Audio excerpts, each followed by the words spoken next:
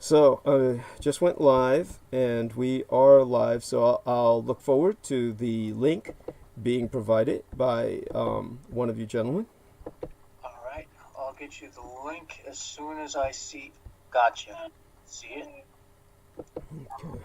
All right, and I'm going to get you this link via the chat. Thank you.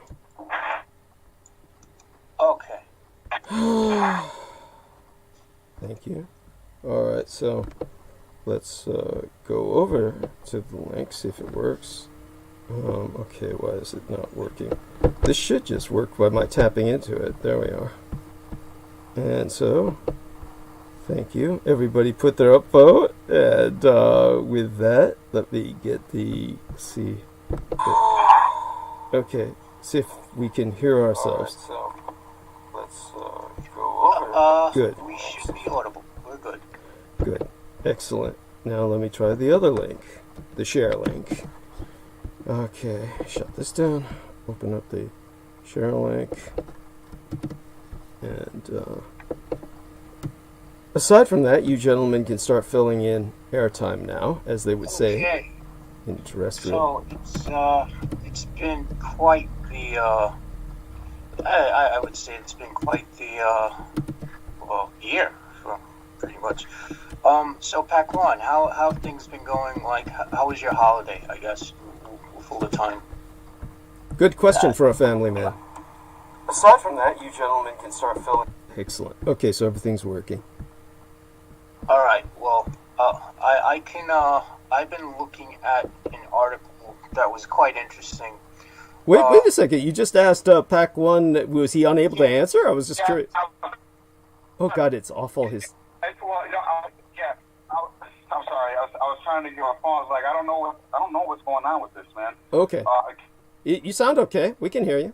Can you repeat yourself, Jim? I'm sorry. It was like breaking out. I was just asking you how your holiday was. You know. It was good.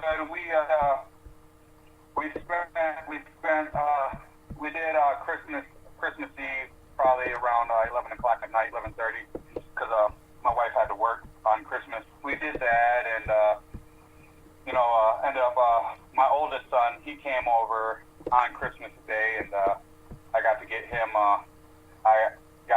some gifts and stuff. And it's funny because we're discussing the mic situation and stuff, and he wants to be an online gamer, so I ended up buying him all the soundproofing foam and the like podcast mics and the earbuds and a whole bunch of stuff for like online gaming. I guess I should have invested in a mic for myself too.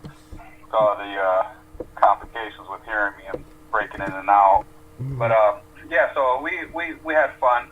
Everyone hung out, and well, just me and my kids and my wife. But other than that, things gonna be going on for New Year's. My wife's gonna be working, so just be here with the kids, hanging out, staying COVID free. That's wonderful. How may I ask how old your oldest son is? Yeah, he's 11. Oh, okay. You the way you made it sound, it was almost as if he lived separately from you. He does. Okay. He lives with his mom. Okay.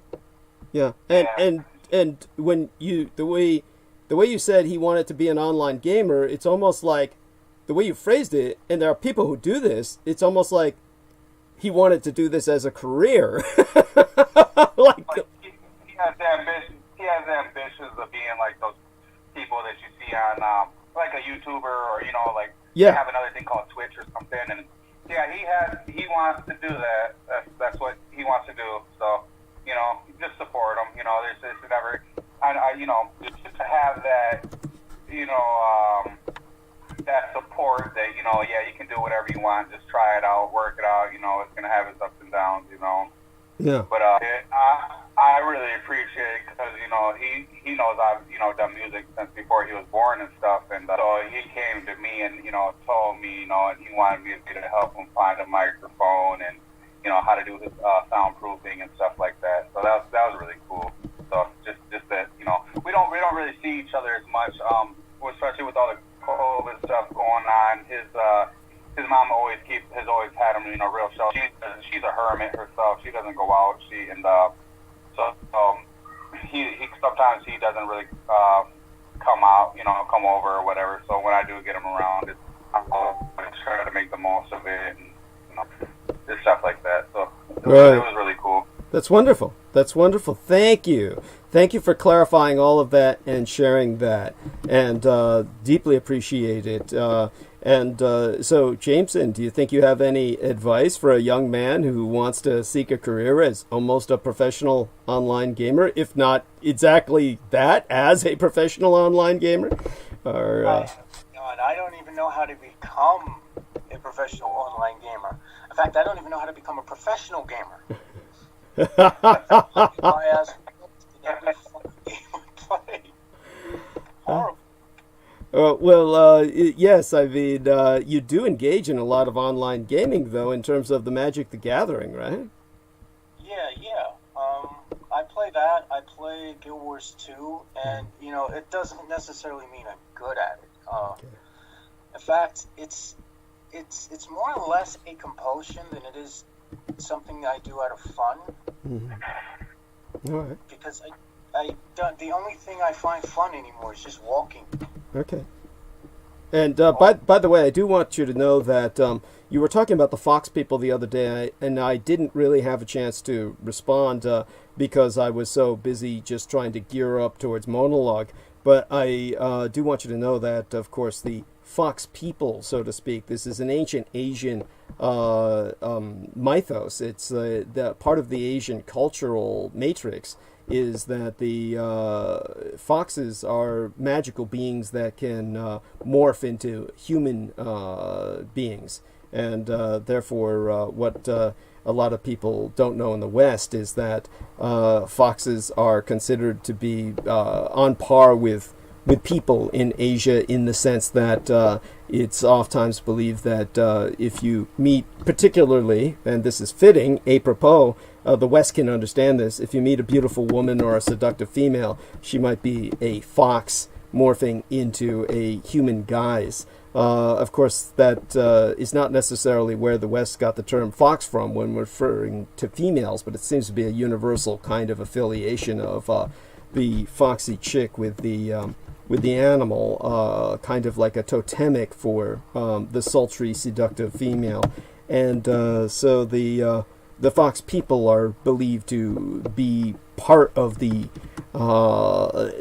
cosmology. They're certainly part of the cosmology in Asia, to the point where this is why they were incorporated into, I believe it was the game Magic the Gathering you were referencing, right? Where yeah. I think they were called the Kitsune. Yeah, Kitsune.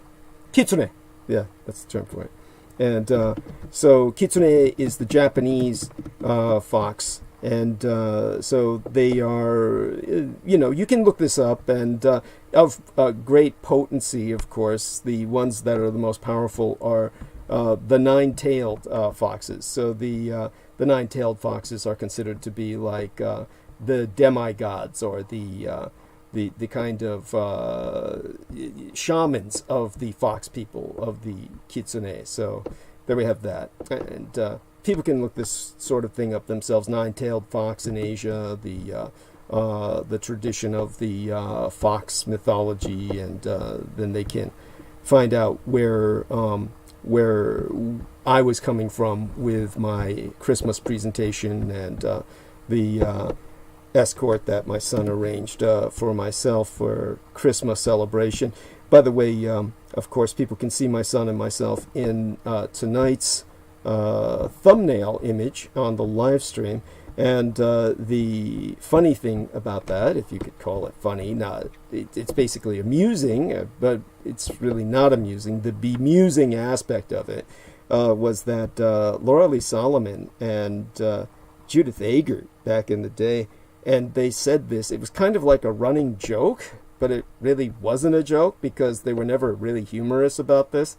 And but it was said with a kind of bitterness, really, or a kind of like hostility, where Laura Lee Solomon would like look at photographs like that, like you would see of the image in the thumbnail, where you see my son is actually kind of protecting his face from myself because, of course, the running joke there is that I'm a super spreader because he lives in a fairly sterile and very isolated environment on his husband's estate, or the various estates that they have. So whenever I come in, it's always a concern that I might be bringing COVID. And so that's kind of like a running joke between he and I, where he's protecting himself from what I possibly might be bringing into the environment. But in terms of what was not humorous was that Laura Lee Solomon would look at images like that and she would say, it looks like he's fucking himself. And of course I don't have sex with my son now that he's a boy, but just the way she said that, and then Judith would jump on that and say, yeah, that's, it was just, they were both strangely... Very catty. Yeah, it was just odd. And thank you. It's not appealing at all. It was just, well, it was just, just what was. And but yeah, thank you. That was something that I found was just unnecessary, and I don't know why they were so hostile about that, but these things are the way they are. And, of course, all the numbers there signify the fact that we're entering the new year, and there's a little splatter involved because of our joke about my potentially sneezing, which, fortunately, I never do. Aside from that, we are almost near the top of the hour. As a matter of fact, we are. We can officially start the live stream now, and I have all of the hyperlinks up, so thank God we've gotten that taken care of. And that's a relief. So with that in mind, I do want everyone to know that it's strictly going to be the lads tonight with our man Jameson Reese as the producer, and Paquan Morales is here to also give us an update on the status of what his wife is dealing with. I was just at the corner store after making a trip down to the bank, and by the way, these are not casual things that are done with any sense of ease in San Francisco. San Francisco is a city of hills. So when I take a trip to the bank, especially since the nearest branch has been closed due to COVID-19, and I have to go to the bank to buy a money order so I can pay the rent, basically we're talking about, because I walk and I don't take the cabs, we're talking about something that I am serious here. This is nothing that is said casually. Most Americans could not do what I just did. I walked up and down a series of hills that would simply be just untenable for most Americans. I remember that I always think that I'm in bad shape. But like when I was walking next to Abdul Karim Haq, who people might remember from long ago when he was visiting San Francisco, and we were like, this white lady was his sponsor, and so she was in this expensive place in San Francisco that, like most expensive places, the most expensive places in San Francisco are in the most steepest inclines. They're on the steepest inclines because those are the residential areas which the homeless cannot access. I mean, literally cannot normally physically access because they just cannot make it up the hills. And physically just can't get up the hills. And so when we went to the corner store, it was up an incline, up a very steep hill.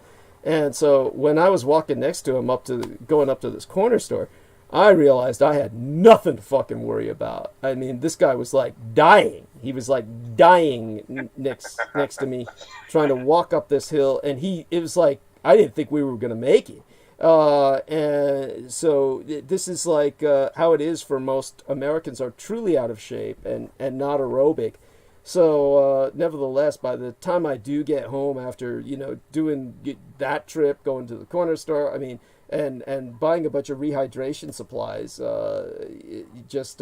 that I don't mean alcohol, though there's alcohol in some of what I bought, but just a number of drinks, because honestly, my house is so old, I really can't trust the plumbing, and so I just drink a lot of bottled water and the like. And so when I'm like bringing all this home, that's a lot to carry. Liquid is the heaviest thing you can carry, and I'm carrying this up and down hills. So obviously I've had my workout for today, and by the time I get here, I guess I feel somewhat fulfilled. But how do I say it? Now that I'm here and relaxing, I'm just trying to get my head together and then do my monologue for tonight to take us into the new year. Peter Moon will be with us at the top of next hour. But these two gentlemen have a lot to report, and I guess I can get started with the medical aspect because I was up at the corner store, and the guy who works there, one of the staff, Oscar is his name. He has a girlfriend who's a nurse, and today was the first time I really spoke to her at some length. And it's amazing to me how many men I know whose how would you say it? Their primary others, their significant others. Their significant others are nurses. Pac-1 Morales, George Edward Knight, and of course Oscar up there at the corner store. And so this young attractive nurse that I was speaking to, I was talking to her about just what's going on, and she brought up something that I thought was significant, well, to me, was that she works at California Pacific Medical Center, and that, of course, many of these hospitals I have a horrible history with, in the sense of this memory of just pain and torment with all of the misdiagnosis and just the malpractice and just the horrors of sheer incompetence of so many places, whether it was where she works or anywhere else. And so California Pacific Medical Center, I was shocked to find out Brown and Tolan still has some involvement with it. Brown and Tolan was an insurance company that for the longest period of time, unfortunately throughout the time that I was caring for my parents, it dominated medical care in San Francisco. We had one hospital maybe that was Blue Shield. And then there was the general hospitals, of course, which are operated by the city, and everything else was Brown and Tolan. And the Kaiser system was different, so Kaiser was different. So there was Kaiser, one Blue Shield hospital, then there was the Veterans Administration at Fort Miley, and the general hospital run by San Francisco, which is now renamed Mark Zuckerberg Hospital, believe it or fucking not. Oh, wow. Yeah, and that's because Mark Zuckerberg married a Chinese American nurse, some Chinese bitch who was raised in America and is totally American acculturated, and she just basically through him, how would I say it, in a sense bought General Hospital. They gave the city so much money to sponsor and fund it that they renamed it after him. So that's how fucked we are. And then from Facebook jail to Mark Zuckerberg Hospital. Yes, and yeah. So then aside from that, we had the. Other than that, everything was Brown and Tolan Medical Group for the longest period of time, and Brown and Tolan was, and this was in large part due to all of the horror of what happened with both my parents and my litigation, where I was throwing lawsuits against them so many times that finally there was a doctor's rebellion. And the MDs basically took over the hospitals. What happened was the MDs formed their own insurance group called Hill Physicians Medical Group. And Hill Physicians Medical Group, you get the name Hill, as in San Francisco, as a city of hills. So Hill Physicians Medical Group basically took over the hospitals to get Brown and Tolan out. So they managed to take over the majority of the hospital systems, and Brown and Tolan is now peripheralized. To the point where they can't do as much damage as they did while my parents were alive. So I've had these enormous impacts on the local economy here that the rest of the world is totally fucking unaware of. And of course, you might think that I would get money out of this, but unfortunately, that's not the way it works. This was started by who the fuck was it? It was probably, I don't know which governor started it, but under probably Reagan, but it might have been one of the other governors. In all fairness, I don't know. or I've forgotten. But one of the governors in California put what they call a ceiling on lawsuits, so that if you sue hospital systems, and you can't sue a single hospital. All hospitals are part of a system, which is the insurance that runs them. You're not suing the hospital. You're suing the insurance company that runs the hospital.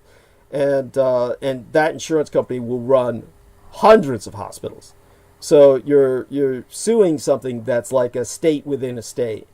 And when in California, what they did was they put a ceiling on what you could sue for. So it's the pain and suffering ceiling for anything in the state of California, whether you're suing a hospital or whether you are suing a cab. Like there was this one idiot cabbie that I knew. I didn't know him, but I was riding in his cab, and he told me, "Oh, I'm waiting for this woman to pay me up. She hit me while she was drunk." And then when I sued her, then the judge awarded me the $250,000.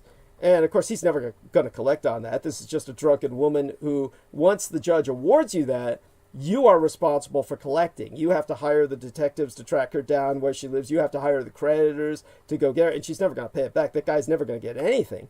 But that is the limit which they put on all pain and suffering lawsuits, is $250,000.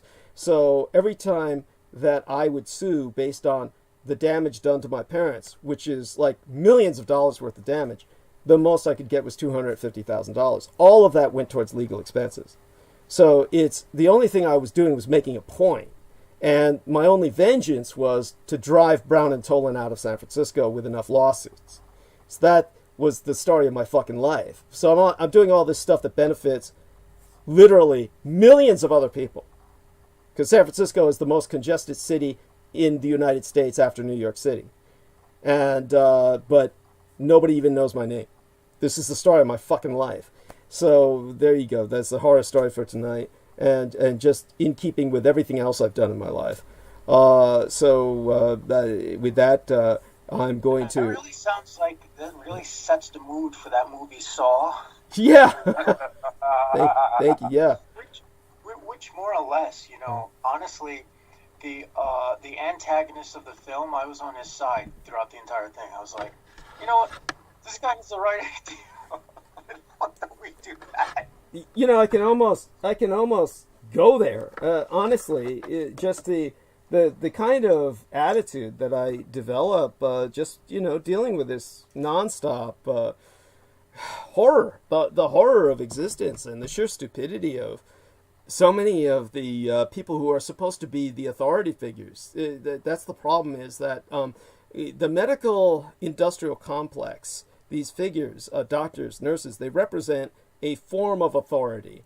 If you take a look at popular culture, popular media, if you sit down and turn on the television, any screenwriter will tell you this, that basically televisual entertainment, and I'm hoping it's expanded. I think things may have changed somewhat. They may have evolved. But for decades and decades, basically the overwhelming majority of television series was a screenwriter had three choices. It was a doctor, a lawyer, or a cop. That was just basically what characters they could portray, not because there was any written rules to this. It was simply that this was logically the only kind of people that had a dramatic lifestyle, in the sense that they had the power of God on earth, of life and death over others, would be doctors, lawyers, and cops. And yet you could try and put some drama in their lives where you could introduce new characters with every single episode. With doctors, it's always new patients. With attorneys, it's always new clients. With cops, it's always new criminals. So everything else was kind of a variant on that, or these three professions interacting with each other, doctors, lawyers, and cops. And if you actually take a look with that knowledge in mind, you take a look at the overwhelming majority of entertainment on television from the 80s through the 90s, you would see that this was all television was in terms of dramas in the main. There would be science fiction, some other variants, but hopefully things... Still the same. Yeah. It hasn't changed. I mean, all we follow are a bunch of doctors, police, lawyers, FBI agents. It's like, dude, their jobs are not that interesting. Thank you. Or I wouldn't see the police cars just permanently parked outside of Dunkin' Donuts. Yeah. Thank you. Thank you. Well, of course, this is a fantasy. What it is a fantasy projection of a archetype so that they can introduce different stories. I mean, they might have like different variants on it, like here's the cabbie. There was once a series about a cabbie, but of course the cabbie had a very shady background where he used to be some kind of CIA agent or something, because otherwise your normal cabbie is not going to have a very, he's not going to be able to deal with challenges that involve violence normally, etc. But anyhow, enough of that. I'll let you guys take over. Let's start with Pac-1 Morales giving us an update on what's going on with his wife and family. Any news on the COVID front, which looks very bad, and then we'll go from there to JMO. Both of you gentlemen, keep up the conversation through the next 45 minutes and take us to the top of next hour. Thank you. I'll be in the background. Okay. Thanks, Douglas.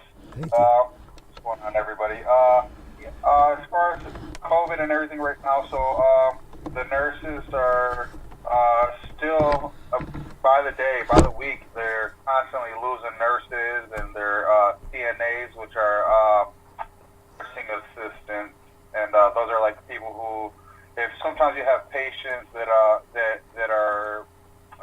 what is that, the word I'm looking for, like psych patients, like they need what is called a sitter, and that's someone just to sit in and make sure they don't harm themselves or attempt to leave the room and stuff. And unfortunately now with COVID, you got psych patients that have COVID, and they need sitters, or sometimes it doesn't even have to be a psych patient. Sometimes it can just be someone who is at risk of I don't know, maybe coughing or whatever, hurting themselves, like due to the illness they have, or trying to run or something. Anyway, so you have certified nursing assistants who are just they're not there. There's no one there, so you have nurses that are having to sit in these COVID rooms, and that's why these CNAs are quitting, because they don't want to sit in a COVID room with a patient, So they're so short-handed in these hospitals, and over this past weekend, there was four murders over Christmas, over the 2 day Christmas Eve, Christmas, and the day after. Jesus. And then yesterday, a guy went crazy and stabbed up 3 of his roommates. Oh, and, holy shit! Yeah, over lot rent. So, and actually, one of my buddies is the neighbor. Is his neighbor. So, and then it's so crazy. It's so crazy how everything from just things going on here with people acting out to, I mean, I get it, to like the thing in Nashville, domestic terrorism and stuff, but it's like in these times, like you have nurses who are fighting to live every day and save lives, and these doctors and stuff, and people still just can't really get their shit together. It's incredible how much people can neglect. I mean, if you're so willing to take life or do whatever, that means that you're and the way someone would explain themselves or justify it is them trying to live, But yet we're in a time right now where everyone just needs to pretty much lock themselves in a fucking box, man. That's a good solution. Serious. Yeah, seriously. I mean, just fucking lock yourself up, lock yourself away. Don't deal with people, Yeah, I mean it's because one of the things that they're saying is that the new vaccine it's gonna fight off the new strain of COVID.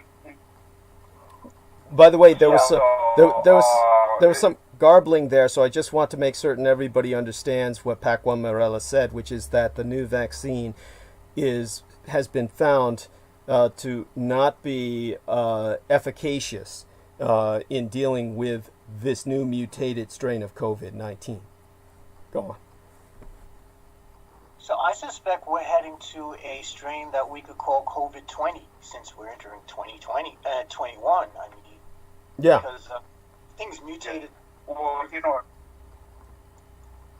I mean, I figure since they seem to name these things based on the years of mutation, then I suspect COVID is here to stay, folks. It ain't going anywhere. That's all that's my opinion. Oh yeah, you're right, Jim. I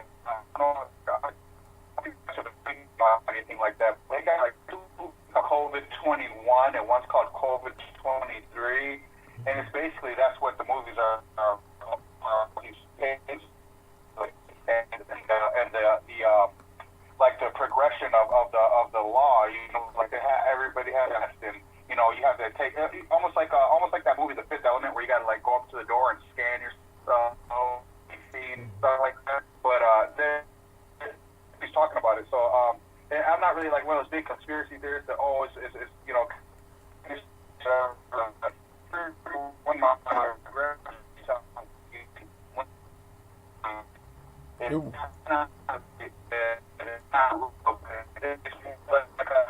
when it happens, you know, they want you to say,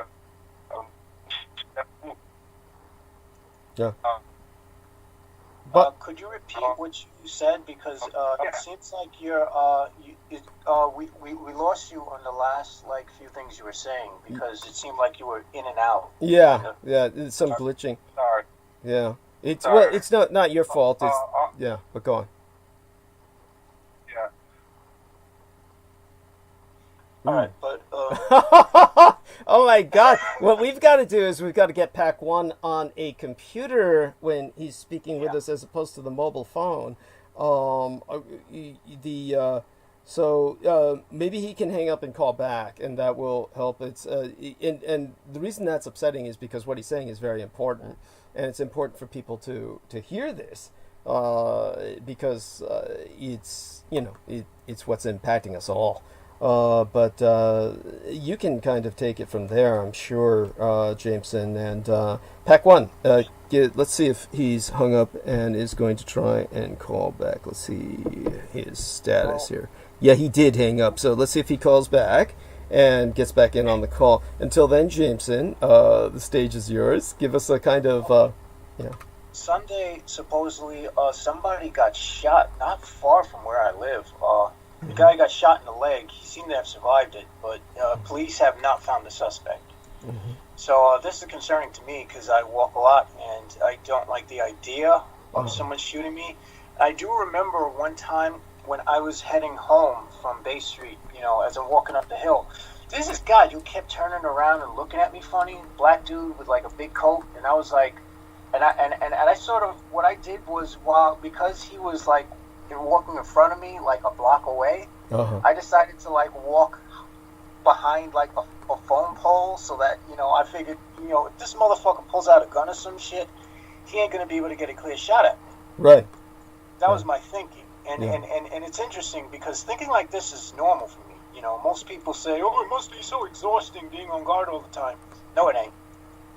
It's just what is. By the way, I can vouch for Jameson Reese in that I walk all the time in San Francisco, and I have similar thoughts. And you might just dismiss this, oh, these are just a couple of paranoid lunatics, but you know what? Eat shit and die. I mean, go fuck yourself. We live in violent environments. Pac One, I'm sure, has the same attitude walking. I'll take it a step further for you there, Douglas. Yeah. I'm one of those people who I walk in, the same thing as I analyze every situation, every person I see, but the difference is I'm one of those people that you probably don't want to fuck with because I'm just going to unload on you. Like, I walk around, I carry, like I carry. So, yeah, I feel bad. I'm not a shit starter. I don't think I'm hard. I don't anything, but I'll be damned the day anyone ever catches me lacking.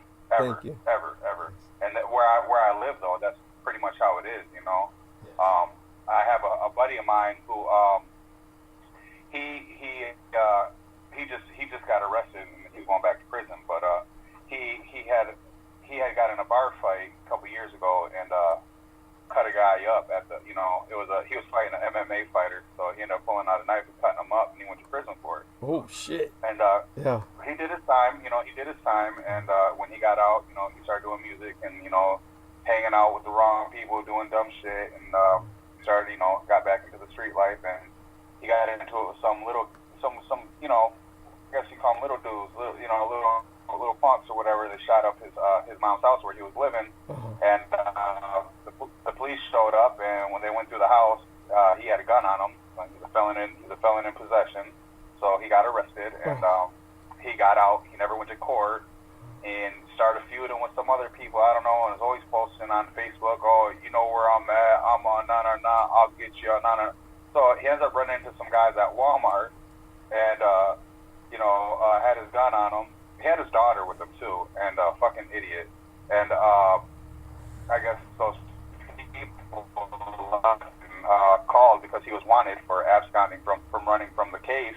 So he got caught again. Within 2 months, he got caught with 2 guns, and running with a felony warrant, for being on parole. And so that you never know in these situations. I take it he's back in prison, right? For how long? Yeah. He just got arrested again last Friday. So, but I mean, do you have any idea of a sentence, or is that processing? He's in processing. He's probably a parole hold now. But what I can tell you is, in the state of Michigan, if you're a felon and you're caught in possession of weapons, that is a mandatory for the first offense 2.5 years, second offense 5 years, and then they can also, if you have a really like a shitty PA, a prosecuting attorney, they will give you upwards to 5 years per bullet in the magazine, and can give you upwards to 10 years if there's a bullet in the chamber. So he could be looking at shit 20, 30 years, probably more. You never know. And the way motherfuckers run around out here, everybody has extended magazines or drums. So Yeah. Yes. Really. Yeah. Oh my God. It's not really. It's crazy. It's crazy. Definitely gotta assess your situations when you're out and about. And not just with violence either. Just like you got these people. Like even if they're wearing masks and they're coughing, or you're in the store and someone's coughing or sneezing. Yeah. Don't take a chance with allergy. Turn around. Walk the fucking opposite way. Yes. As a matter of fact, you should probably leave the store. Those parcels are in the air. Just being safe and cautious. Turn your face away from them, from their face. Yeah. Being safe and cautious. Close. Yeah. Being safe and cautious on all levels is how everyone should be. It's not being paranoid. It's exactly what I said, being safe and cautious. We live in these times where nothing's promised. Nothing's promised. The fucking air you breathe isn't promised no more, man. It's crazy. It's really crazy. But, So it's so important, Pac One, that you help express the fact that Americans like yourself in particular, even Jameson Reese and myself at this point in our lives, are not living in the war zone that you're living in. Derek Talley, of course, lives in a kind of iffy area, but it's not that bad. He's on the periphery, but you're definitely in the heart of it. You're in terms of all of us on Team Dietrich. Pac-One Morales is the most in depth in the danger zone in every respect, because his wife is a nurse and is on the front lines of the plague at this point in the plague years. This is obviously something that is going to be ongoing for at least through 2021. And let's pray that it dies down in 2022. But this is definitely going to be impacting us throughout this next year. This is not something that is this over already? No. This is horrific, and this may ultimately, that the potential is here that this may ultimately result in millions of deaths. And we have to be prepared for that. But there was something you were saying, Pac-One, before you had to hang up. So repeat everything you were saying initially. You were talking about the COVID. So what I was saying is that there's these 2 movies coming out. One's called like COVID-21, and the other's like COVID-23 or some deal. And it essentially it's about these mutated strains of COVID. and about the extremes that the society goes into to ensure safety. And some people who, once they get it, like the government comes in and removes someone from the home, and everybody. And so the story is, it's about a girl and her boyfriend trying to escape the government, or whatever, because her mother or grandmother has the virus or whatever. But what I was saying was that my great grandmother used to tell me, that these movies, it's not because that they're it's not like conspiracy things, but they're not lying. The reason why they put these things in the movies is so that people, when it happens, say shit like, "Oh, that's just the movie shit," or "Oh, that was in a movie." No. It's like it's almost like building like a mental like disregard to it. Thank you. So that's essentially that's what I was saying, and that's the truth. That's my grandma. She was born my great grandma was born in 1923. And wow. That woman, she's seen a. That's the same year my mother was born. The same year my mother was born. Go on. Wow. Yeah. She lived a crazy life, and she's seen a lot of crazy. She was raised. I think I probably said the story before on here, but she was. Say it again. She was 7 years old. One of the first stories I heard about her was she was 7 years old. This woman opened up many restaurants and was building numbers. She taught herself how to read and write. Only because when she was 7 years old, they lived on basically a ranch. She worked on a ranch her whole life, And she was 7 years old, and she got head lice. And her mother was from Spain, and she was I'm not sure if she was an Olympic swimmer or a professional swimmer. I don't know, but she was crazy though. She had that hot tempered Spaniard blood, and she had a ball. And the school, when my grandma got to school in the morning, there was some little boys making fun of her, and one of the little boys just kept fucking with her, and she took off her sandal and she beat him to death. Holy shit! Holy shit! But by the way, for those of you who didn't hear it, Pac-1 Morella said that because she caught head lice, her mother shaved her head bald. This is why the little boy was making fun of her at school, and she killed him. She beat him to death.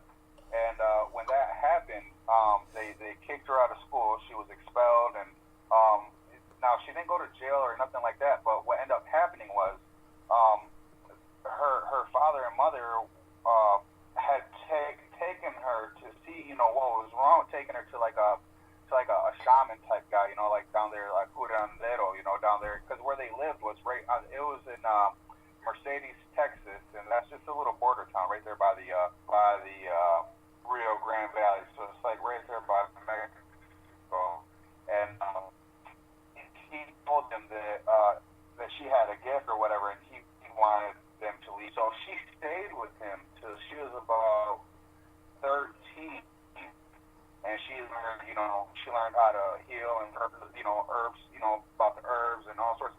My grandma had like a crazy knowledge about things, man, and like she could always look at someone and tell you exactly who and what they were, and and just like she could always see things in someone, like it was really cool, because like you bring a girl or a guy around, a friend or a girlfriend, she's like, no, keep him, no, you'll see in a couple years, and she was always, dead on, but she ended up, what happened was they had a farm, and she was working it when she came back, and in those times where now we have text and Facebook, all this other shit, people would have pen pals, Right. And one of the ranch hands had seen her, and he couldn't, which is such as my great grandfather couldn't read or write himself, and he lived in like a little village where everyone shared like the same house type deal. Like there was a shitload of Mexicans in there, and cliche shit. And so he would have one of the guys he lived with write my grandma letters and poems, and it went on for like a year or two. And one day he just showed up at her house while her parents were gone, was only polite, you know, if someone shows up, you know, you let them in and you make them some food or, you know, whatever. And she's like, you know, but you got to go. Like, you're not even supposed to be. I don't want to get, like, my mom's crazy, you know, nah. And finally she got him to the door to get out. And when she was letting him out, he grabbed her up and kissed her. And when he did that, fate would have it, her mom and dad walked through the door. Oh. Awesome. And it went crazy. My you know, great grandma just, you know, went in, just, you know, psycho on her and told her, you gotta go, you gotta leave tonight, pack your shit, go. You're a whore, you know, like, go, you know, like, God. pretty much accused her of sleeping with them and everything, you know, so she threw her out. And she was like, when he showed up at the door, he wasn't at all how he described himself. He was like super tall, skinny, and dark Mexican, you know, like really, really dark. She said he was ugly as hell. And he took her back with him, man, and she lived. She was like a prisoner, man. Like he used to beat her, and, you know, Oh, God. keep her. Yeah, she had 10 kids with them, and they were all born premature. They were so small.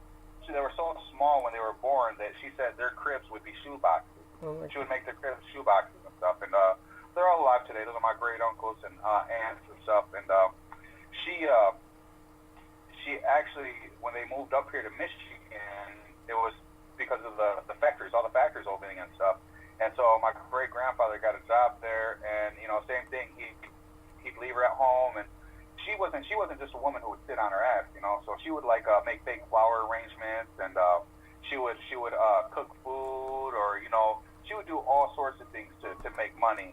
And so she ended up where they were staying were like his apartments, and the man who I consider my great grandfather, who has a pretty interesting story himself too, lived in an apartment behind them.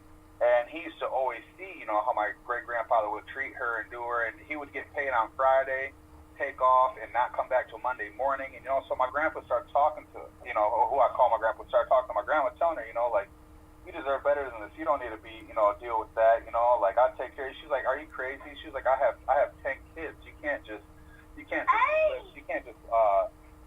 take me, you know, nobody wants to be with me type. He's like, you're beautiful, I love you, you know. And it's you know, a real romantic story, you know. Bottom line is he ended up getting with my grandma, and worked 3 jobs, took care of her, you know, got her all set up to where, you know, they opened up their restaurant, and, you know, he worked at the shop, and then worked doing tar stuff, and they had a good life. He's all wise, you know.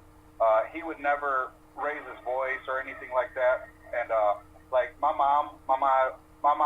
great grandma had a temper raising the kids. You know, she would whoop their ass too. You know, and so that's like one thing that it was passed down to my family was like that temper, that rage. So like my mom would beat my ass. Like when I got in trouble, she used to beat me like a man. You know, like fist. You know, like shit, man. I am who I am. I don't regret. I'm not one of those people who are like, oh, you know, I was a victim, or, you know, whatever. But if it hadn't been for my mom, I wouldn't be as strong as I am. Right. But one thing, I could always take an ass whooping, but what I couldn't take was being taken to my grave.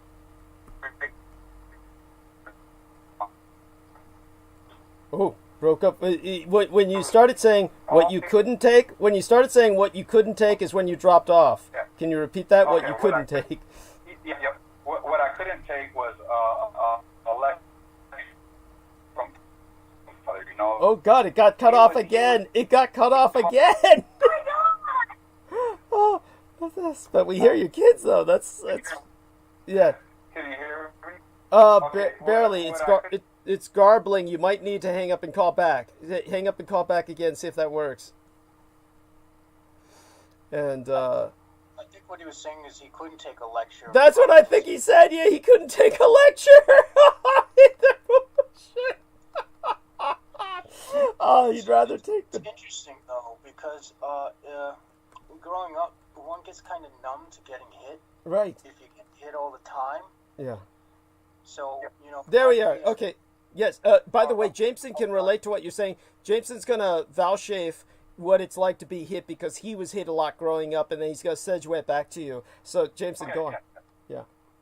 Yeah. What I could say is that, you know, it's like when I get hit, it's like, when's he gonna hit me? When's he gonna hit me? And after the hit's gone, it's gone. You know, it's over. You feel the pain for a while, and then everything goes back to normal. But what was a pain in the ass for me was getting punished. Because when privileges were taken away, that was worse than getting beaten and hit. Oh yeah, yeah. Well, I had been through it all, man. I mean, talk about like, again, I asked me to like have to kneel on rice or like beer caps, you know, and like it doesn't hurt while you're on it, but when you get up and like swipe all that rice off your knees or pull them beer caps off your knees, man, the skin pushing back, you know, that's the worst, man. But I could do it. I could deal with it, but I couldn't never ever deal with my grandfather lecturing. He would just make you feel like shit, and he the brilliance of him, you know, like the patience and the experiences, and you know, just everything he would tell you, and he'd always, you know, say, you know, life is like a straight line, you know, you got to take it one step at a time, because you know, if you start going to the left or the right a little bit, you got to stop, you know, take that step back into the line. You'll be all right. Just keep moving. It's a line. It doesn't stop, you know. And he's just, man, you know, I love that, man. He's still alive. He's still, you know, and after my great grandma passed away, he ran their restaurant for about a good 8 years by himself, just to, you know, to help, you know, keep his mind and everything off of it. You know, he wouldn't open till like noon and close like by like 5, but it was just, you know, something that, you know, they built together, so he wasn't ready to let go. And but it's really cool, man. Yeah, that's little quick synopsis. I know it's like all left field, but that's what it reminded me of when I started talking about the movie and shit. No, that's very important. I really appreciate your sharing all of that. Thank you. And honestly, I find your experiences to be highly relevant. So now you've already spoken about being beaten yourself in the past, Jameson. So you might want to just kind of explain the context of that again, so people understand. Well, if you wish, I mean. yeah. You know, I'm sure they didn't. I'm not going to be. Let me just be right blunt to the point. I was hit in the head a lot by my father, who was very big and very tall and very strong, and a lot of times he wasn't really sure how hard he was hitting me. May I ask a question? How is it that you have come around to where you're his care provider now? How is it that you don't retain some kind of hatred or to the point where, like, how did you come to terms with that? Because you obviously live with him, so it's. What happened was, instead of hating him, it becomes transferred to other males. Okay. So what happens to me is, when I'm around men who are taller than me, I feel this aggressive urge to just attack them. Okay. And I have to keep that in check. And I have to remember, this is a substitution for what you went through as a child. And this is why all the fights I've gotten into in the last 10 years have been with guys who are taller than myself. Okay. And that being said, you can go back to what you were saying about his hitting you. I'm sorry, I didn't mean to take it on that tangent. So, but it was important. It's an important tangent. Guy, and you know, granted, he says he regrets it, and you know, with what he's going through now, I don't think I couldn't punish him. I couldn't do anything to punish him any worse than what he's already going through. Thank you. Okay, so there we are. You know, and the thing is, I honestly don't want him to go through it, because I know he's not the same guy who used to hit me. Mm-hmm. Thank you. Because he's grown, he's matured a lot, and he's really not the same person who I used to want to just attack. But you notice the frightening aspect here, and this is important to emphasize. He has matured, and this is the problem. So many men are fathers they may be 20 to 30 years of age, but they may as well be fucking teenagers. They have not matured, and they're emotionally infantile. And this is the problem with men, is that they don't tend to mature until they start to physically weaken, and that forces them to mature. women mature much faster because they're physically weaker than men. And this is why they have to mature much faster, because they're surrounded by animals that can beat them to death, literally beat them to death, if they don't figure out how to manipulate the situation. And that sounds negative. Fine with that, though. Yeah. I'm sorry, go on. Yeah. It's for that reason that I think women would make better generals than men. Yes, I understand what you're saying, and well, that is exemplified by Joan of Arc, but yes, by all means. So go on, please. Well, because a woman has to maneuver, knowing that she's dealing with a group of imbeciles who are more than willing to flex muscle than reason. When it comes to staging war and strategies, I think women would be far better fitted to be, in a place of power like generals and whatnot than these men who just have these endless masturbatory fantasies about World War II. Yes, thank you. I mean, it just pretty much goes without saying that there's much of what's wrong. Why is it we haven't won many wars at all? As far as we haven't won anything since the end of World War I. Thank you. Man. Thank you. Yes. I mean, did we even really win? Because all our soldiers that were there, they come back. They might as well, no bad ill will towards soldier or anything, but they might as well have came back dead. I mean, they always end up having problems. Yes. Thank you. Thank you. It's like the mental aspect destroys their physical aspect. Like it just destroys them from the inside out. So it's like no one really ever wins. There's got to be some sense of diplomacy, and like you're talking about, women generals. What if it was like a panel of women, like a council almost of mothers, that they would decide how things, not really decide how it's ran, but look at the problem and address. I think that would be great too. Yes, very important. Thank you. I deeply appreciate your input there. And what I can say is that, of course, I've said this before, is that war is somewhat essential to human nature. If humanity was not warring, we would be a termitary. We would be like the Borg, which is like something that you really don't want for the totality of humanity, because there would be no evolution at that point. Were we peaceable and at peace with each other, the reality would not be progress, it would be stagnation. We would be like pandas, very awkward, yeah, to mate.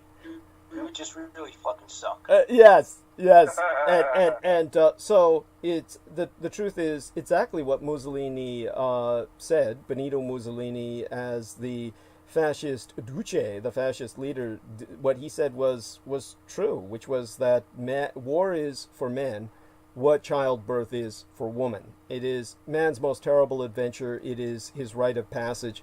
It is, in the end, what makes men men.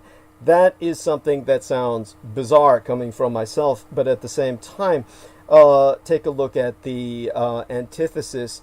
Is basically a true stagnation. When we have matriarchies, they are still capable of warring. When you take a look at the ancient matriarchies, these were warrior cultures. They simply had a warrior matriarch. And that was when man was at his most balanced, because there was a respect for the female, and the female was empowered. So what we need to strive to is a sort of return to that. We can never return to the past, but we can progress towards something that builds upon it. And that's why history is so important. In terms of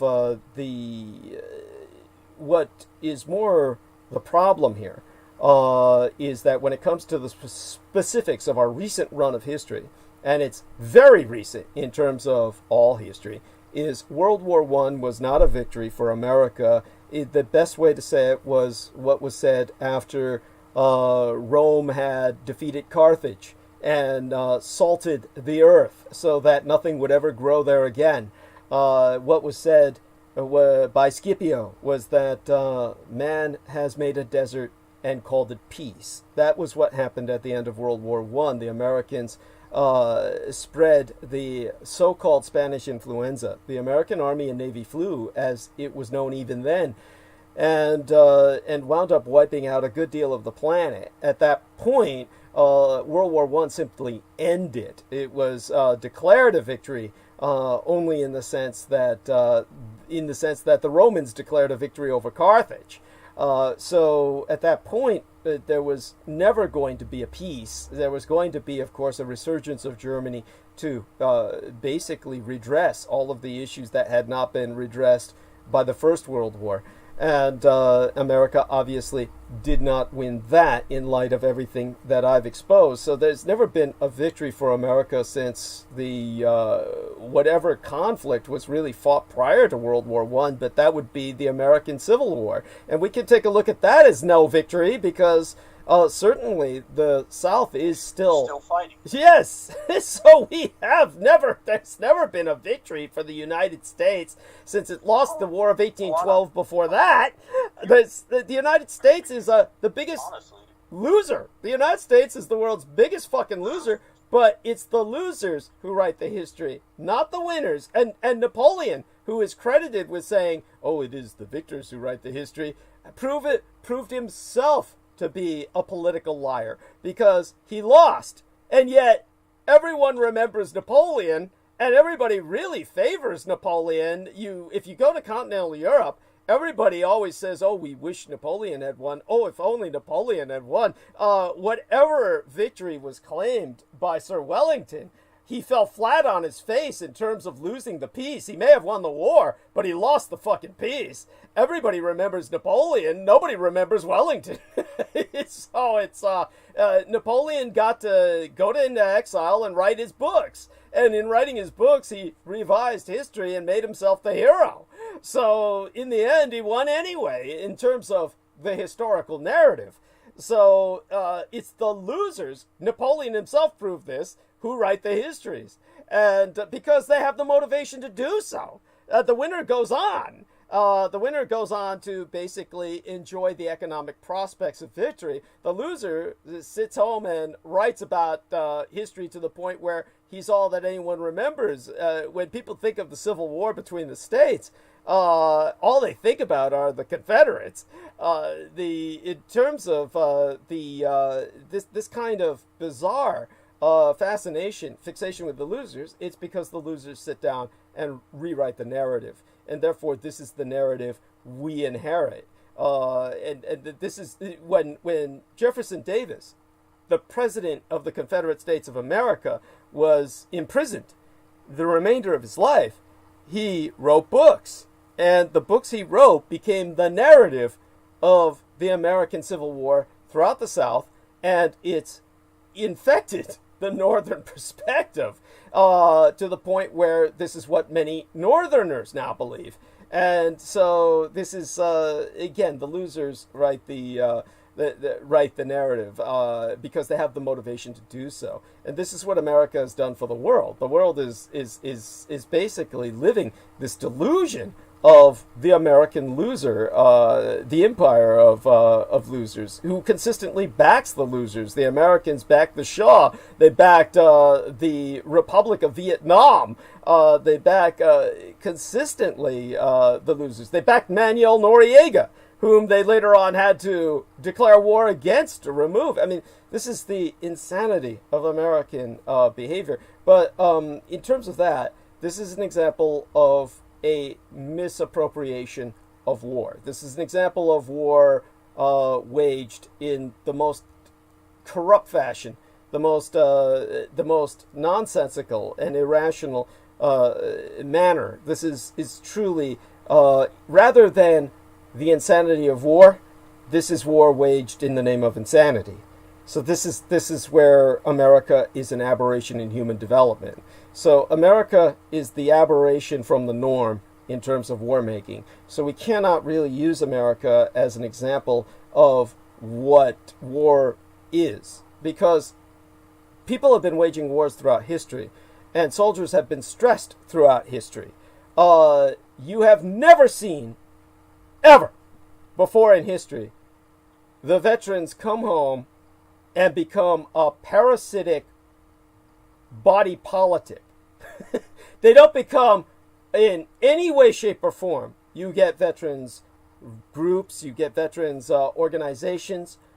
In no way, shape, or form, in any other culture than America's, do they constitute this horrific monkey on the back of the society that America's veterans have become. The Veterans Administration is a welfare state that is the largest healthcare system on earth.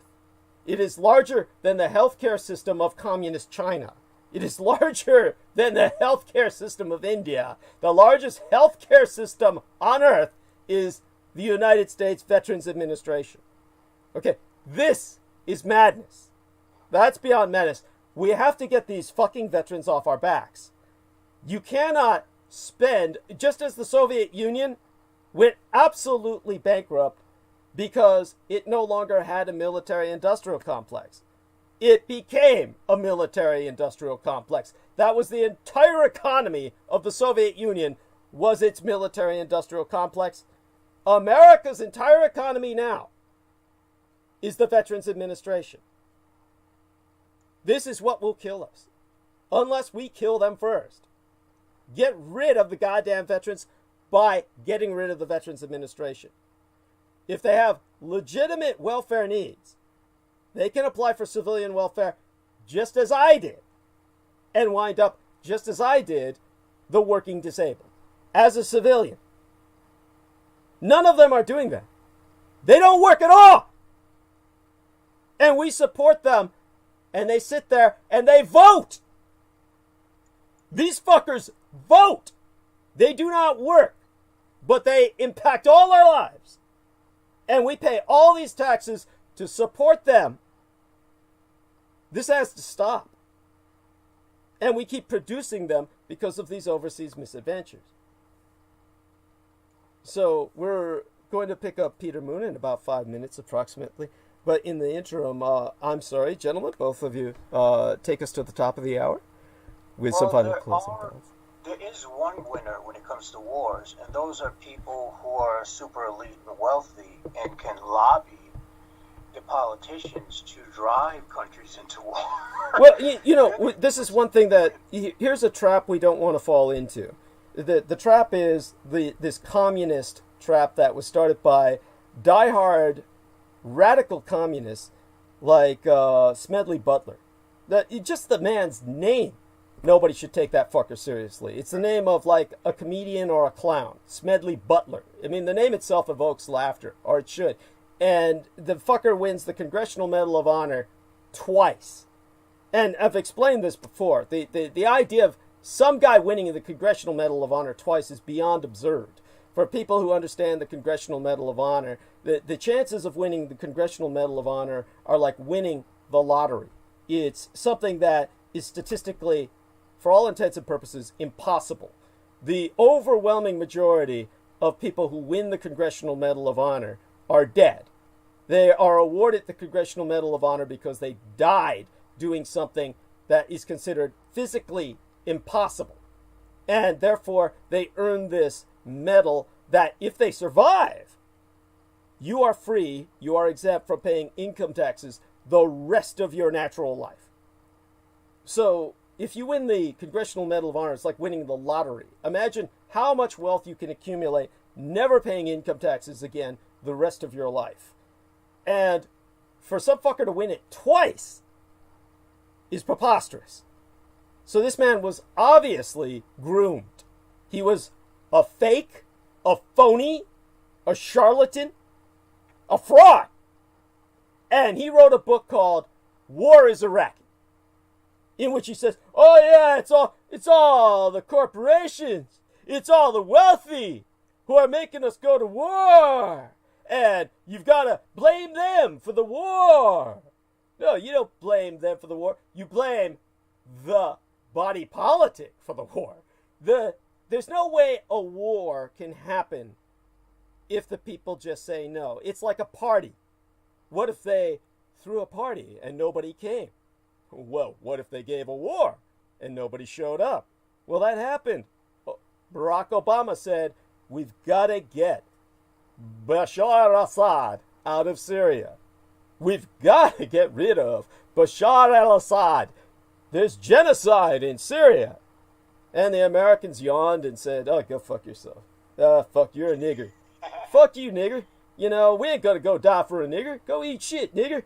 And he couldn't get anybody to go to war. Where were the corporations? Corporations couldn't do shit. The corporations are like the Pope. All that the Pope can do is, throughout the Middle Ages, his power lay in his ability to consecrate armies. He could say, here, I demand a crusade.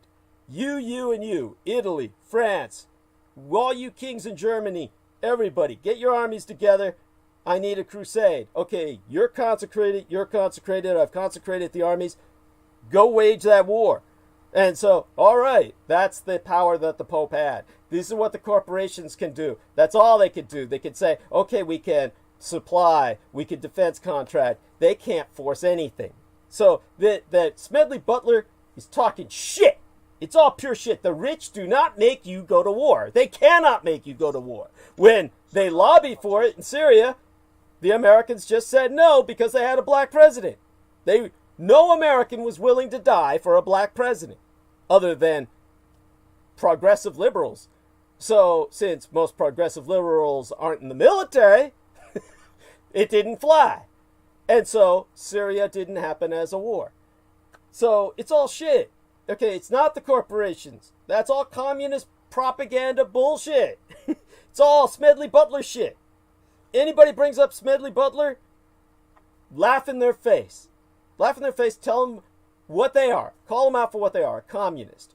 Or a communist stooge. What the communists would call a useful idiot. And from this point on, let's see if our man Jameson can bring on Peter Moon. And he'll talk about the communists in China and various other things he's been working on. Let's see if it's possible to bring him on. Let me check the messenger. Yeah, I'm here. Okay, there we are. So you've heard me raving. I haven't heard you raving at all. I haven't been listening. I've been preparing. Oh, that's fine. Wonderful. Well, we're glad to have you on. And do us a favor, Pac-1 Morales and Jameson is going to be producing with us throughout the night. Pac-1, you're more than welcome to interject whenever you feel that you have something constructive to say, but certainly hope you'll be listening as long as you're available. And but do say goodnight to everyone for now, and thank you so much for what you shared with us in the opening hour. You're welcome, Douglas. Thank you for having me on tonight. Thank you, everybody. Good night. I'll be listening in. So good night, Douglas and JMO. What's going on, Peter? Good night. Talk to you guys later. Hello and good night. Yeah, thank you, Pac-1. That was wonderful. And so, Peter, definitely excited to hear about what your preparations might be for the New Year's as well. How are things going in that direction? Oh, everything's pretty good. Everything's pretty good. I got really excited. I went into the dark room this morning and put focus on, I got to get through this chapter on the Golden Lily. Yeah. And it started moving. The energy started moving. So it's all a matter of summarizing hours upon hours upon hours of what you delineated. Oh, bless you.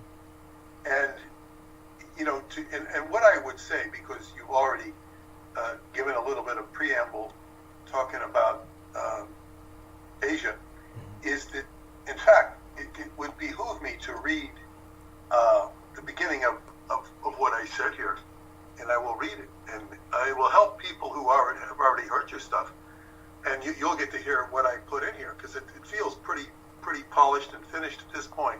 Wow. In order to understand the politics of 1945, it is absolutely necessary to have a cogent overview of one of the most profound, underestimated, and hidden influences upon world economics and statecraft. This concerns a secret hoard of gold that not only changed World War II, but still has a significant influence on politics in today's world.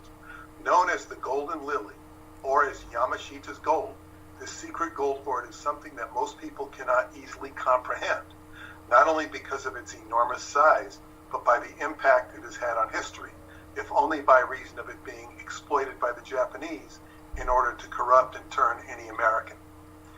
This hoard of gold is famous for never having been turned down. General Douglas MacArthur was no exception, and his relationship with Emperor Hirohito was completely defined and determined by it. Yes. Although certainly not, and some of this is your verbiage, and it's mixed with some of mine. Yes. Although certainly not all, a huge amount of this gold hoard was acquired as the result of a major event in World War II history, which, in spite of appearing in conventional history books, remains under the radar as far as general public consciousness is concerned.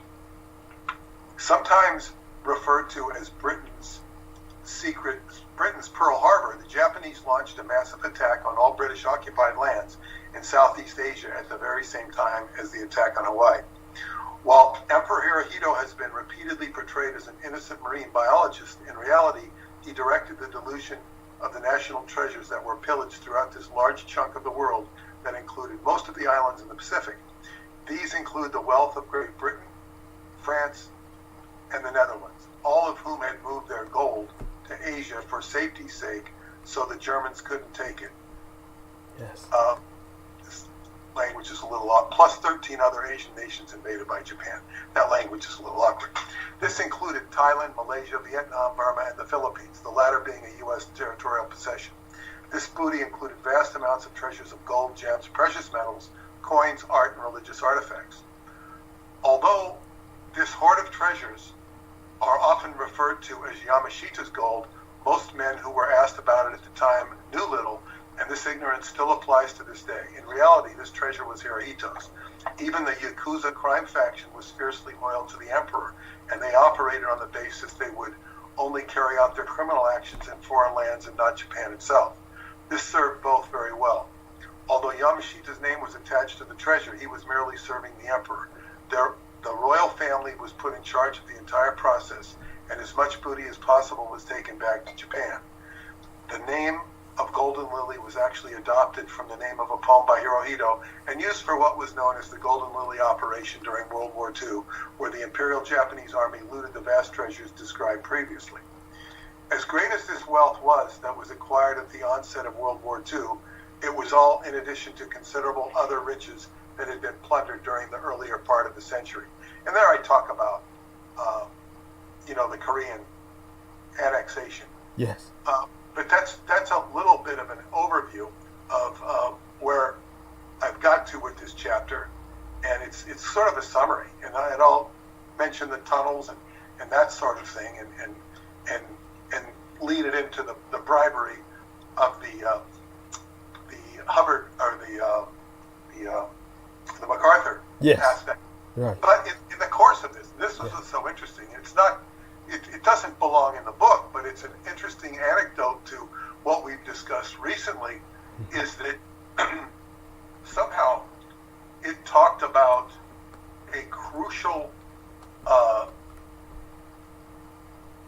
ship in all of this was called the USS Edsall, Yeah. EDSALL, a destroyer, 219.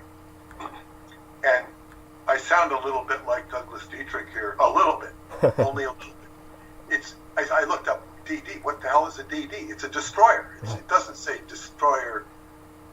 And this ship had hardly any guns. It had 4-inch guns, and it was called a destroyer. That's odd. It was pathetic. Yeah. It did travel 35 knots, which is very fast for a ship, particularly of that size. Yes. So it was like that should be called a cruiser or something, I think. But it was classified as a destroyer, and it's not going to destroy too much. Right. That's right. However, this ship was involved. It was one of the first sea casualties of the Pacific for the United States, and it said, and I was reading about it on Wikipedia, and it said at the bottom that Elron Hubbard claims to have been aboard that ship. Fascinating. And this led to a very interesting, I guess what you'd say, collection of threads. the USS Edsel, it says at the bottom, Elron, it says, it gives this long service history, World War II history of the Edsel. Now, keep in mind, this was the beginning of World War II.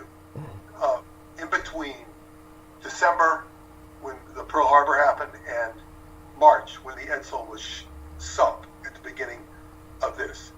And the survivors were all, the Japanese had a hard time getting the ship because their ammunition was not that accurate, and the captain of the ship kept fainting and moving it and twisting it around, so they kept missing it. Right. Finally, the Japanese battleships, or whatever they were that were shooting at it, became so frustrated they called in some air support, which bombed the hell out of it, and basically sunk it.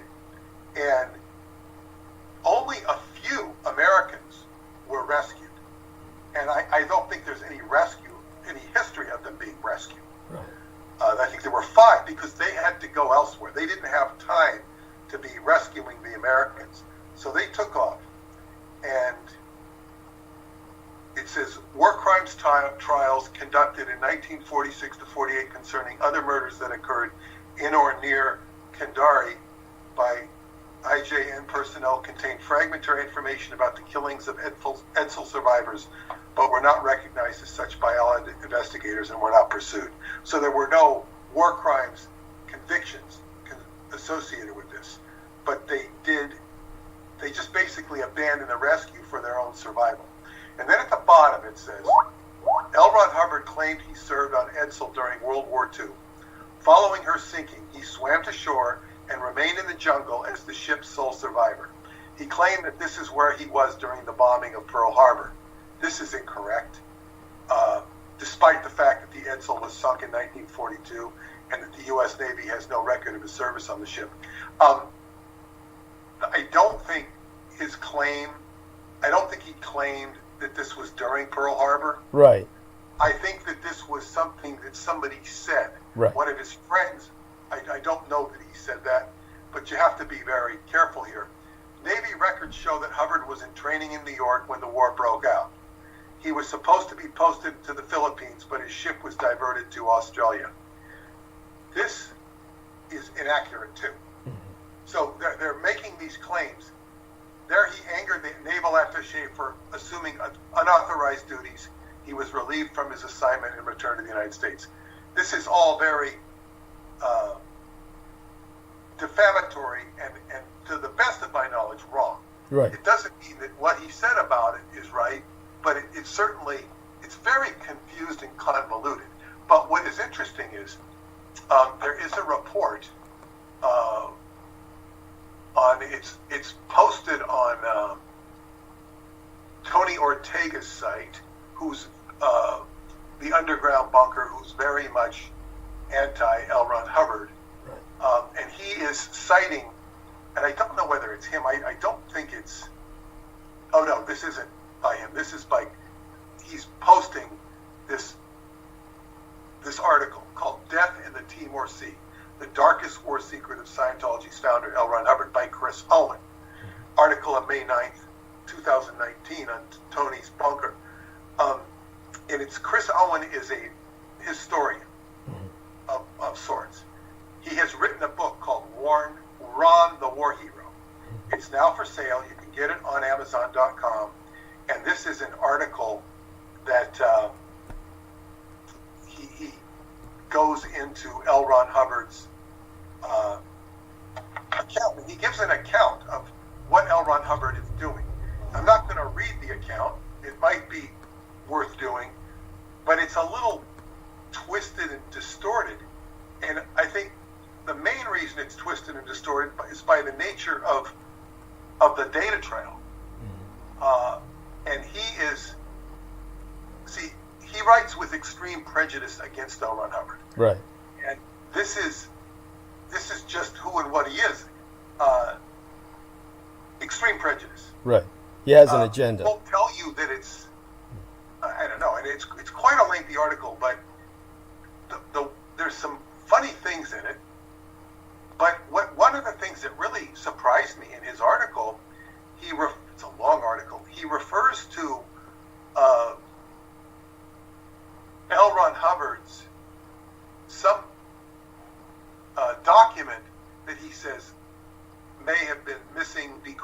he acknowledges the fire in 1973 Right. in St. Louis. He acknowledges that fire, which astounded me. That was very- that is pretty astonishing, considering most people don't even know about it. So yeah. Yeah, but again, one of the problems with writers on Elron Hubbard is they only look at it from a limited perspective. It's just like Lawrence Wright is the Pulitzer Prize winning writer who wrote a book on Scientology, Going Clear. He didn't win his Pulitzer Prize for the book on Scientology, but he also wrote a book where he soft-pedaled Satanism. Okay. He wrote a book on Satanism. Right, but like you said, it was kind of like softballing it. What was his? What do you think his motivation was in doing that? The guy is so. When you listen to him, he's so glib. He's so polite and personable. Yeah. That it's very disarming. Because it just leaves something. I know people who are very much disenchanted with Scientology and Elron Hubbard because of what they suffered by reason of their experience with it, and they thought that Lawrence Wright softballed Satanism, and they're not what you call avid pursuers of exposing Satanism. They just said he soft-pedaled this thing. So and see, I don't know how to look at it. You're much more cynical than I am on this subject, and I'm not saying your cynicism is unwarranted. It's that what Maury Terry said in his book on Son of Sam is he says the whole police establishment, judicial system, everything enables Satanism to take place by virtue of the way it is. Yeah. It's like how much of it is, and how much does somebody going to work for these people just kind of like, okay, well, let's go along with the crowd. Let's go along with the crowd. And I've seen this in my own life where people go along with the crowd. And there's a point where it becomes very destructive, self-destructive to go along with the crowd. Yes. So I don't know. And of course, to be somebody like Lawrence Wright who can win a Pulitzer Prize, you've got to be pretty much a consummate kowtower, Right. ass kisser. Yeah. Chinese were very polite. They say kowtow. Yeah. Yes. They mean ass kiss. Yeah. So it's like you've got to, do this, do that, do all the rules, follow the yellow brick road, and if you do this and do that, you will be esteemed by society.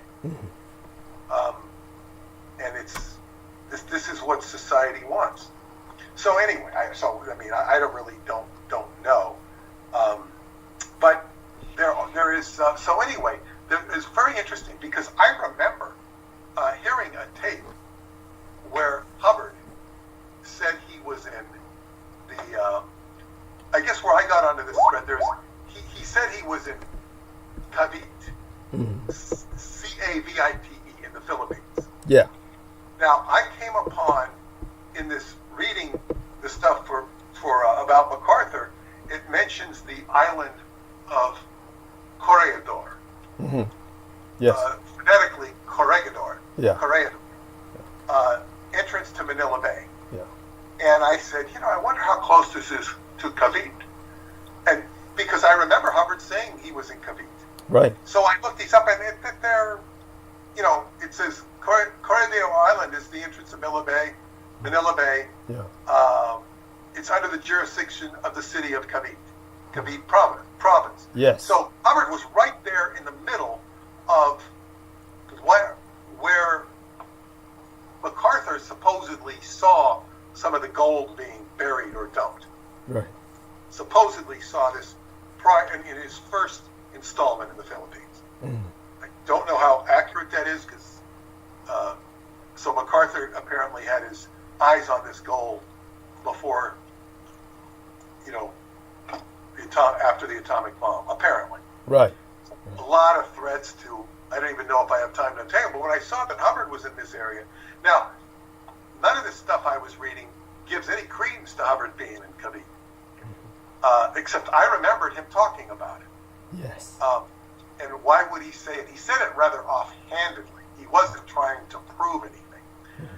But what I did come up with was a reference of one of his old colleagues turned enemy, a guy named Jack Horner. Jack Horner was the founder of something called Dianology, which was an offshoot. It was his once he got booted out of Scientology, he formed his own group called Dianology. And Jack Horner was, I'm going to see if I can find, he talks about that he had a conversation with Hubbard about being in CRYPT, because he had similar experiences to Hubbard. And this was of much interest to me, because he said that him and Hubbard both recognized a saltwater pool that they both swam in. Now here it is. I found it. This appeared in a book. I actually read this book when I was very early in Scientology, called Scientology, the Now Religion, by George Malko. It was rather, I guess what you'd say, reading it as a Scientologist, it was rather absurd. Okay. However, he just, it's somebody who just writes and distorts the hell out of the experience. Mm-hmm. Now, where does he say here? He's talking about, I will quote him directly. He said, they're asking him, somebody is asking him about Hubbard and whatnot. He says, this is Horner talking, I have a very parallel background to Hubbard. My father was in the Navy. My mother was from Montana, as was Hubbard's. I grew up for part of my childhood in the Orient. Hubbard and I even swam in the same swimming pool, only at different times, in Cavite, in the Philippine Islands near Manila before World War II. There were some large naval bases, and there was a town called Cavite, which was right near Manila. And the Cavite swimming pool had salt water. And Hubbard and I got to discussing this one day and realized we had actually swum in the same swimming pools out there.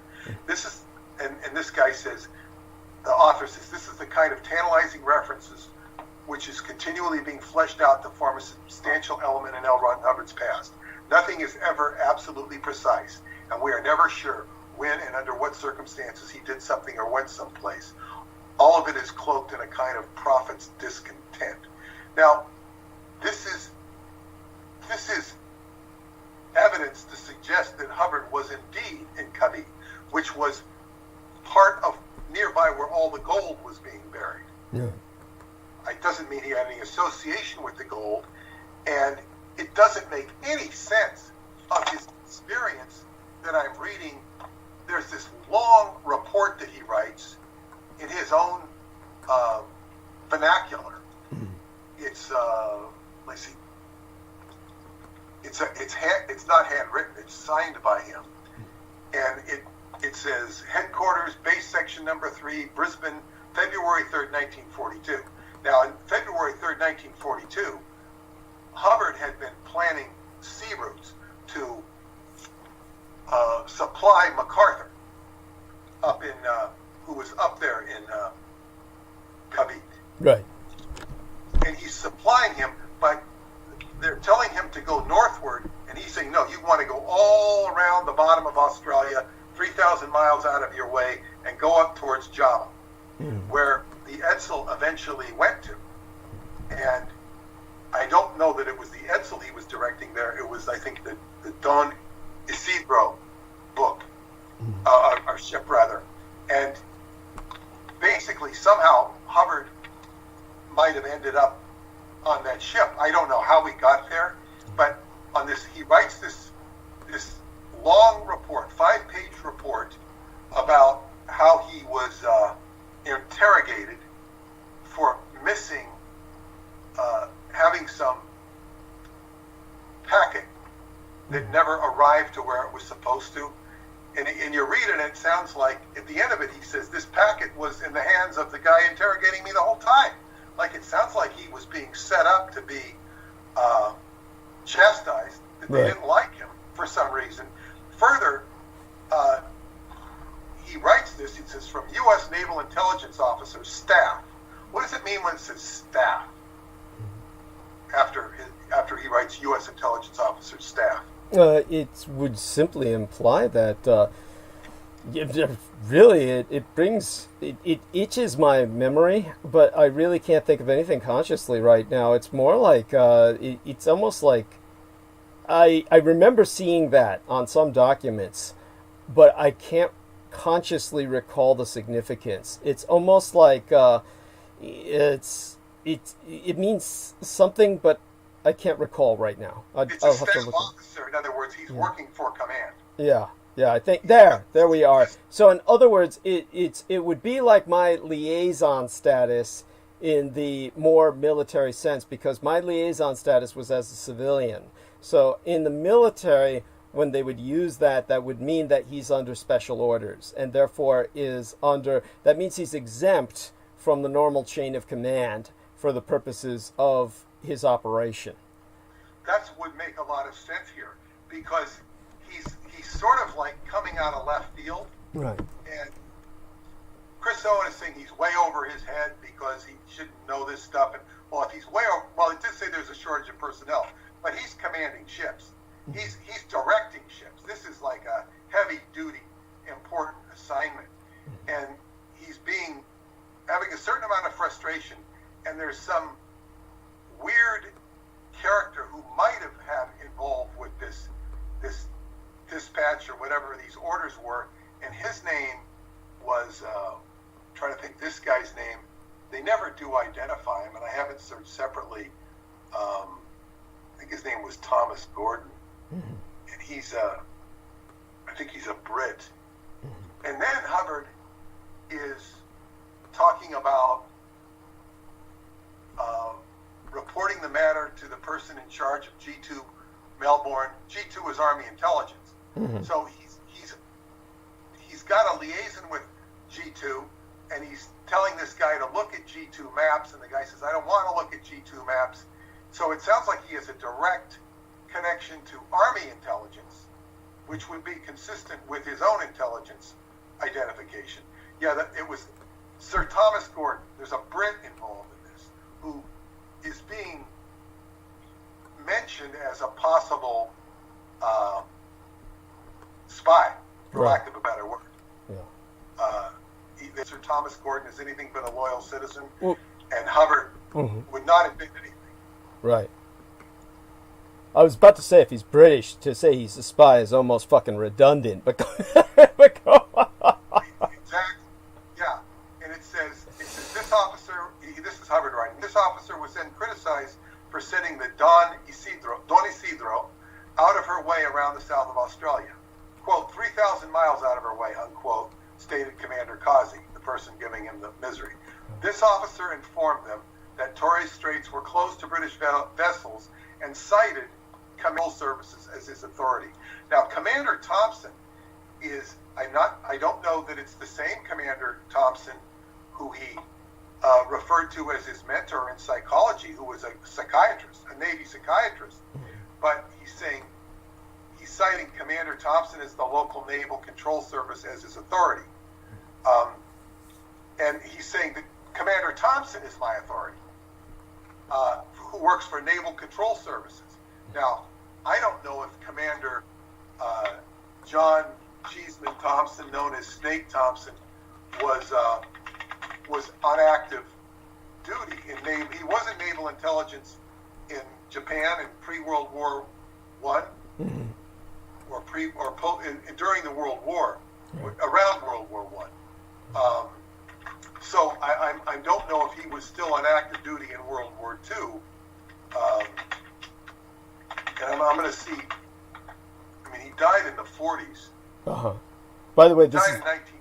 yeah. I think this is wonderful that we're in a sense we're doing the research right now while we're on air, and I think this is great. This is wonderful to hear the book and aspects of other elements of the search. And the search is not all going to go into the book. These are elements that may go in another book, but they have to be pursued. So I just want everyone to appreciate that you're hearing this live. This is like listening to research while it's being done live. This is like the camera that follows the cops on the beat when you're watching the television series Cops.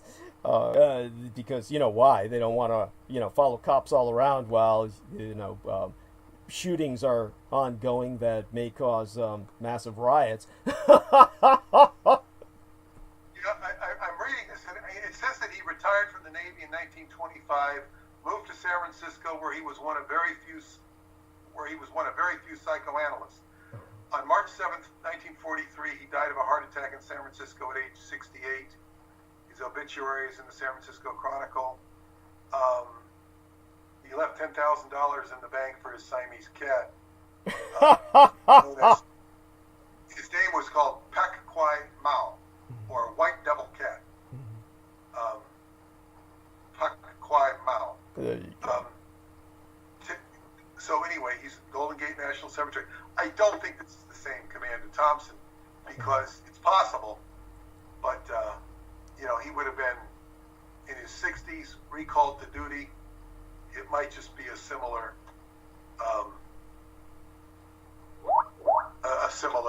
name. It doesn't look like it's likely, but anyway, that was interesting.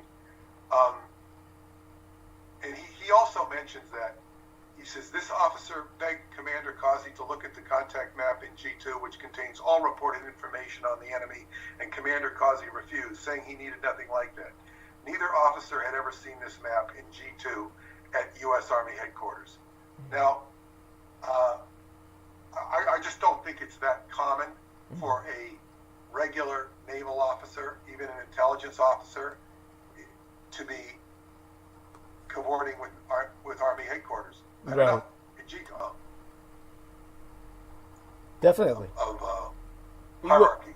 That's right. That's correct. So I think that this is profound, and naturally, I'm so glad you pursued it, and you definitely share with us. By the way, what else is? What else? We didn't really get a chance to talk about all of the.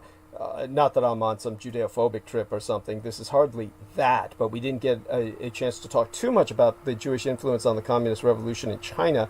So you can go as well into that, and the Golden Lily situation is something that you covered so well tonight. And of course, it was one of these things that the greatest challenge is, of course, filtering so much information on everything.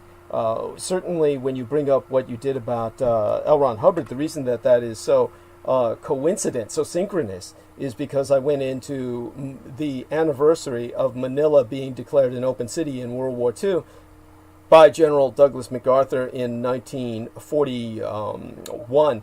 And so that was the latest transmission before this one. I still have to give you those episodes with the timestamps on them, and I hope to do Marshall that. Islands thing. Yeah, with the Marshall Islands and the Manila aspect. I'll provide those both tonight after transmission. That I can do before I disappear. You declared an open city. I mean, the thing is it's under war. Yeah. I mean, that's like Beirut, an open city. Thank you. What the? I mean, it's a no man's land. Well, it wasn't a no man's land, but it was one of these. How would I say it? It was one of these propaganda moves where he was just trying to say how savage the Japanese were because they were continuing to bomb. By the way, so people understand this in brief, I went over this in detail, and Peter Moon will hear it when he listens to the transmission after I timestamp it, and I'll provide that for him after transmission in the morning before I disappear for the New Year's Day and then come back. But but what MacArthur did was basically, so people again grasp this, he was taking advantage of precedent, where the precedent was Paris. The Germans basically declared Paris an open city, and that way they got France to surrender. Paris, of course, is the capital of France, and when the Germans basically started... Who declared Paris to be an open city? The Germans? Yeah, the Germans. They just said, hey, Paris is an open city, which means that they spare it bombing, they spare it military attack. And because the Germans did that, the capital surrendered. By the way, we're getting a lot of glitch right now, and this might be because of rain. Maria Michaela Grigorich writes, hi there, wanted to let you know I'm listening, but my connection keeps getting knocked off. We're getting freezing rain, and it's messing up my Wi-Fi, so I'm here, but not all there. And I appreciate the humor in that. The problem is that caused me to look at how my Wi-Fi is working, and I'm connected to the modem directly through the laptop by which I produce this program, and the box which indicates our status is in the red. So we're this close to being offline. Just so everybody knows, I hope our quality is okay. Maria Grigorich is way up there in fucking Manitoba or something. She's up there in Quebec. Whereas I'm here in San Francisco, and on both ends of the spectrum, we're fucked. So hopefully everybody is hearing us, so we would appreciate feedback from everyone. Just tell us about the quality of our sound. We already know what it's like in Quebec. Let me check the live stream and see how we're going here. And Daniel Arola, okay, we say we're getting error. YouTube is not receiving enough video to maintain smooth streaming. As such, viewers will experience buffering. So the important thing is that we're audible. Let's hope everyone is hearing us. And let's see what people are saying in the chat. And hopefully that'll give us... So far, I can hear you guys. Thank you. Daniel Arola is saying he can hear us. And he does remind us that Cavite City in the Philippines is pronounced Cavite. Cavite. Cavite. Thank you. Thank you, Daniel Arola. Okay, thank you for that. And very Spanish, yes, Cavite. Yeah, and so in terms of where we're at, let me see, before I got distracted by the quality of our sound.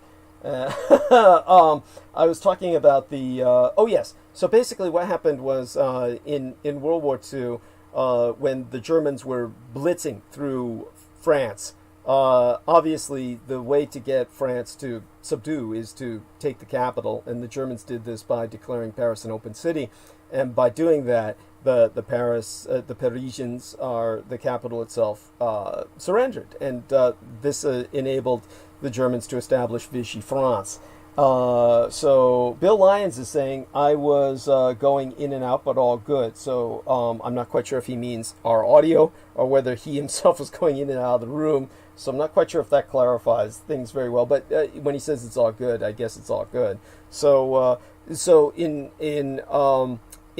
taking that precedent, what MacArthur did was he declared Manila, quote unquote, an open city. But the international laws were, as they were understood then, were still extraordinarily vague. There was the concept of the open city, but the one thing that everybody agreed on as a general unwritten rule, and by the way, there were written rules, but as I explained last time, the written rules, I explained this in the episode last, the written rules were never agreed on internationally. No one ever agreed on them formally, but everybody had heard of them. So it's like there was this general understanding that if you declare an open city, it's not open unless all military activity stops, period.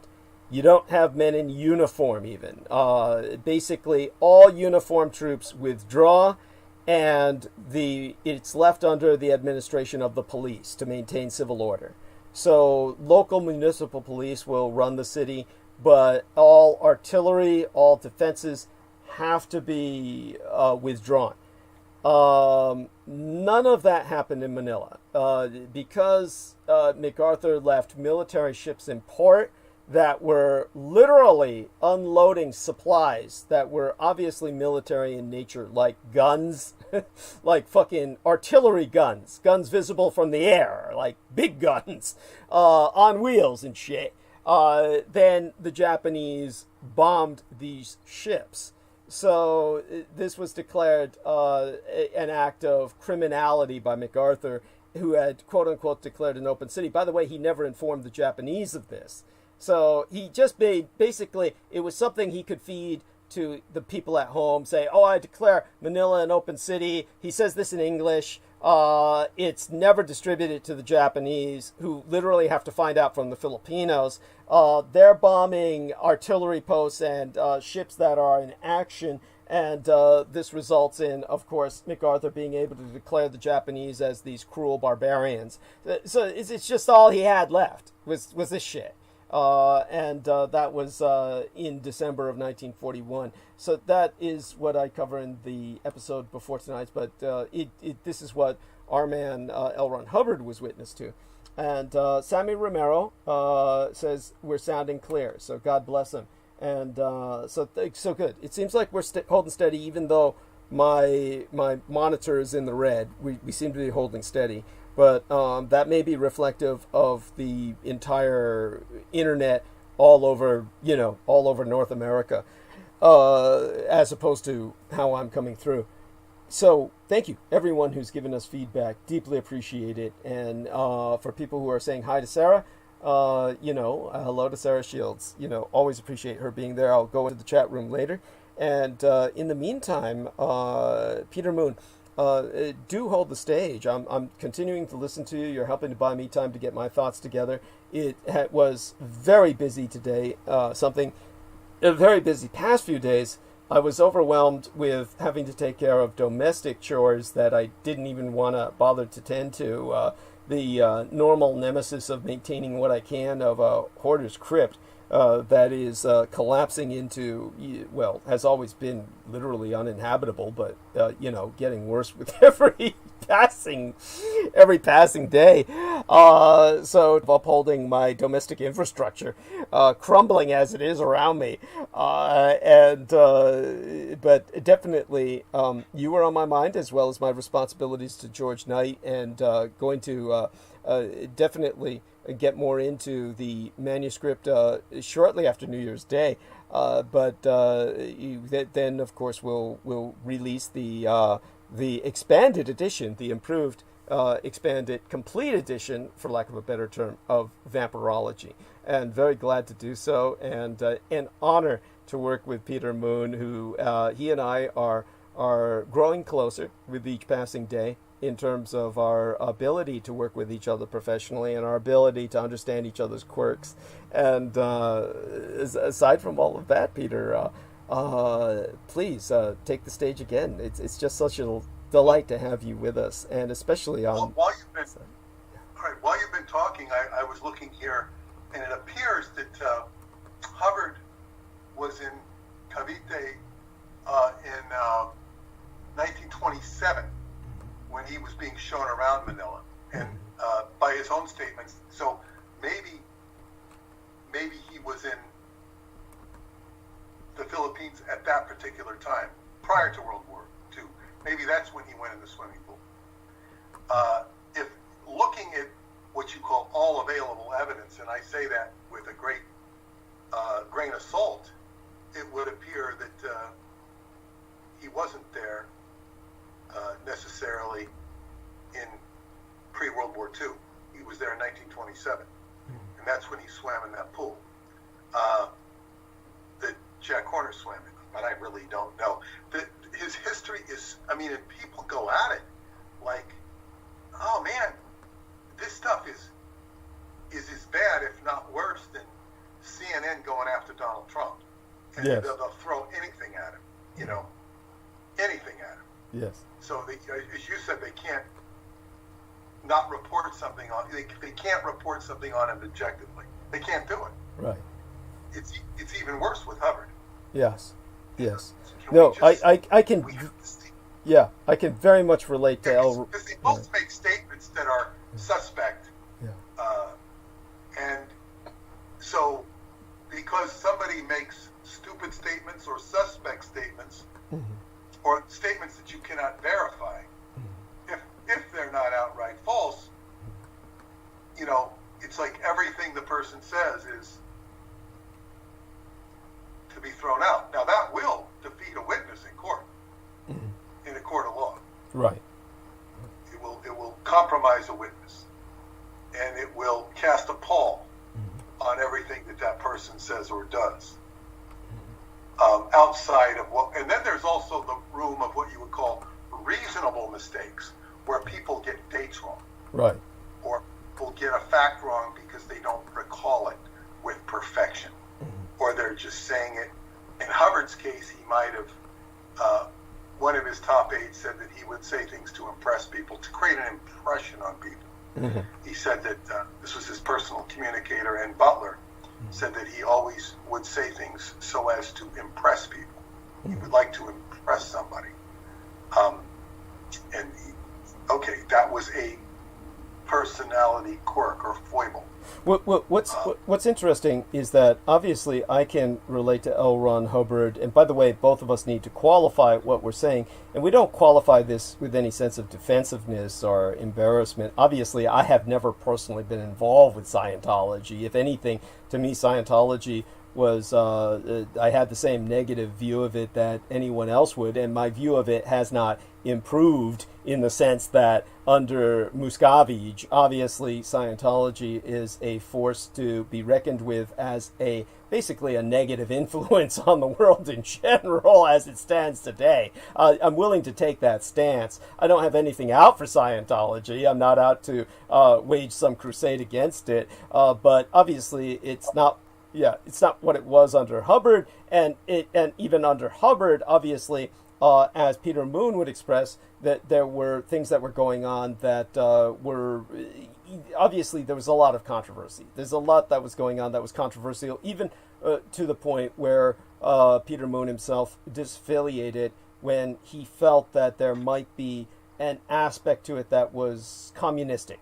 That was enough to render it... That was one nail in the coffin. Yeah, understood. There was only one, and that actually was kind of not that big of a thing.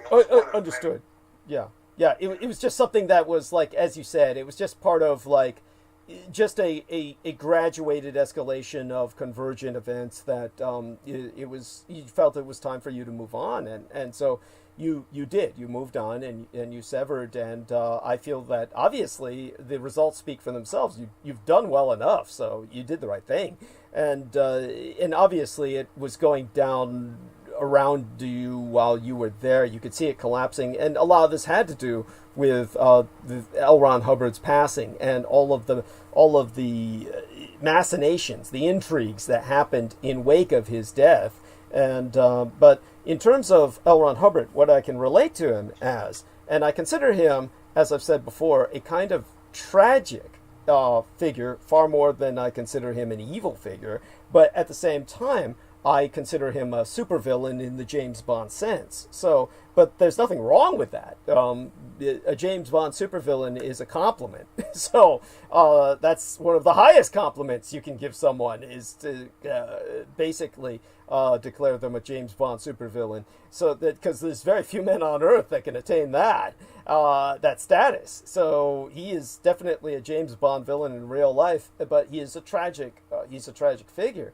And so he's this larger-than-life figure, and I can certainly relate to him because he was an individual who was obviously involved with military intelligence and obviously had military experience. And in order to discredit him, everyone was attacking his military experience. Now, ultimately, this did nothing to really harm him. And in the greater scheme of history, our man Peter Moon is bringing this up because he was there. He actually worked with Elron Hubbard in the sense that he was very much in his vicinity. He was very much in his presence. He was very much directly working with him. And so he can feel the injustice of this. And so when Peter Moon expresses emphatically the slanderous aspect of this, I can tell you from this point in time, all of the younger people who are listening, none of this has any meaning to them in terms of this military defamation. They can understand that Scientology is alive and well, and they understand that it was founded by this man, and so they can accept that this man was obviously very influential. But all of this attempt to slander him falls on deaf ears with them because the slander has no meaning to them. They don't understand that this is, okay, so what if he was in the military or not? It doesn't mean anything to them. So in the end, this is like a very dated form of defamation. So this is the same with the kind of attacks on me, which are the exact same kind of attacks. There's a developed term for this now called swift boating, which at some point in the near future I'll devote an entire transmission to swift boating, because it'll take a transmission to really do it justice. But this was what was done to John Kerry, who, with the closing of my last transmission before tonight's, and I'll bring it up again tonight in Arc of Narrative, John Kerry has obviously got his flaws, and I'm very concerned about John Kerry in power and the kind of power he's been given, because I think he's going to fuck it all up, or has potential to do that. And I've expressed some concern for it in my latest transmission, and I'll do it again tonight in passing, and I'll timestamp those areas for our man Peter, because they have to do with China and Taiwan, which is where Kerry could fuck it all up. But in terms of Kerry, he suffered what both myself and Elron Hubbard suffered, and what he suffered became the term for this kind of attack, which is known as swift boating. It's basically, one of the people to suffer that attack was Tail Gunner Joe, or Joe McCarthy. Joseph McCarthy was a man who single-handedly took on the communist conspiracy, and he paid for it with his career. And as a matter of fact, he's known in history now through the propaganda filter of the liberal progressive academia and media as a supervillain. Basically, Joe McCarthy took on the communist conspiracy and forced Americans to be aware of just how our society had been overrun with communists. And because he confronted the communists almost single-handedly, he paid the price, because the liberal, progressive academia media got together and they swift-boated him before that term was around. And what they did was they attacked his military record. And basically, he had stated he was a tail gunner in a bomber during World War II, which, by the way, meant that you were extraordinarily courageous. In other words, as I've expressed before, and we'll do so again as briefly as possible, forget any bullshit you hear about the Marines in the Pacific. It's all shit anyway. When you hear about World War II statistics, the men who faced the greatest amount of death were the bomber crews who were bombing over Europe, because the German Luftwaffe was in charge of the anti-aircraft, and they got the Hitler Youth to man the anti-aircraft guns, and they had very sharp eyes, these kids, and they just were able to fire these anti-aircraft guns so accurately that when you joined these bomber crews to bomb Europe, it was a death sentence. The overwhelming majority of these men never came back, to the point where they were uninsured. No one would insure them. So what would happen would be they developed a special government form of insuring them, where the government actually would pay the insurance companies to insure them, because they were leaving all these widows. So a woman who really wanted a quick source of income would marry one of these bomber crewmen, because the moment she married one of these bomber crewmen, the chances were like 75% she was going to get insurance. So what would happen was that these bomber guys, to give you an example of how sure it was they were going to die, they had what was called a 50-mission crush, which was like a half 100 missions. And almost nobody survived that. If you were the captain of a bomber that survived a 50-mission crush, they made you a general. I mean, think about what I'm saying. They made you a fucking general, because they knew you were never going to get that far. And this is why a lot of bomber crewmen just said, fuck it, and they would basically abandon their bombers in midair and parachute out over Switzerland. That's a fact. You can verify this yourself. And they would just parachute into Switzerland and spend the rest of the war in Switzerland as prisoners. Because they said, fuck it, we're not going to die like this. And so there's a movie, which I bring up often, which has a Nazi villain called The Blood Monsters, in which the hero is a former bomber crewman. Probably a captain of his bomber crew. And in the film, he expresses the fact, you know, when I came home alive, my wife filed for divorce instantly because she was so angry I came home alive. Because she wanted the insurance. And that expressed just this kind of statistical death trap of being one of these bomber crewmen. So Tail Gunner Joe McCarthy, when he said I was a member of a bomber crew, even as a tail gunner, people had this deep respect for him. And so when he was attacking all the communists, the military, which was very pro-communist, this is what I've expressed before. Before Peter Moon came on, I was talking about Smedley Butler was a diehard communist. You can look this up yourself and look up the fact that, take a look at, who was that son of a bitch who claimed he shot down the Red Baron? Oh God, the man who, Eddie Rickenbacker. Eddie Rickenbacker was a complete fucking cowardly fraud. A white trash piece of shit. And this guy was a pilot in World War I. And to become an ace, you got to shoot down 5 other pilots. And this fucker, it was all a myth. He claimed he shot the Red Baron down. And actually, it was all a lie. Everybody who's analyzed the death of the Red Baron, what happened was the Red Baron had to sweep very low on the ground, and he was killed by a bunch of Australian anti-aircraft gunners. This is how deadly anti-aircraft fire is. And he ran deep near the trenches, near the barbed wire. He was flying right above the trenches, flying right above the barbed wire when he was taken out by an anti-aircraft gunner crew of Australians. And so nobody wanted to give credit to a bunch of Aussie gunmen on the ground taking down the Red Baron, because the British looked at Australians as white niggers. And the British said, oh, well, let's just say a pilot took them down. Let's give credit to the Americans so that we can give our new allies a propaganda boost. And so the Brits said, hey, if you got a pilot you want to turn into a hero? And the Americans said, yeah, sure. Let's do Eddie Rickenbacker because, you know, he's supported by the communists who we're supporting. And so Eddie Rickenbacker was a card-carrying, diehard communist. And Eddie Rickenbacker was made a hero on a myth that he had shot down the Red Baron. And he was nowhere near the Red Baron when the Red Baron died. But he was being this hero, this ace, and all because he was a communist. Because the American military was so fucking communized. And during World War II, you can look this up, Eddie Rickenbacker spent most of his time in the Soviet Union.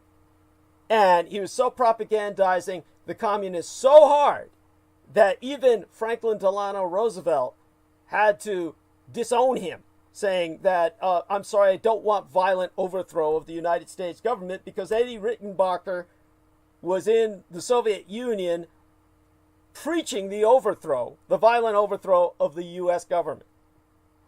And so then you've got the Communist Marine Corps general, who I'm not even going to go into because you can read the book. Our man Peter Moon's written a whole chapter on this son of a bitch. And that was Evans Fortis Carlson of Carlson's Raiders, who, when he died here in the United States, the Soviet Union sent over an entire honor guard, medals on his chest for him to be buried to rest here in the United States. This is how communized the Marine Corps was. This is how communized your military was. Your military is full of fucking communists. Attacking communism, the U.S. military said, oh, we got to take this son Joseph McCarthy was doing. He started interrogating the military, and he said, our military's full of fucking communists. These people are not fighting for us. Your United States military is your goddamn enemy, which is exactly what they are. And he said, we've got to purge them of communists, or someday they're going to take us all down. They're going to take down the state. And so when he was interrogating all these people in the military, it's funny now that people remember him as prosecuting actors and authors and liberal progressive academicians when he was taken out by the military. It was the military that took him out. Because when I never heard of him going after the military. Never heard about it. Oh, God. He was going after the military, and that's when the military came in and said, hey, we got the records. And the records say he was never in a tail gunner position on a bomber crew. And they basically reprinted the records, said, oh, yeah, he was never there. And then he says, but I was. And they said, oh, no, you weren't. We got the documents. And that's what destroyed his career. Then everybody said, oh, man, he's a liar. Oh, he's a phony. Oh, he was never a tail gunner. And that was the end of his career. But the reality was, it's because he went after the military because of Eddie Rickenbacker, because of Evans Fortis Carlson. And people can reference this themselves. They can vet it. They'll say, oh, yeah, the last guy he was interrogating in court was this poor young military officer in uniform who couldn't stand up to him, this poor bastard. And when he was getting at him was when it was exposed he had never been in the military himself. So, there you go. That's where we're at with this kind of swift boating. This is what happened to Tail Gunner Joe. This is what happened to Kerry. So that's why he never became president. He lost because they were fabricating documents saying he wasn't in Vietnam. And that's because he was running against a piece of shit who was a draft dodger. George W. Bush Jr., who spent the Vietnam War in the Texas Air National Guard in what was called the Champagne Wing of the Texas Air National Guard. People who never took off from the ground and spent all their time partying. And that's how George W. Bush became an alcoholic. He was partying so hard in the Texas Air National Guard in the Champagne Wing. You know, I can go on and on about these clowns. But what you're living in is a false matrix of military disinformation where they decide who are the heroes, who are always the cowards, and they decide who are the villains, who are the only people who see combat. Dennis Marshall brings up a good point. Dennis Marshall talks about Snoopy shot down the Red Baron. It was so known that Eddie Rickenbacker was a fraud that a band actually made one of the most popular songs on the charts in its day called Snoopy and the Red Baron, in which, of course, this was something Charles Schultz also knew. Charles Schultz was anti-communist, and Charles Schultz used to draw Snoopy fighting with the Red Baron, and all of that was to make fun of Eddie Rickenbacker. Then they made the song Snoopy Shot Down the Red Baron because, of course, this was their way of attacking back at Eddie Rickenbacker, who anybody in the know knew this guy was a consummate phony, a communist agitator, who was just basically a fraud built up by the military simply so they could promote communism in the United States. Just remember this. If you want to take a look at true communism, look at your goddamn American military. They're the biggest communists in the fucking world. And these people are just seething and loaded with card-carrying communists. From Smedley Butler all the way through to Eddie Rickenbacker, through Evans Fortis Carlson, scum of the fucking earth. So, all these people are your enemy, and they're living off us. We're paying them to not work, all these quote-unquote veterans. And these fucking veterans go around saying what patriots they are. It's beyond sickening. Oh, I found something for you. You will love this. Yeah. Listen, I looked up Eddie Rickenbacker, Charles Schultz, Snoopy, and there is a comic strip from June 21st, 1969, which, if I read it, I would have read it in the San Francisco Chronicle, which I read every morning during that time period. Right. Here, it's Lucy saying to Snoopy, "Here, you got a postcard." And Snoopy's thinking to himself, probably a message from Captain Eddie Rickenbacker. Dressed in a goggle helmet, and now Snoopy's thinking as Lucy looks at the card, Rick will never amount to much. Those racing drivers don't know anything about flying airplanes. And Lucy says, it's from your master who's on vacation. And Snoopy says, Maybe President Wilson is writing again. How can I win this war if he keeps bothering me with all these postcards? There you go. Lucy says, do you want me to read it to you? And he says, can you decipher code, sweetie? That's it. But here it is, making fun of Eddie Rickenbacker. Yes. Just like Douglas. Yeah. He's a race car driver, doesn't know anything about flying airplanes. Yeah. There you have it. Thank you. Thank you. And very important, and definitely appreciate that. Now that I've gone on another rant, I'll ask Peter to take the stage again. It's certainly, again, I don't know what I would do without the team that I work with, honestly, with the stuff that sometimes overwhelms me during the daytime, and that includes, of course, making certain I get enough sleep. Every time I show up for these shows, I'm pretty much blind. I'm going to just continue cruising through the internet a little bit more to see what I need to analyze tonight, but I've got a lot that I know I can talk about, so I'll be able to hold. Definitely just want to make certain that there's other things I might want to cover. It's only about 5 minutes after 10 in New York, and so Peter, I hope things are going well with you over there where you can stay with us a little while. Yeah. I'm sorry? A bit more, but with regard to on this thread of, and this is sort of a tangent. It is a tangent, but with regards to Eddie, or not Eddie Rickenbacker, but Baron von Richthofen, Yes. there was a character. I don't know if he's a real character in the book. My favorite science fiction author, bar none, is Philip Jose Farmer. Okay. And I don't know if you've ever read him. He's just utterly delightful and creative. I'm sure I have read him because he was one of the originals, so I would have to have read him at some point. Well,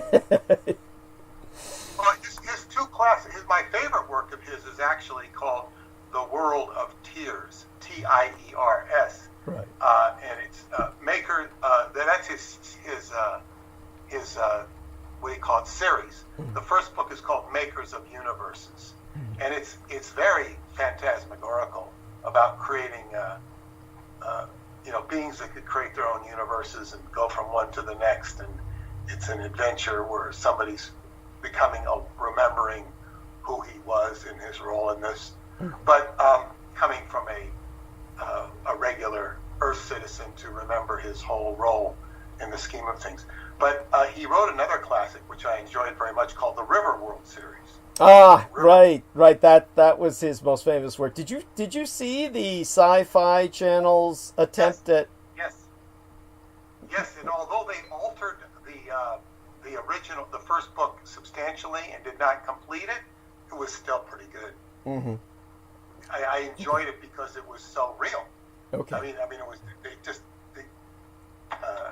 they overblew Emperor Nero, and they made Nero. They glorified Nero from a mama's boy into making him into a super athlete. Wow. Which there's no indication he does. But anyway, he does appear in the book, but they just made too much emphasis on Nero and not enough emphasis on the true hero of the book, which was Sir Richard Francis Burton. He was the main character in the book. Right. Sir Richard Burton. Right. Well, definitely. But anyway, yeah. I did see. Yeah. Oh, thank you. No, I'm glad that you saw that. What was the significance of the little girl? I remember she was the only child that the alien had encountered. What was the significance? It's been too long since I've read it, and I don't even know if that was a part of the book. It's so vague. It might have been introduced only in sci-fi. Sci-fi might have introduced that as like. Maybe not, but there was. The aliens that appear are not really aliens per se. I think they do have one alien that appears somewhere, right. But they're the ones that are the sort of creators of the world. Right. But we don't want to get off into Riverworld, but except that there's one. Well, basically, I should comment. Riverworld is a story where it's about a planet where every human being who's ever existed in the history of the Earth has been reincarnated on a planet. And this planet consists of one long river that eventually leads to the North Pole. They don't tell you this in the beginning, but the North Pole has a tower, which is sort of the control center for the entire world. And it's getting into the central processing unit of what's going on in the world. But the world, this long river, you can only access, it's dammed up, so you can't go from one area to another. So an area will have about 80% of one particular time period or ethnicity, like they all might be Germans. The 20% will be a melting pot of everybody else. But it might be predominantly, say, in this case, might be Japanese, with a smattering of Americans, Dutch, blacks, Hispanics from the New World. They wouldn't be Hispanics, they'd be Native Americans, and they'd be a very slight. And so you have it peppered with different populations. And every day at 3 times, you take this grail cup that you have and you put it on this big upside down mushroom, and it'll be filled with a meal. And it'll be a different meal, but it'll be tasty. It'll be like, better than airplane food. And that's how you're supported. It's a weird story. But Sir Richard Francis Burton, who is one of the most intriguing characters in history, who discovered so much in Africa that Stanley and Livingstone got credit for. But he was a real explorer. He translated the Kama Sutra into English, and also the Arabian Nights, 1001 Nights, he translated into English. Quite a character. But he is the main character in the book, and he basically discovers that you can't go from one area to another, but when he dies, he is reincarnated on another part of the river.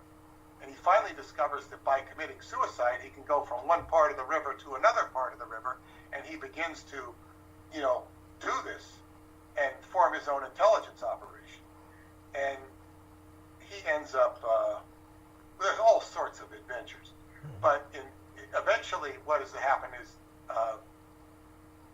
Mark Twain appears and decides to build a riverboat so he can paddle up the river and get all, and travel up the river to get to wherever it's going and travel the river. So he creates a riverboat. And as things evolve, somebody discovers how to make a blimp and somebody discovers how to make an airplane. And one of the main characters, or subsidiary characters who appears, is a character called Lothar von Richthofen. Lothar von Richthofen is, in this story, I don't even know if he's a real character. He's a World War I fighting ace, probably is a real character. He's the brother of the Bloody Red Baron. And he's also a fighting ace. Not as good as the Red Baron, but he's good enough. Right. And he's rating it. The only reason I mention Lothar von Richthofen is, it's kind of fun when you're reading a story and you see some character you can relate to, if only by name. Oh, who the hell is Lothar von Richthofen? I never heard of him. You don't know if he's real or not, but the author makes him real. Right. Okay, so which I was by the way, cleaning up my office. Uh-huh. These are notes that I've taken in Romania from interviewing people. Yeah. Oh, by the way, but before you go into those notes, I want to bring up to people to kind of round off what we were saying about the military. When you hear me raving about the military, You're broken up a little bit, but carry on. Oh yeah. I just want to let people know what's going on right now. The Illinois shooting. It was an active duty special forces soldier that has been charged with the murder after 3 people were killed and 3 were critically injured in that shooting that took place on Saturday at a bowling alley in Rockford, Illinois. And the United States Army has confirmed that Duke Webb, the 27-year-old shooter, is a sergeant first class currently assigned to the 3rd Battalion, 7th Special Forces Group as an assistant operations and intelligence sergeant. This is all Michael Aquino shit. Michael Aquino was U.S. Army Green Berets, Special Forces Intelligence, same as this motherfucker. He was on leave at the time of the shooting, and authorities believe the attack, which was largely captured on surveillance video and therefore completely undeniable, was quote-unquote random. And the Army itself has released official statements saying, oh, they're shocked and saddened by the event, and they will continue to assist the Rockford Police Department as the investigation continues. Just so everybody knows, these are the boys that are coming home. You're the fucking enemy, and they're out to kill you. And we're paying them to do it. Jameson Reese joins in by saying, no doubt Michael Aquino has a shitload of assets out there, wired to kill. Yes, this is his legacy. It's just one example of his legacy. Yes, we're going to take it back to the Romanian notes. They're important, but definitely wanted to round that out there with what I was saying about the military for people who just don't get it. Because we're deluged with pro-military propaganda nonstop, 24 hours a day, ceaselessly, that whatever else goes on politically, the military can do no wrong. This is what we're told. The military is the most politicized, and they're out there to kill you. The men who turn against them, like Joseph McCarthy, a hero to the point where their slander impacts them even in death. As Jameson says, how many movies does the military release per year? Well, they'll say none. The reality is, it's Hollywood releases it for them, because whatever Hollywood film has military in it has military involvement. It's not like you can fly those helicopters yourself, or those jet planes, or cruise those ships. I mean, the military personnel have to be there to do that, and so the military writes off on what gets released when anything involves the military. And of course, people want the military for the big releases, the big action films, etc. I'm sorry. The Romanian notes are of intense interest to me, and we'll. Well, it's very brief, and it's more of a question. But I will say I believe I know who gave me this, although I don't identify it here. Mm-hmm. And it's there is a character from Germany. Lothar, this is why the name Lothar struck me. Lothar, L-O-T-H-A-R, Goring. Lothar Goring, who is the brother, I believe, the brother of... Herman Goring? Or it's either the son of the wife of Herman Goring. Right. It might be a son. There is somebody named Lothar Goring who's apparently written some books. I don't know that it's the same one. They're in German. Mm-hmm. Phenomen Leben, and it's got a cube. It's called a Decker cube, and these are in German. I don't know, but anyway, it says it's 1960. Maybe it says from the wife of Goring. Anyway, it says a mountain in France, Knights Templar, 5 groups, a castle in central France, 1942, Ark in a chamber, could be the Ark of the Covenant. I don't know whether Ark it would be. Gave it to the Vatican. Seized something in France. Knights Templar took what was left over, not to fuel persecution, and give models and learning tools to people who understand. They waited for Goring to come to Cannes. 1/5 of the treasure, provided a truck to Germany. He presented passport and was expedited through. Models of soul, 1960 to 2000 to figure them out. He taught course, wrote 6 books in German. Nice, something to bring info. We need to bring info to public. Okay, this must be this book, Phenom Leben, right. By L.W. Goring. Right. Leben means life. I don't know if you heard of anything of the esoteric side of the Goring family. Right. not at all is surprising. I mean, the Goering family, like many Germans, have a inclination towards the mystical. So it's I'm not surprised that that would be published. I think it's wonderful. And so Phenom Leben would be phenom like phenomenon. Leben means life, like a phenomena of life, or the phenomena of life. Essentially is kind of a translation, not perfect, but there is no real perfect translation from the German for many things into English. I just realized I've got a German friend who's actually came all the way here to study Qigong, and he's been writing to me. Oh, great. He might know something about this, or could certainly figure it out. Yes. Now, I'm going to try and just translate the book here while we have it. Well, we're dealing with it. This is the summary of the book.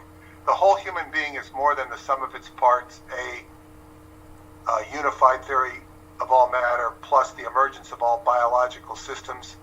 The search for the soul is over. Dear reader, enchant a little only to see and understand yourself and the world around you differently than before, because if life has a deeper meaning, and I am more convinced of that, this measure must be found in life itself. In this way, phenomenous life is how it's translated on Google.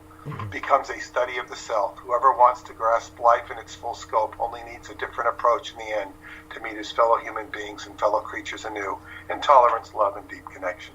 Well, these are all very fine words. But I would also say that the translation is not accurate because I see blatant names in there that are not even put into the translation, but whatever. Wikipedia, or not Wikipedia, Google Translate struck out a little bit. But I just was going to ask you if you've ever heard of that. Now, I remember Joe Matheny, when when I first got to know him, he had a girlfriend whose last name was Goring. Mm-hmm. Wow. And I mentioned, and she was pretty young, and he said she could have been a granddaughter, or a niece, or a grandniece. And I said, is she related? He goes, I don't know. He says, I'm not going to ask. But he did point out to me that she had an inordinate passion for Tibetan causes. Good. Like Tibetan charity causes. Yes. Yes. Definitely a product of that background. Yes. Yeah, he thought that was very ironic, to say the least.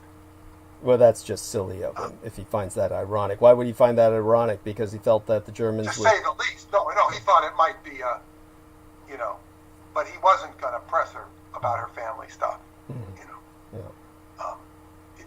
He knew it might be very sensitive.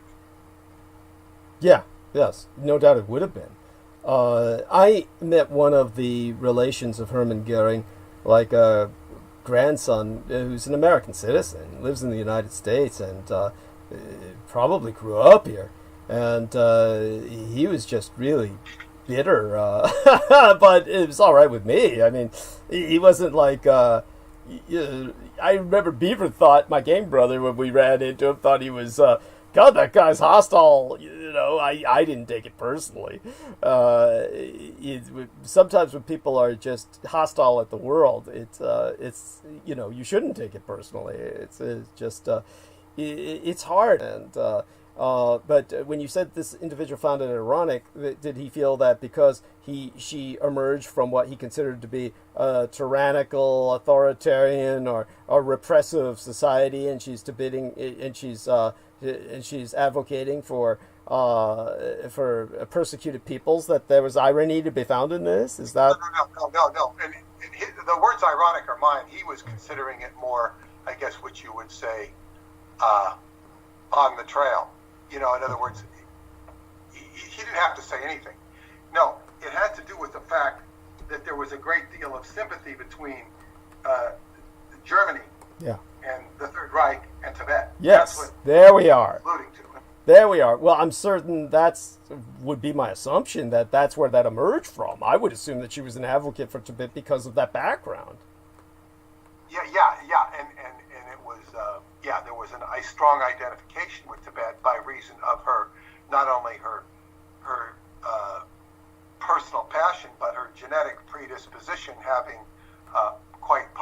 been tied to the Third Reich. Yes, there we are. There we are. And we both suspected that. He was also, I think he had a meeting with a Tibetan Lama, and with this, if I recall, it's my memory is dim. I think he was having a dinner with a Tibetan Lama and Nick Herbert, who was a crazy ass nuclear physicist who put his head in a particle accelerator. Oh, I think with, oh God! What the other day, and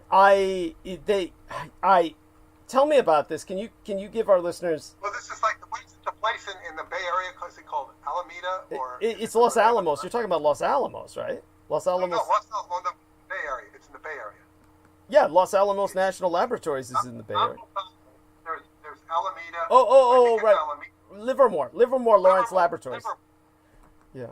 Livermore. Yeah. And Nick Herbert is one of the characters in the book Ong's Hat. Yeah. And he's a genius.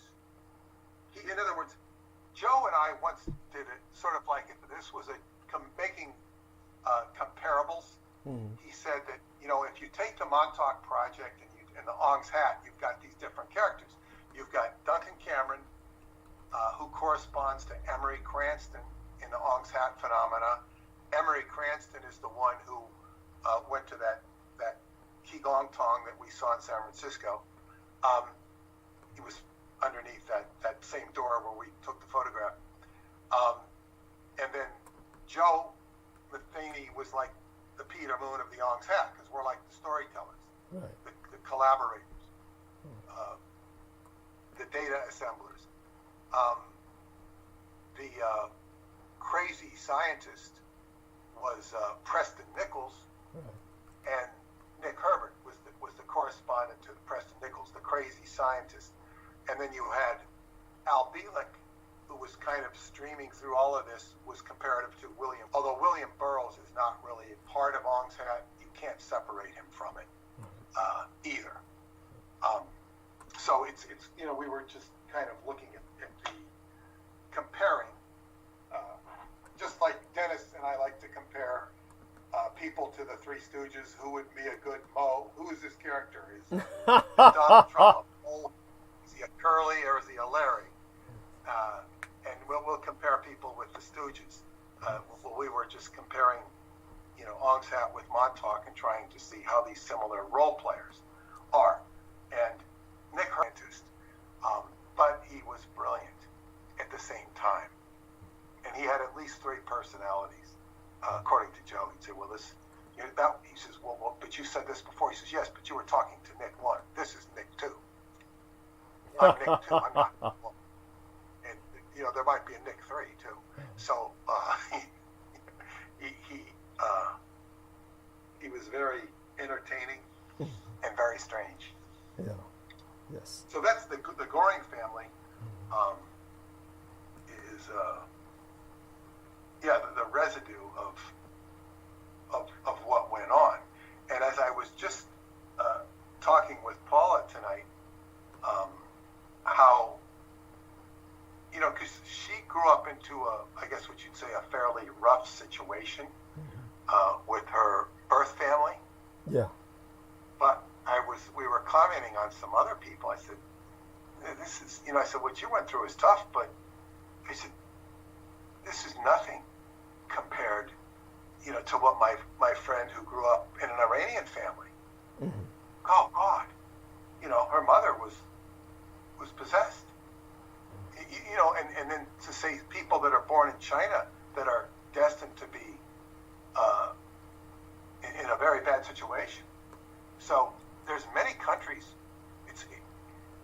I remember in the first, second, or third grade, them telling us how lucky we were to be born in America, and it registered. I said, we are. They tell us what it's like in India, and we were very lucky to be born in Southern California in America, where things were pretty much regular, not perfect, but pretty much regular. And they had a shopping mall, a big shopping mall, where Geraldo Rivera worked, and So yeah, it's like where you're born and where she was born in Romania. Romania can be very tough for people, but it's not as tough as Iran. No, no. And we were musing on that fact. So, and you know, you grew up in a tough situation as well. Yes, yes. One of the worst. Could have been worse. Yeah. And a lot. Yeah. And Could have been a lot. oh, I no, it couldn't have been worse. As I've said, if you take a look at Iran, Iran before was not that bad before the mullahs. Under the Shah, it was no paradise, and certainly the Shah had his faults. But they took a bad situation and they made it hell on earth. Iran, of course, is a hellhole. But like I said, I've been to war zones throughout my life. Nothing that I've ever seen in the world was worse than growing up in the Tenderloin. Any descriptions that I've given of the Tenderloin have been self-censored. There's no describing how bad it was there. I feel, you know, how would I put it this way? I'm not going to go into it, but I had someone who we know talk about they were depressed. And honestly, I've got far more reasons to be depressed than most people on Earth in terms of the background I emerged from. So I have no sympathy for people who express this depression over what I consider to be trivial matters. And the majority of people are simply depressed because their lives are so stable that they can afford to be depressed. They just have, in other words, they're given too much time to think. Idle hands are the devil's playground, is what they used to say, and idle minds are obviously the devil's playground even more so. It's like depression by boredom is what Jameson Reese says, quite true. It's pretty much it, really. What people are really saying is that they're suffering a form of ennui when they're saying they're depressed. So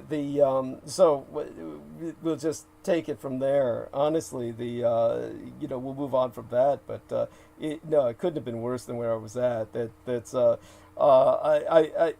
When you see things like the starvation in Africa, at the time that I was a mercenary in Africa, there was ongoing tragedies.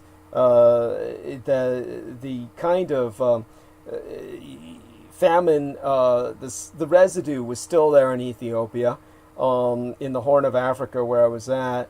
I made an excursion into the Central African Republic and was in the environs. I was not within the borders of the Central African Empire as it was then. By the way, if you take a look at your map, there's this generic little nation in the middle of Africa, kind of the heart of Africa, more towards the Horn, and it's called the Central African Republic. It was not such when I was there. At that time, it was an empire, and it had an emperor. And the emperor was so angry at parents not being able to buy school uniforms because he owned the factory that produced them, and he mandated that everyone in his empire purchase school uniforms for their children.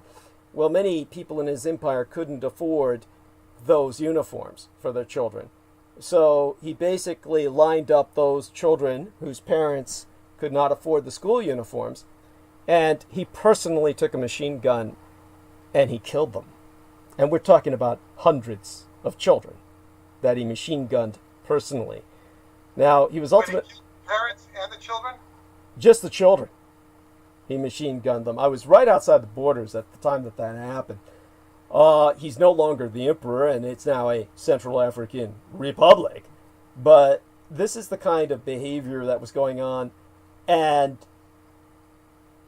despite all the horrors that I saw while I was there, despite what I walked into, the time that I lost all track of what I did for a period of time, I'm talking about for a period of what felt like maybe hours, but was probably only minutes. By the way, I'm told that I'm buffering. Shit. So we're having a so everybody, it says kind of choppy. So everybody, let me know what the quality of sound is. No point in my going on about this while I well, my quality is off. So, Peter, take over for now. And do me a favor, Peter. I'll make a quick trip to the restroom and then, return and probably gradually go into monologue. I hope you still have some steam, and I'm hoping that you can cover me for about 5-10 minutes. Jameson can join you if you need any help to bounce off of, but I'll be back in about 5-7 minutes. I just want to take this time to refresh myself and then come back, and you can hold until hopefully. Go ahead. Yeah. While you do that, Yeah. go ahead. Yeah, Do thank that. you. While I do that, I'm going to put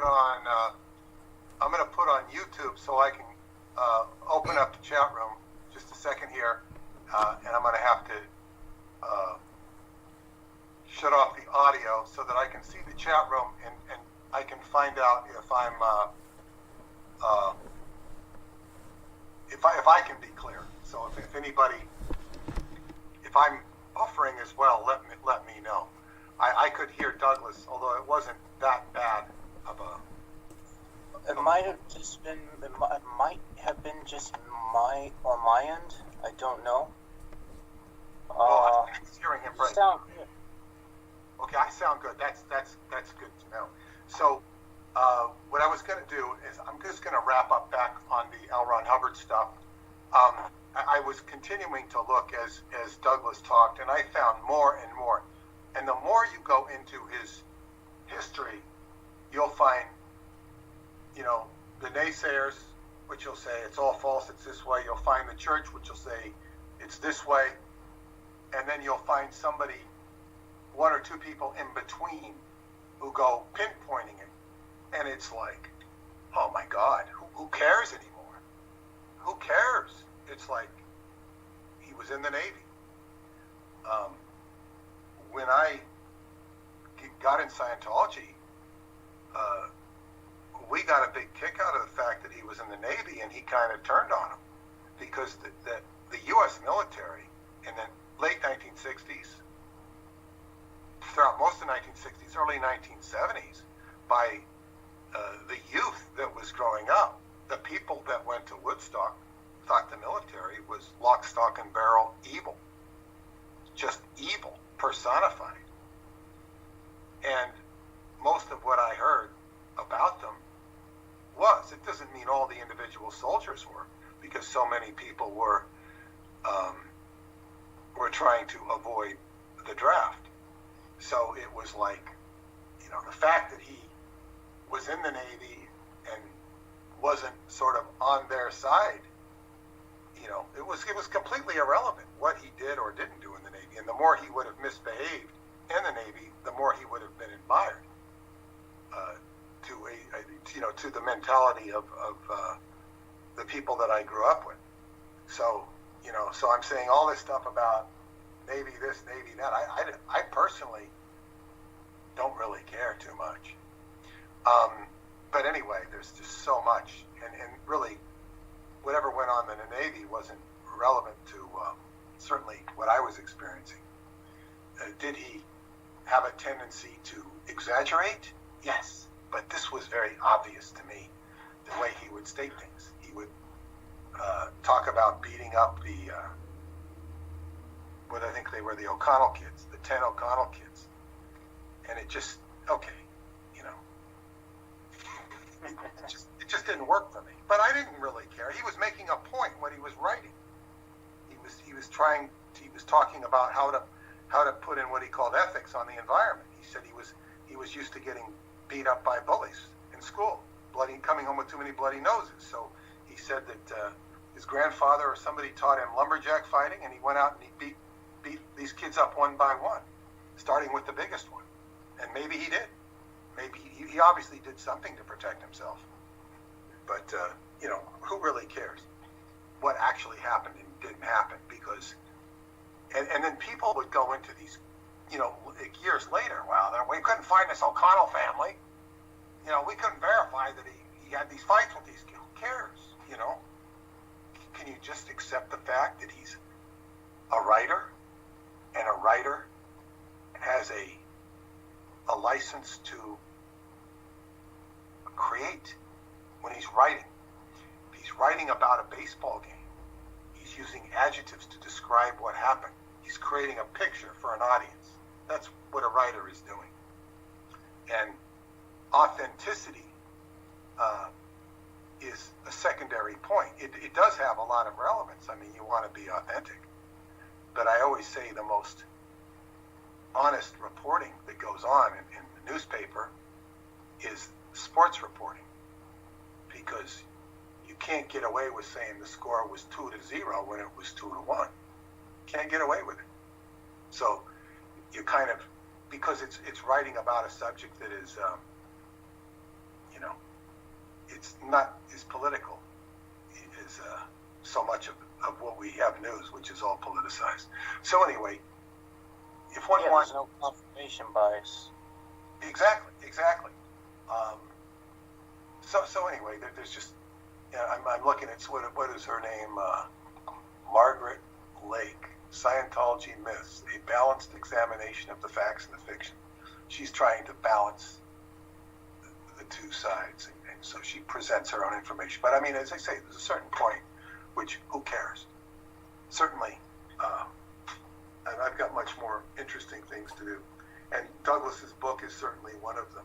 And as I was saying, is putting this chapter together on the Golden Lily, and he has discussed ad nauseum about this wall of gold, and the author, I think it's called Golden Warrior. I think the name Peggy Seagraves. I forget the husband's name. Read this excellent book, and you can read excerpts and diatribes on the internet if you want to go in and study the gold in all of its profundity, how much influence this huge gold.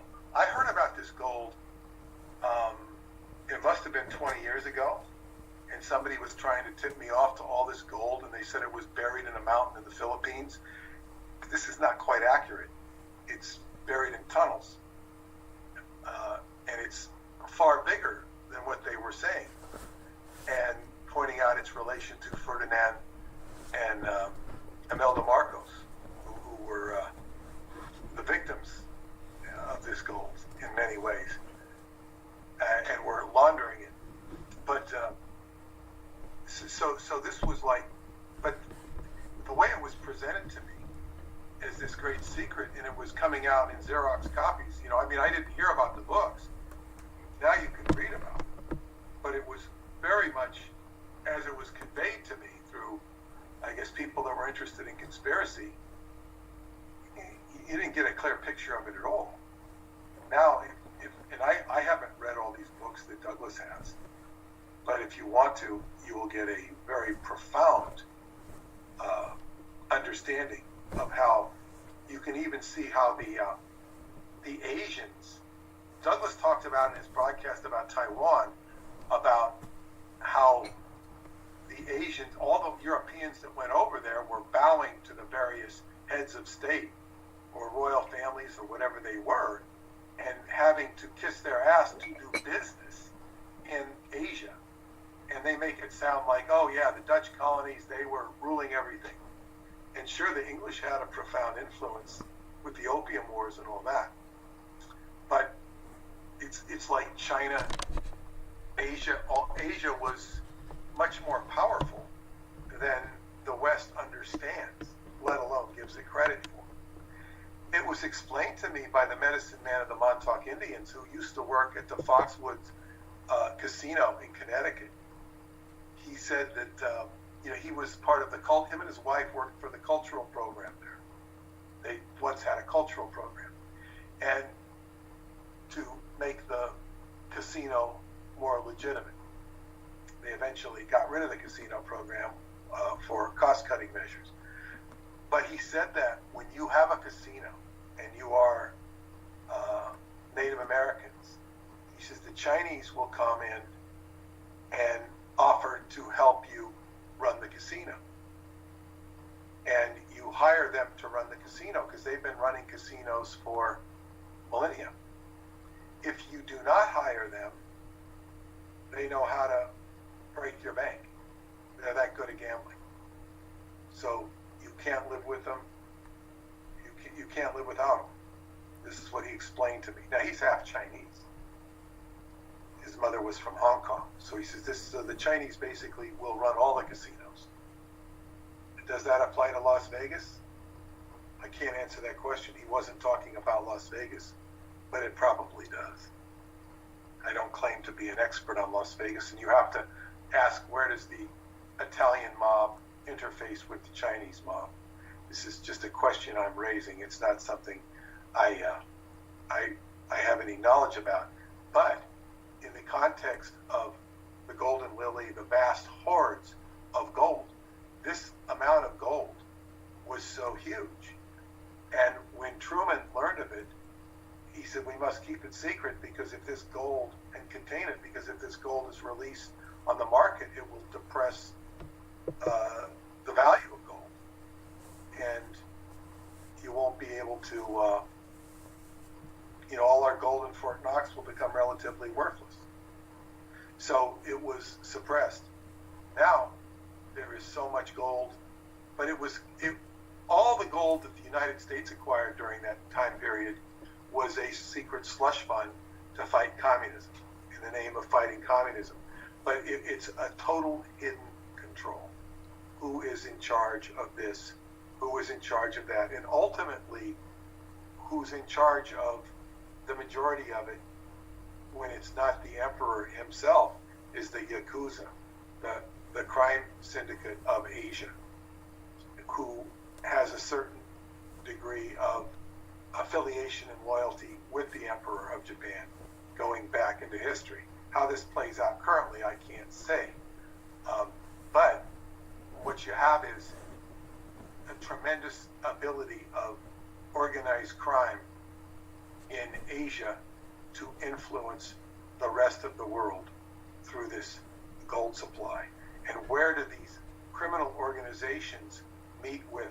One time was the OSS out there, when the OSS was disbanded.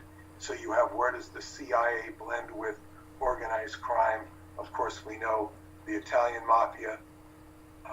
We know the Jewish mafia. And well, what about the Chinese mafia, so to speak? These terms, mafia, aren't necessarily accurate. Mafia means my daughter, my fia. While we're on the subject, it comes from, I learned this when I had some dealings with people who were on the periphery of the mafia, and I studied that where it all comes from is in Sicily. They had there was such lawlessness in Sicily, enforcement couldn't do anything. And you'd have these people out there raping women in the town square. So it caused this cry out of the people of Sicily to go, my fia, my daughter, you're killing my daughter, my fia. And this is why the mafia arose, was an organization to overcome the authorities and to defend the people. And this is why I imagine that Francis Ford Coppola, in his movie The Godfather 3, at the end of the movie, he has his own daughter, Al Pacino's daughter, Michael Corleone's daughter. She is killed on the steps of the Vatican, or the opera. I think it's the opera. And she's killed. And Michael Corleone is going, oh, it's like, I don't know if he says it. I don't think he says it, but it's my fia, my daughter, they killed my daughter. And this is the whole justification, historically, for the Sicilian mafia, to protect the family. This is why, if you talk to a mobster, they might say, well, he takes good care of the family. He's taking good care of his family. We take good care of the family. Father did what he did to protect the family. That's from the Godfather movie.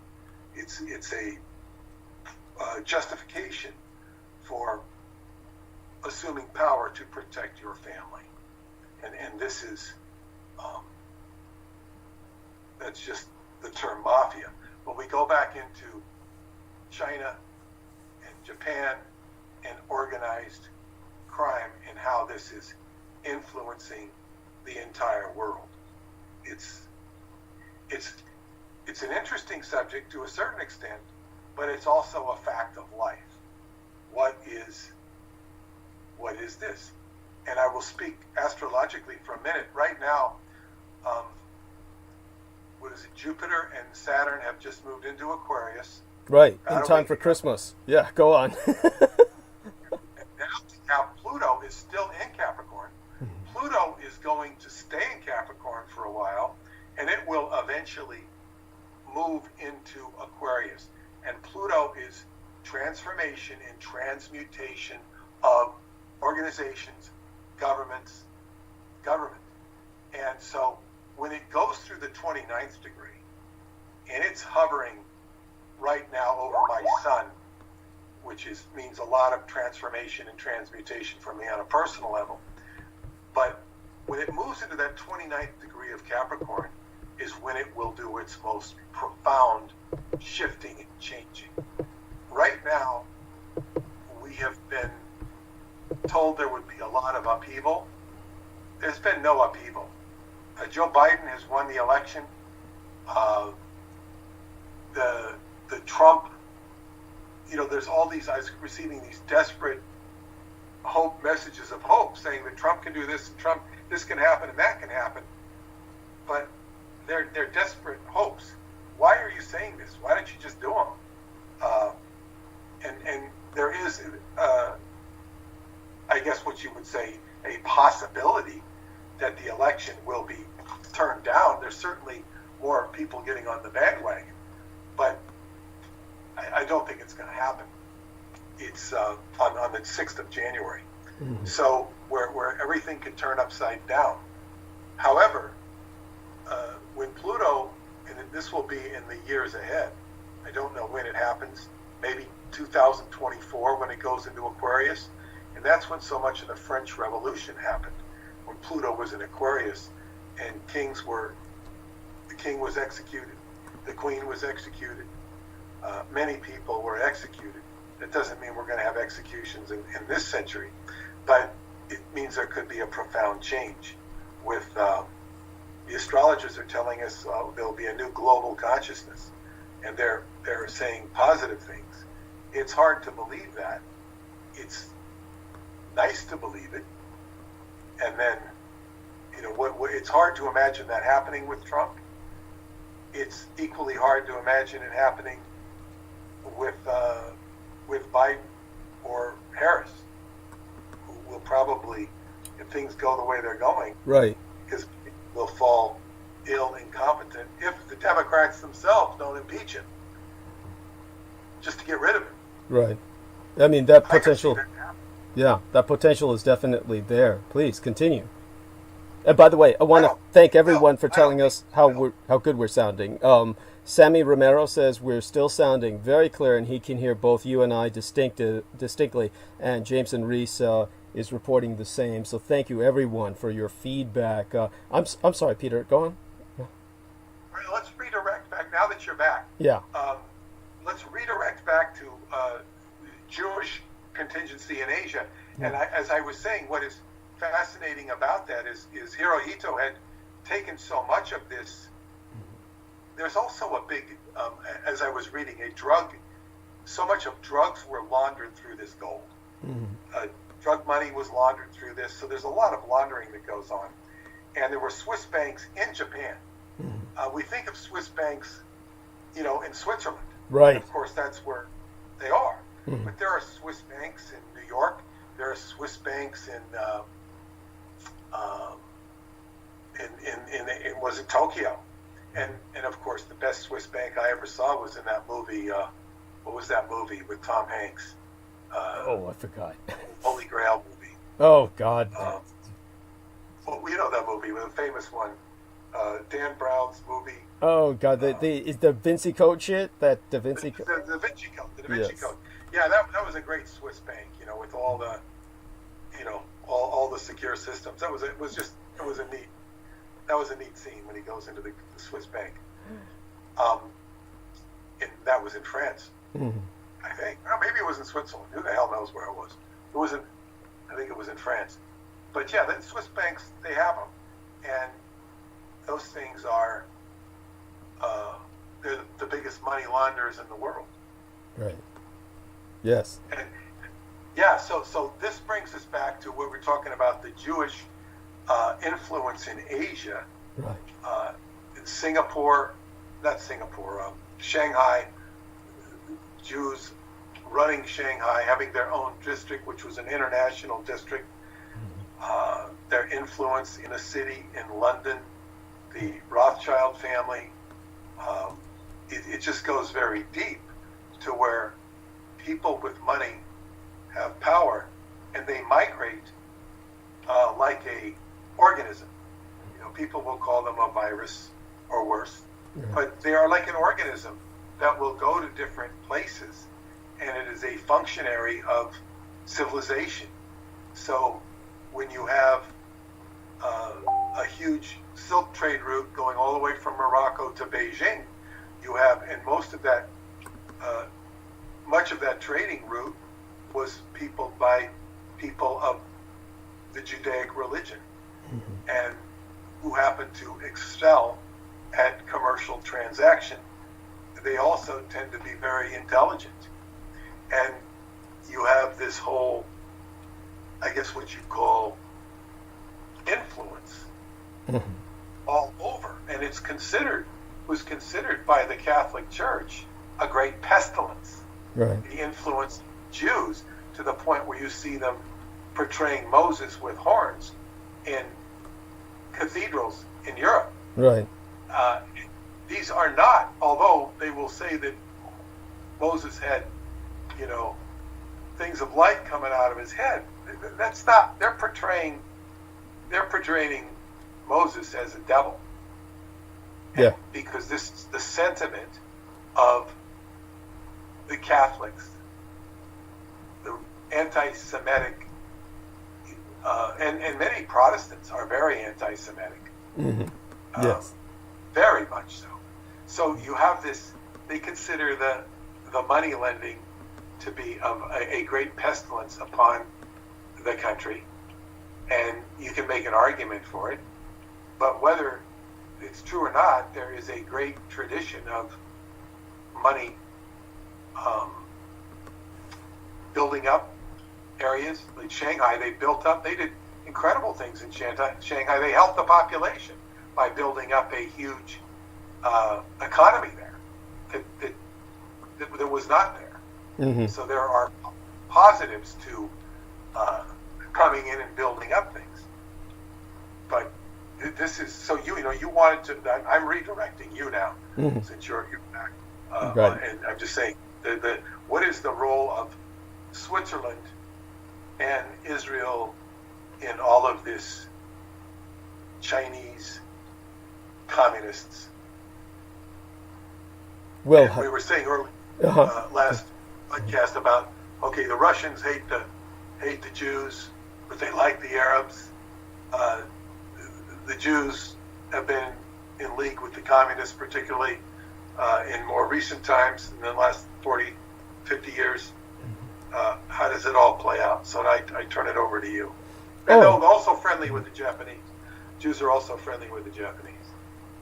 Well, they should be. That basically is because, as I've explained before, the Japanese set up what became, quote unquote, the Jewish Autonomous Oblast, what the Soviets converted it into. But the most that I can say is that, of course, what we have here is always, of course, the contradictions of history. And these things are, it's almost impossible to generalize because the dynamics of history seem to be so contradictory. And when you speak of the Jewish people in particular, you're going to run into endless contradictions. The only thing that would argue against a worldwide Jewish conspiracy would be the fact that there are so many conflicting dynamics wherever the Jewish people manifest. So you have this kind of obviously phenomenon, then you have this ideological communist phenomenon, and it's not difficult to see why people come to a conclusion of a grand global conspiracy to just devastate everything. And the Jews don't help the matter by essentially, because of their own cultural egotism, having a need to grab the credit for everything. So, in a sense, they generate this kind of conspiratorial mindset against them. If there were less of Persecution economic. yes, yes, it's a self-realizing prophecy. Example of this, it's just the bizarre nature of the whole phenomenon when it comes to Adolf Hitler. There is, and I see this consistently. It will be adamantly, obviously, anti-Nazi, and I shouldn't even say obviously anymore because it's no longer the case. One of the things that I don't feel I emphasized enough when Peter Moon was with us in the last transmission was the fact that in Israel, the Netanyahu government and all of the right-wing reactionary movement that coalesces around the dynamics of that movement, they consider neo-Nazism and the reactionary right-wing so-called populist, the elitist, the populist-personated elitist movements happening throughout the world, whether it's the Putinista regime or Viktor Orban in Magyarország or Hungary, whether you're dealing with that or Bolsonaro, who visited Israel and was honored there. You have a situation in which the Netanyahu government and the right-wingers of Israel consider neo-Nazism to be fabulous. And they consider the neo-Nazis all over the world to be their ideological next of kin. This is what Israel has allied itself with.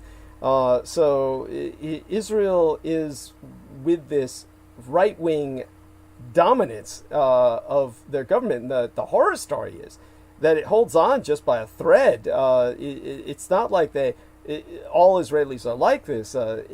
He doesn't win his elections. He's just tying his elections. Every single election is a tie, but the ties don't matter because his personality is so dominant by sheer inertia, and all of the dynamics of the power system are behind him at this point because he's corrupted everybody around him and corrupted the power system.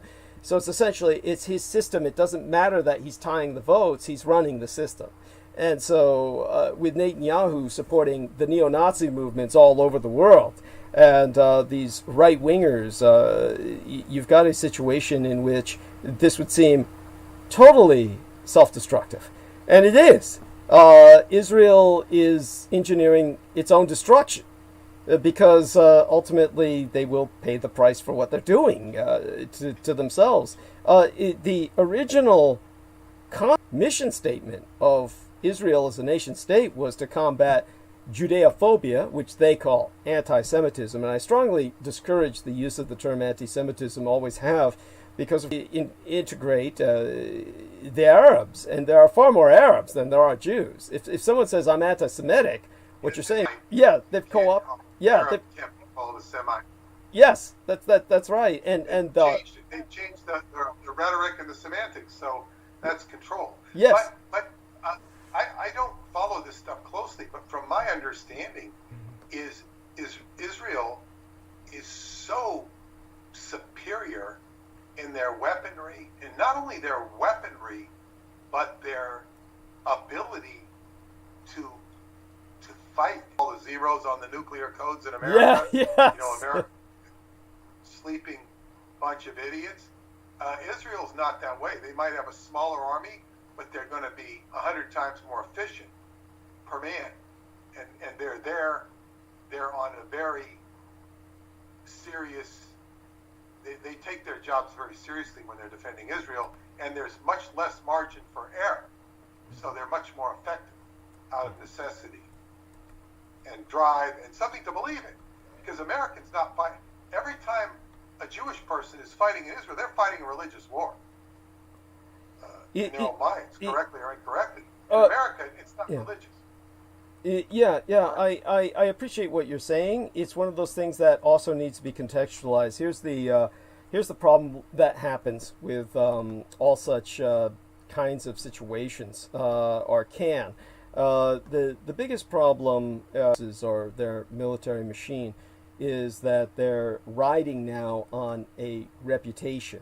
and they are formidable. There's no denying that. The fact is, however, that it's nowhere near what people think they are. Simply that at the number of factors that come into play, the Israeli defense forces around the time of the Second Intifada in Lebanon began to really disintegrate. And it has to do with just the fact that they were operating at such an advantageous position. This wasn't like the first 6 Arab-Israeli wars. The first half dozen Arab-Israeli wars, the Jewish people were fresh out of Europe, and they were literally trained by the Nazis, literally trained by the SS in operational tactics. And not only that, we're using German weapons. Don't take my word for this. Look it fucking up. You were at a situation where I can even personalize this. You had a situation where if you look this up, you're going to find out a whole bunch of bullshit where they'll say it never happened, but you'll find all this trail leading up to something that people will say never happened, which is Magus Anton Szandor LaVey, the founder of the First Church of Satan in San Francisco. He just claimed outright, and these are just firearms. We're not even talking about the tanks and the planes. But you can look this up yourself. If you take a look at Israel during the first conflicts with the Arabs, tanks, they're using fucking Panzers. They're using Tiger tanks. They're using Nazi weapons. It was my father, Adolf Hitler, who gave them a fighting chance, who taught them how to fight. And so Anton Szandor LaVey was smuggling German weapons out of Germany after he had visited the death camps.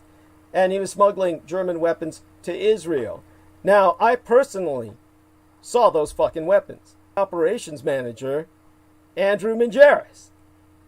And I saw the packages being opened so Andrew could inspect the contents, make sure the guns were all greased, sealed up the boxes again, sent them anything in the mail.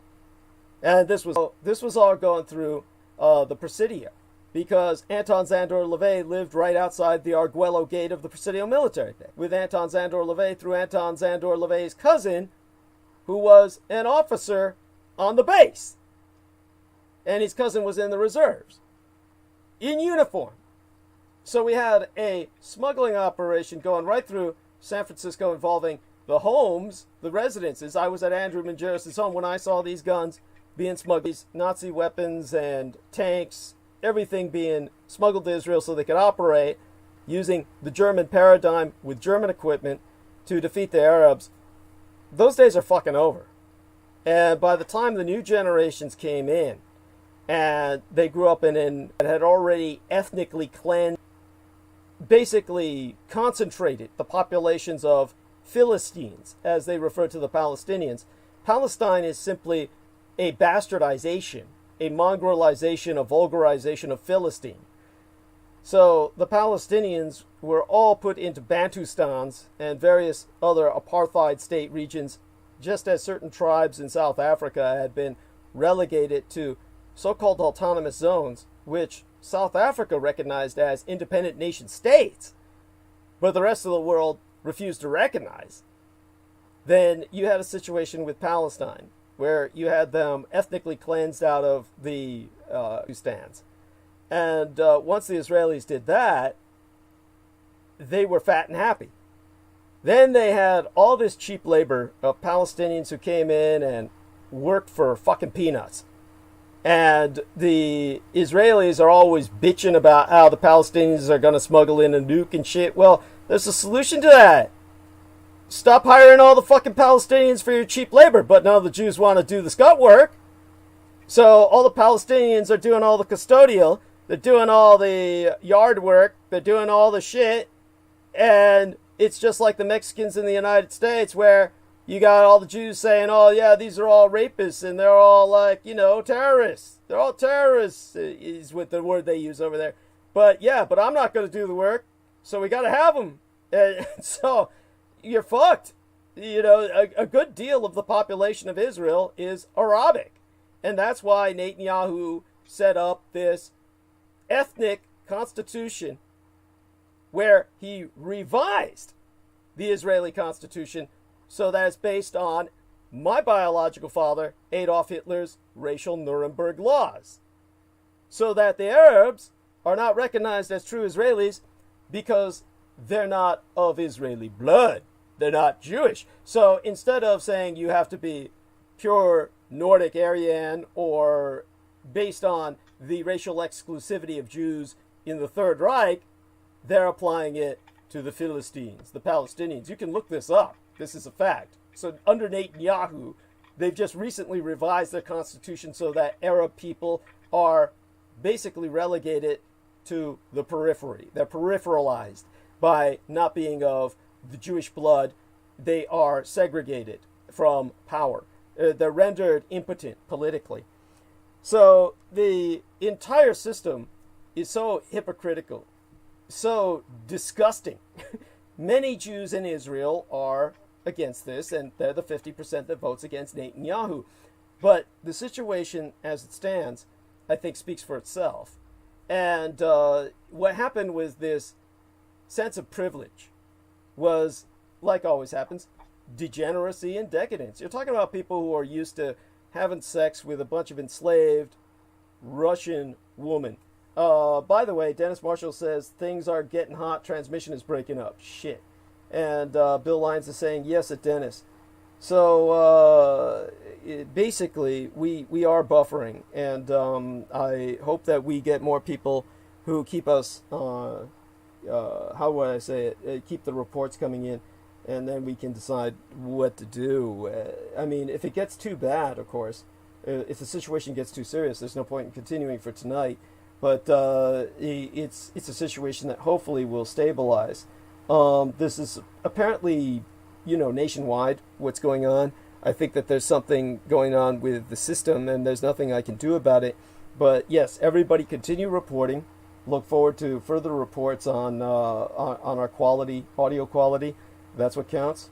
And Bill Lyons is saying, shit, we're missing the good stuff. So, all right. So we might be being intervened with.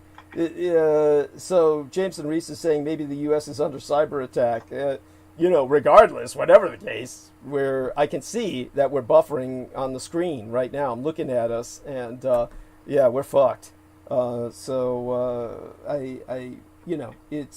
demotivating. I don't know how much further to continue with this, but I think that we've covered what needs to be covered for now. I can go more in depth into it after Peter leaves. He's probably going to retire for the night soon, and then I'm going to have Jameson Reese kind of hold the stage while I just kind of settle myself further into preparing for monologue tonight. But obviously, I thank Peter for bringing us into the subject.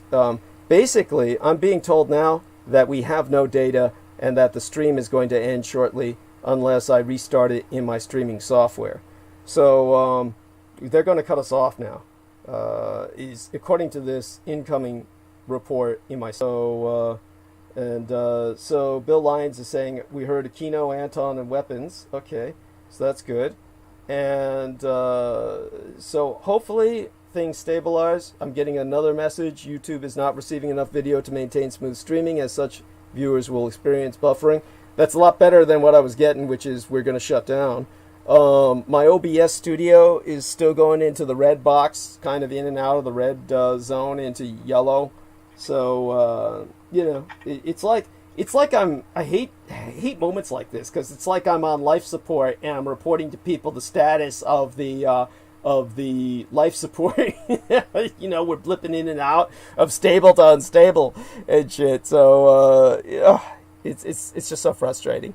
Aside from that, personally, Peter, thank you very much for joining us tonight. And let me take a look at the time in New York right now and see what time it is. 11:15. I'm just looking at Anton LaVey's old house was very close to the Presidio. Yeah, it's right outside the Arguello Gate. Yeah, and his cousin worked inside, and the amazing thing is that he was never involved in any of the scandals.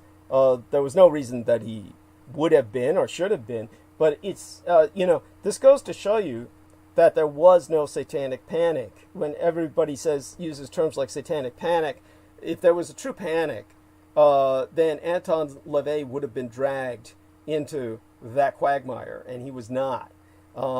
He was very aloof from it, and no one ever accused him of child predation because he wasn't involved with that. Well, not, on the base at least. And so, it's interesting though. I looked him up, and it says, I looked up what does it say? Anton LaVey smuggling Nazi weapons, and there's it leads to a it has the name Elron Hubbard. It says it says the master plan, racism, white supremacy, YouTube, Jack Parsons, Elron Hubbard, Anton LaVey, and the Nazi connection. I don't know if it's a credible YouTube, but it's certainly somebody's mishmashing them all together. Wow. Holy shit. Well, I could see why that would happen on what you yourself have covered with Elron Hubbard's connections with the OTO and Aleister Crowley and all the rest of that. I'd have to take a look at it. Feel free to send me the link in the messenger box, and I'll take a look at that at some point. Sure. Yeah. It also says here, Jewish Church of Satan founder Anton LaVey was a Zionist gun. But this is a Camelot Daily. It's a link on Project Camelot. And my friend Dennis will get a kick out of the fact that Anton LaVey's real name is Howard Stanton Levy. That's right, Howard Stanton. Howard is the name that shows up all the time, like Howard Hughes. And Howard is a very ubiquitous name when it comes to certain key people. Right. Howard Hughes, Howard Hunt. Well, don't forget Marvel Comics remember Marvel Comics had that short-lived, hideous phenomenon that was wildly popular in its day, Howard the Duck. And of course... Howard the Duck. Yeah. That was George Lucas. That's another prime example. It says video unavailable on this. Oh, well, that gives it credibility. Yeah. Oh my God. That's what a disappointment. So let's see now if we're. There's plenty of other connections. I don't know. Okay. Yeah. We're either things have stabilized or we're offline. I got a sign there for a second in studio that says no data. Bill Lyons says, think it's good now. Either he thinks it's good now because we've stopped streaming completely. It's better now and things have somewhat stabilized. I'm still seeing the red box where I'm at. Honestly, this sucks. This sucks ass. So we're just going to keep rolling as well as we can. Honestly, you've done so much for us, Peter, and I think you deserve to get a rest. Retreat into the gentle night, and our man Jameson and I will take it over from here, and then I'll start monologuing soon enough. And obviously, this will give me a few more things to timestamp for you, but definitely your presence has always been a privilege. And one of the things that I guess we could have said about the situation in Asia is that when it comes to the Jewish people who were involved in the communist revolution in Asia, this is something that has been just part of this intellectual strain of Judaism taken to the extreme, where many of them were just ardent supporters of communism. And so the end result was they did their best to realize communism as far as they could all over the world. And it was something that resulted in many people reacting against them, which is why you had people tend towards fascism as a response to this communism, and it was a response to the Jewish people who were fostering it. So that proved autodestructive as well, as Jameson Reese is saying.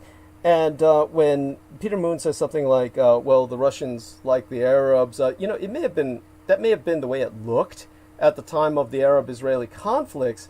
This was only because initially, as I pointed out before at length, under Joseph Stalin, he thought that he could gain an outlet in the Mediterranean by supporting a Jewish people state, a communist state in Israel. And so he became the biggest supporter of Israel for many years until the Israelis just felt they had no more use for him, and they became an American satellite state, essentially. Became very involved with America, and this was under the Kissinger regime that it manifested to its full destructive potential, where Henry Kissinger, with Richard Nixon's ass hanging on a thread, was on his way out, and in that horrible twilight period where there was no one really running America or the American empire, whoever was running America was one thing, but Henry Kissinger was definitely running the American empire. And at that point, he dedicated total U.S. military commitment to Israel, whereas Europe, Japan, China, and effectively the world sided with the Arabs. So if the Americans had not backed up Israel at that point in time, all of their operational acumen would not have saved them. They would have been wiped off the map. So it was America that rendered Israel effectively into a 51st state of the United States at that point. And ever since that time, Israel was essentially running America's foreign policy, to the point where it was like a minnow dragging a whale in its wake on a line through the Mediterranean, on a course towards apocalypse or Armageddon, wherever Israel will take it. But in terms of where we stand today, everything has changed in so many ways. In terms of the Russians siding with the Arabs, that's no longer the case. You have a kind of cyclopean mafia link to the Israelis via Vladimir Putin, where, as I said, you have this constant influx of Russian women into Israeli brothels to be exploited by people from all over the world in the flesh pots of Israel. And in that sense, the Russian mafia, because 1/3 of the population of Israel is now Russian, is probably playing a great part in running Israel. And in that sense, Israel has finally become that outlet into the Mediterranean for the Russians that Stalin always wanted. He turned against them when they turned against him, and that's when you had the Soviet Union, after his death, siding with Arabs. Now things have gone full circle, and the Arabs have made peace with the Israelis. And since the Arabs have abandoned Palestine, and Palestine has become far more of an Iranian state, Hezbollah, the army of God, is completely Iranian funded at this point and Iranian armed. Then you have a case where the Arabs and the Israelis are now uniting to create a common united front against the Iranians. So the Chinese are supporting the Iranians and the Palestinians. So that's the lineup there, and whereas the Russians would be more on the side of Israel. This is why all of the events converged to destroy Armenia. Armenia was surrounded by enemies in the north. Vladimir Putin would not help them. And Armenia was attacked by Azerbaijan and wiped off the map. The East Armenia was.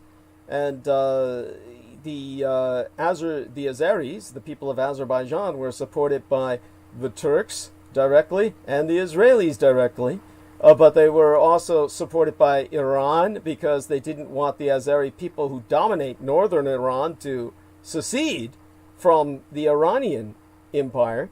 So they had to support the Azeris, and then they wound up as well with the Russians vicariously supporting them. So everyone was against Armenia at this point.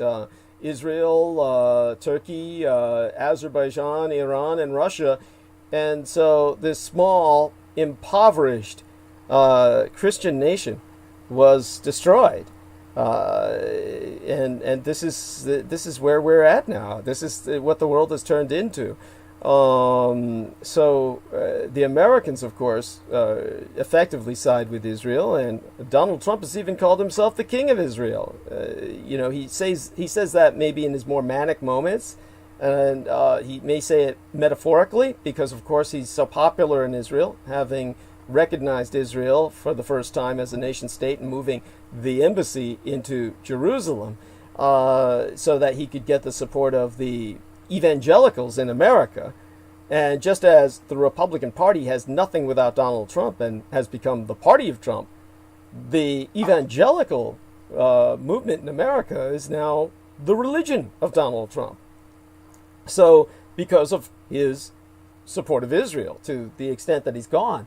So you've got the Russians and the Americans. Of course, this is where it's buffering again.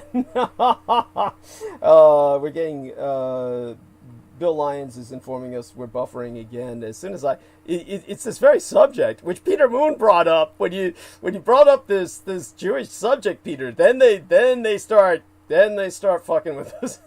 They're fucking with the band. Well, it's the one thing I've learned from what you're talking. It's so damn complex that you can't wrap it up in any sort of just one line summary. And that reminds me. That reminds me of what. Complex. Yeah, I'm sorry. Go on. It's too complex. Yeah. And what I would say is, in Israel itself is so complex that I think it can be best likened to the 72 or jinn, or the 360. All the 72 jinn that can be dark or negative. Yes. So you could have Jewish people going into an area and making it thrive and helping it, coming to the rescue, and then you can have the reverse of that. And and this is like, when you consider it from the Solomonic reference point, you could say that everything emanates from that area, at least from one theological perspective, and it's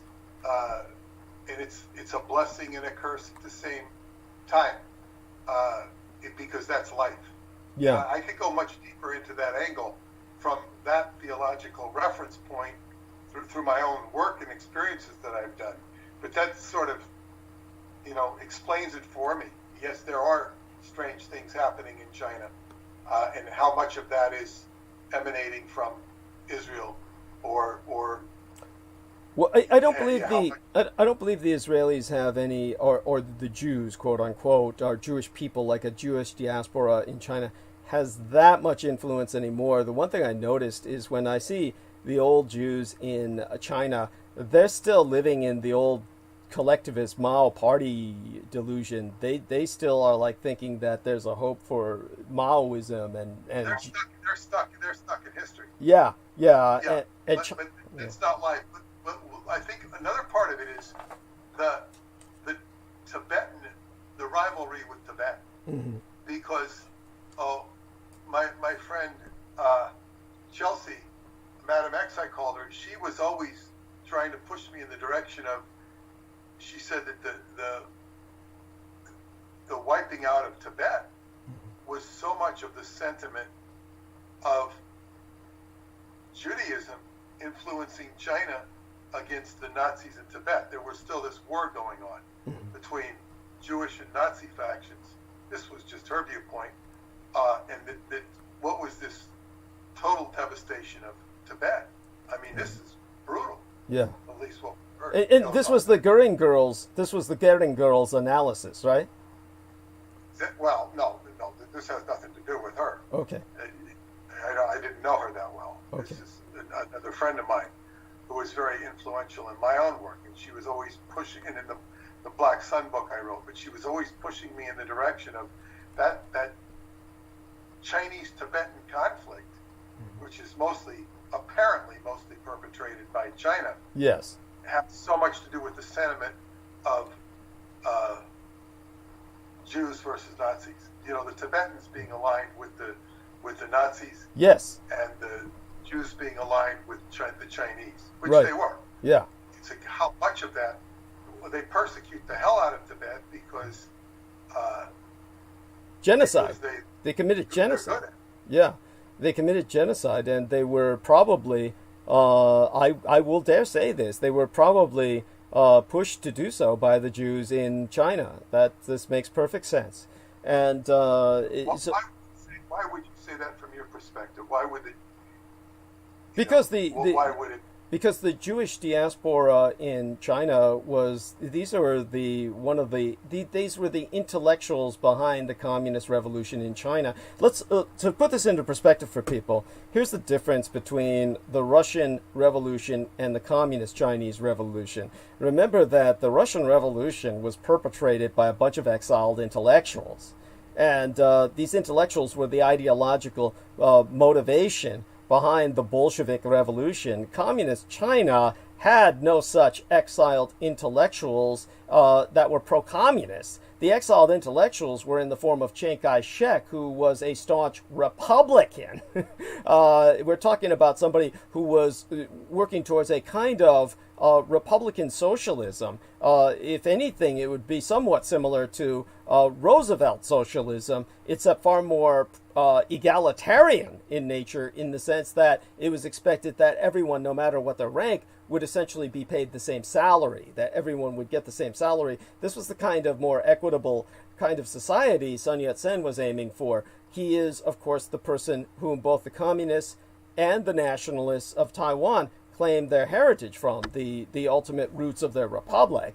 And each communism on the mainland is the People's Republic of China. Nationalism on island China or Taiwan is the Nationalist Republic of China. They're both republics, and they claim their legacy from Sun Yat-sen. That was the exiled intellectual, but he was definitively not communist. So the exiled intellectuals who provided the ideological motivation in China were the Jews.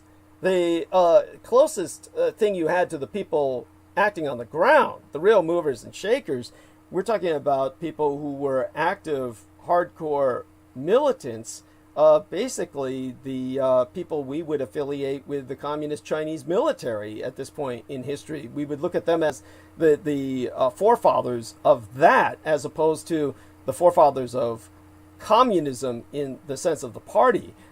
Certainly there was Mao Zedong, who was himself a librarian, but as I've said in the past before, you don't get empires that are built by homeboys. Homeboys do not build empires. Homeboys are like, they're just too fucking, how would I say it? They're limited. They have no sense of cosmopolitan scope.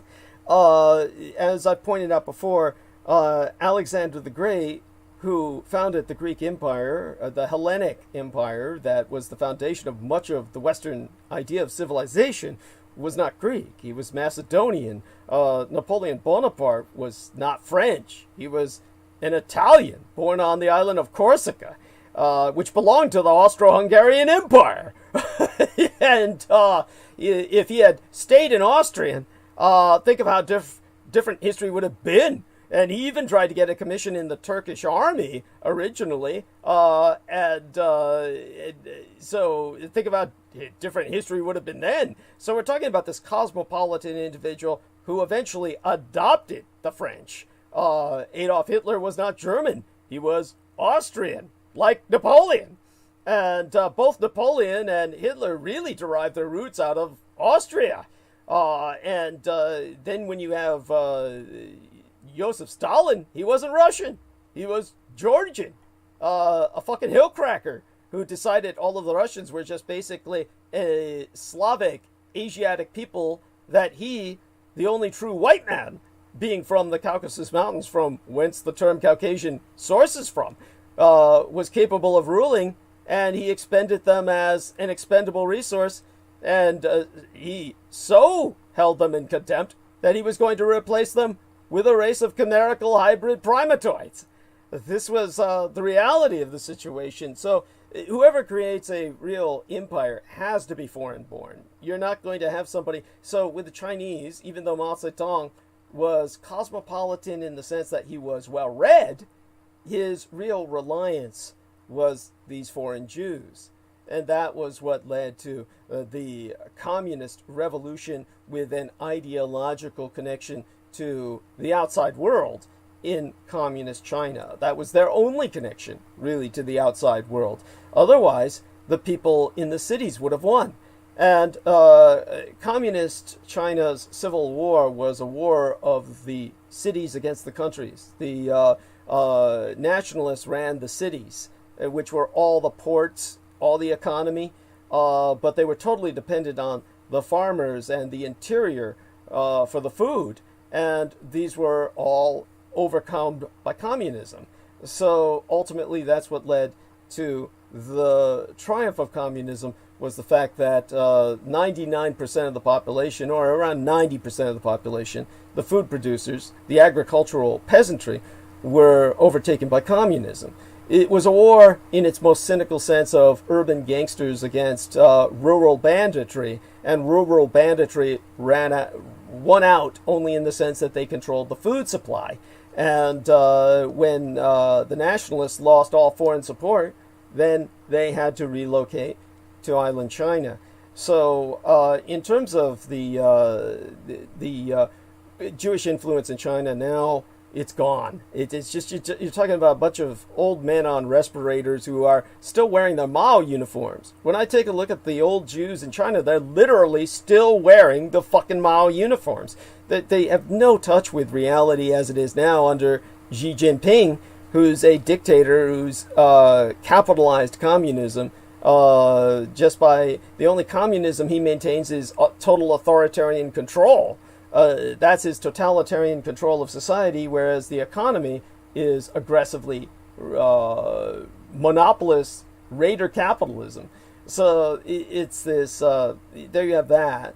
As for the what happened to the Israeli military, what I remember now to bring up about the Israeli military and how it disintegrated by the time of the Second Intifada, with a bunch of spoiled generations of Jews believing that they are the chosen fucking people, into believing that founding fathers of Israel, who were all atheistic socialists, these people truly do believe that they are the chosen people of God. They just degenerated in their warfighting capabilities. They're basically a apartheid police force. They are basically cracking down on a population that they consider to be insurgent, but this is not war making. So by the time of the Second Intifada, they were bombing from the stratosphere, just like the Americans were in Vietnam. I mean, basically, they were just doing what the Americans were doing with Operation Linebacker. By the time of the Second Intifada, they literally had planes in the stratosphere dropping bombs all over in Lebanon. It was a joke. This wasn't combat anymore. It was just, you would just call it kind of like counterinsurgency suppression, and that was the most you could say about it in terms of trying to provide it some kind of analysis. By the way, I'm seeing this buffering going on everywhere. It is definitely the internet. The internet is really fucked tonight. But hopefully people are still hearing us, because hopefully this is just going on record. Hopefully, if nothing else. You were good the last couple of sentences, and I think you're okay now. It got broken up a bit. People were telling you. Okay. I don't think it's for long at all. Okay. Good. If my machine is an indicator. Okay. Good. And so hopefully that clarifies something. So Israel is now it's degenerate. It's effete. It's no longer, its military is formidable in the sense of its equipment, and in the sense that it's got a professional military that can potentially launch nuclear missiles almost anywhere in the world if they want it. They have a submarine force capable of launching missiles at Pakistan if they want it. But the Pakistanis also have missiles. So you have a situation where the Israelis are no longer the force that they were. They are becoming more part of something else now, part of a grander Arab but Israeli kind of co-prosperity sphere. They'll have their own kind of little regional powerhouse, which is fine, I suppose. And ultimately, I have several of my own predictions I've gone into before, just that they're, what will happen in the future. No need to go into that now. But there we have that, and hopefully that brought us, back to, addressing what Peter Moon introduced as the topic in time for him to... It's very good. It's very good. You answered a lot there. Thank you for that. Thank you. I appreciate that. You're wonderful, Peter. Well, you bring out the best in me. And, it's definitely been great having you. You're welcome to stay as long as you wish, but if you feel like it's time I'm going to sign off now. It's good. And do some more writing on your book tomorrow. Wonderful. And for the end of the year. And we'll wish everybody a happy new year, and goodbye for now. Yes, and Jameson is gone for a snack, so it'll just be myself giving you best wishes for the night, and we all adore you and share our love with Paula. Okay, and remember to send those timestamps. I will. Thank you. Okay. And, right. Bye-bye. Okay, bye-bye for now. And with that, I'll hold the fort as best as I can till Jameson returns, and certainly what I'm going to be doing is just... for the moment, just kind of, I might as well start the solicitation so I can at least get that out of the way. I mean, if we're buffering, that's really the best time to do it. And, okay, give me just a second here to dredge the... Obviously, tonight's been a struggle with the internet, and Mein Kampf, my struggle be thine own. Contribute to this struggle at paypal.me/Douglas Dietrich, where we now be accepting contributions via PayPal Holdings Incorporated at douglasdietrich.com. Of course, indicate that I am a friend or relation when you make your donations, so that way PayPal doesn't take its bloody cut and turn your even-numbered contribution into some butchered form of donation. And in all due acknowledgement unto our own personal hero, we ask it of everyone moral and our fiscal support. On behalf of our dearest English brother in battle, John Henry McMills Warrington, whom you can friend and follow via his Facebook timeline at facebook.com/john.war. Of course, if anyone were worthy of some kind of fiscal recompense for their support of my activities, it would be he. And you can subscribe to his Maggot channel, which has much of my materials thereon, at youtube.com/c/Magator, which be spelled MAGGGOTAUR, he being the property manager thereof, who also serves as Team Thrax, Dietrich's or Dragon's ultimate post-episodic producer, and our final productions archivist at douglasdietrich.com.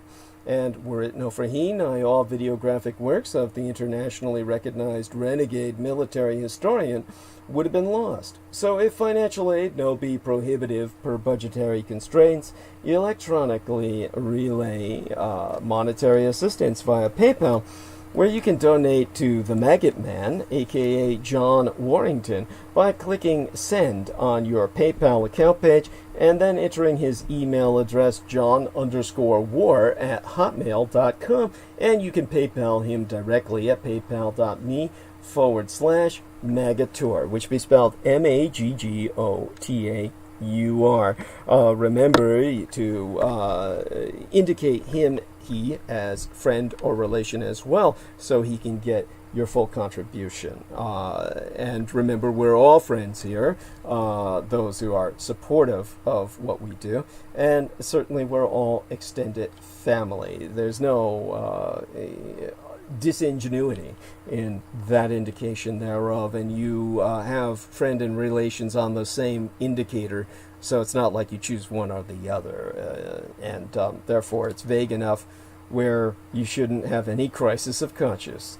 Aside from that, our Maggot Man was the Grand Magator, was the man who, of his own initiative, downloaded much of what I produced or published on YouTube into his own hard drives, which is how we were able to reconstruct my legacy on the internet, no less than thrice, the 3 times that my legacy was completely scrubbed from the internet. A reconstruction thereof would not have been possible without John Warrington acting as the bridge between the Akashic records and the cyberspatial data matrix of our material plane of existence. So in that sense, he is my creator. And now you too can do your part to help in the fight against total annihilation, whether it's of my legacy from the internet or all life on the surface of the earth, which be the ultimate objective of the cults of the kings of Edom, from whom I have been waging my struggle against through all these decades, the greater part of my existence at this point.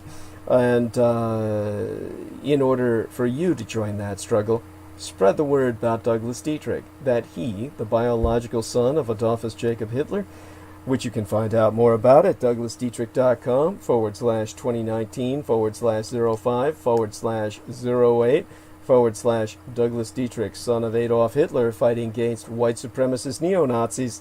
And confer while there a footnote on my bio, sire, where you'll find the meaning of the name of Adolphus Jacob Hitler, the name what made the man. Once you've enlightened yourself with the knowledge that you'll find from those sources, take it upon yourself to spread the word far and wide to all and sundry that the scion of Adolf Hitler, Douglas Dietrich, is alive and well and resident in the city and county of San Francisco. And if at all possible, encourage others to electronically relay their contributions at paypal.me/Douglas Dietrich. Jameson, I'm going to finish with this solicitation, and then I'm going to have you kind of take the stage. I'll be here on stage with you, but I'm just going to kind of finalize my searches around the internet for what to analyze tonight. I already have a number of things that I will be tackling, but still will be rounding that out. So hopefully you can buy me some time when I'm done with solicitation here, and hopefully by that time you're done with enough of your snack where you can hold the stage. And word to the big bird. Okay, that's a bit cryptic. And not quite sure what's meant by that, but affirmative. Thank you, sir. Yes. Okay. Yes. Got it. Yes. That's a bit of Vietnam War era slang, I believe. Either that or it's new street slang I haven't caught up with yet. At any rate, I do remind others, if they decide to contribute, that they too ought to indicate myself as friend or relation, so that the middleman doesn't take their pound of flesh. For people are forever asking, Renegatus Humanis Arma Maza Eruditio, the renegade human weapon of mass instruction, what they can do to fight the pedo-patho-philocracy, such being our present Slavo-Western government by patriarchy of pathological pedophiles. You can all help spread awareness by supporting myself. We have a new contribution page on douglasdietrich.com where you can make a donation online using either the credit or debit card.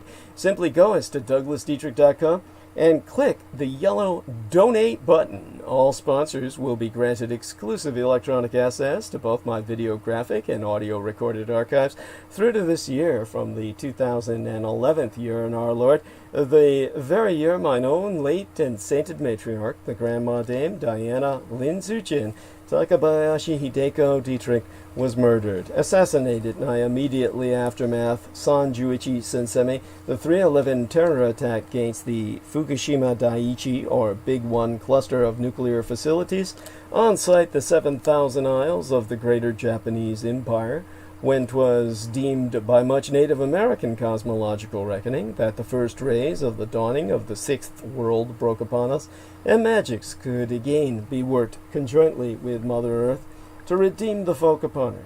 They're not on YouTube anymore, whereon the intra-global crisis analyst Douglas Duane Dietrich long ago established his high-profile visibility platform per rationale of personal security by way of public promotion. Only on contribution will their membership be processed within 48 through 72 hours, between 2 to 3 days. For full access to all mine archives, meaning all those videos that John Warrington saved, aside those on the Maggot Douglas Dietrich channel and the YouTube channel named Taboo Bros 2, which be spelled TABOO space BROS space Roman numeral 2, as managed by the mixed martial arts maestro Daniel Arola, whom you can visit at facebook.com/Daniel.Arola.3 of Damage, DAMAG, Daniel Arola Martial Arts Group Incorporated, Cali Combatives. Optionally, mail either checks or money orders, never cash, to the personal residential address of the Mr. Douglas Dietrich, which itself be listed on douglasdietrich.com/donate-2. The most important thing being that people regularly donate what they can within their means. Foremost among Axis Daddy D's donors, aside his mistress and manageress, Selena Khan, and his former web mistress, Lena Shea, be our most beloved greater British brother in battle, the team Drax, Dietrichs or Dragons, heavyweight lifting keeper of the spirits, and YouTube Bizarre HD channel managing mixologist George Edward Knight, whom you can friend at facebook.com/George.E.Knight.7 and subscribe to his channel at youtube.com/user/bizarrehd, which itself be spelled BIZAREHD. He being mine own personal hero, who hast substantially delivered towards my salvation from the streets, and whose self-produced videos entitled How the United States Won World War I and Why We Are Still Legally at War with the Third Reich both be factually substantiated per mine own expositions. As well, you will find on his channel trailered the 1,000-Year Reich in Exile, currently under production, and subtitled The Third Reich's Flugelrad and Hanabu Technology. I'm going to take a look at his transcription of what I shared with him and add some facts to that sometime shortly after New Year, in case he's listening. A shout out unto he, dear brother George, and thanks, of course, for Mr. Knight's infinite patience. He is, of course, the father of a beautiful young girl. So, congratulations to George Edward Knight, who has brought another wonderful Anglo-Saxon human being into the world. A beautiful young girl with a bright and brilliant future, who provides hope for us all in these grim and terrifying times of darkness. Indeed, the last Dietrich, the son of Dietrich's, or son of a dragon's, Anglo-corrupted as Dracula's, expositions via YouTube would not be possible sans generous benefactions from my listeners on a monthly basis.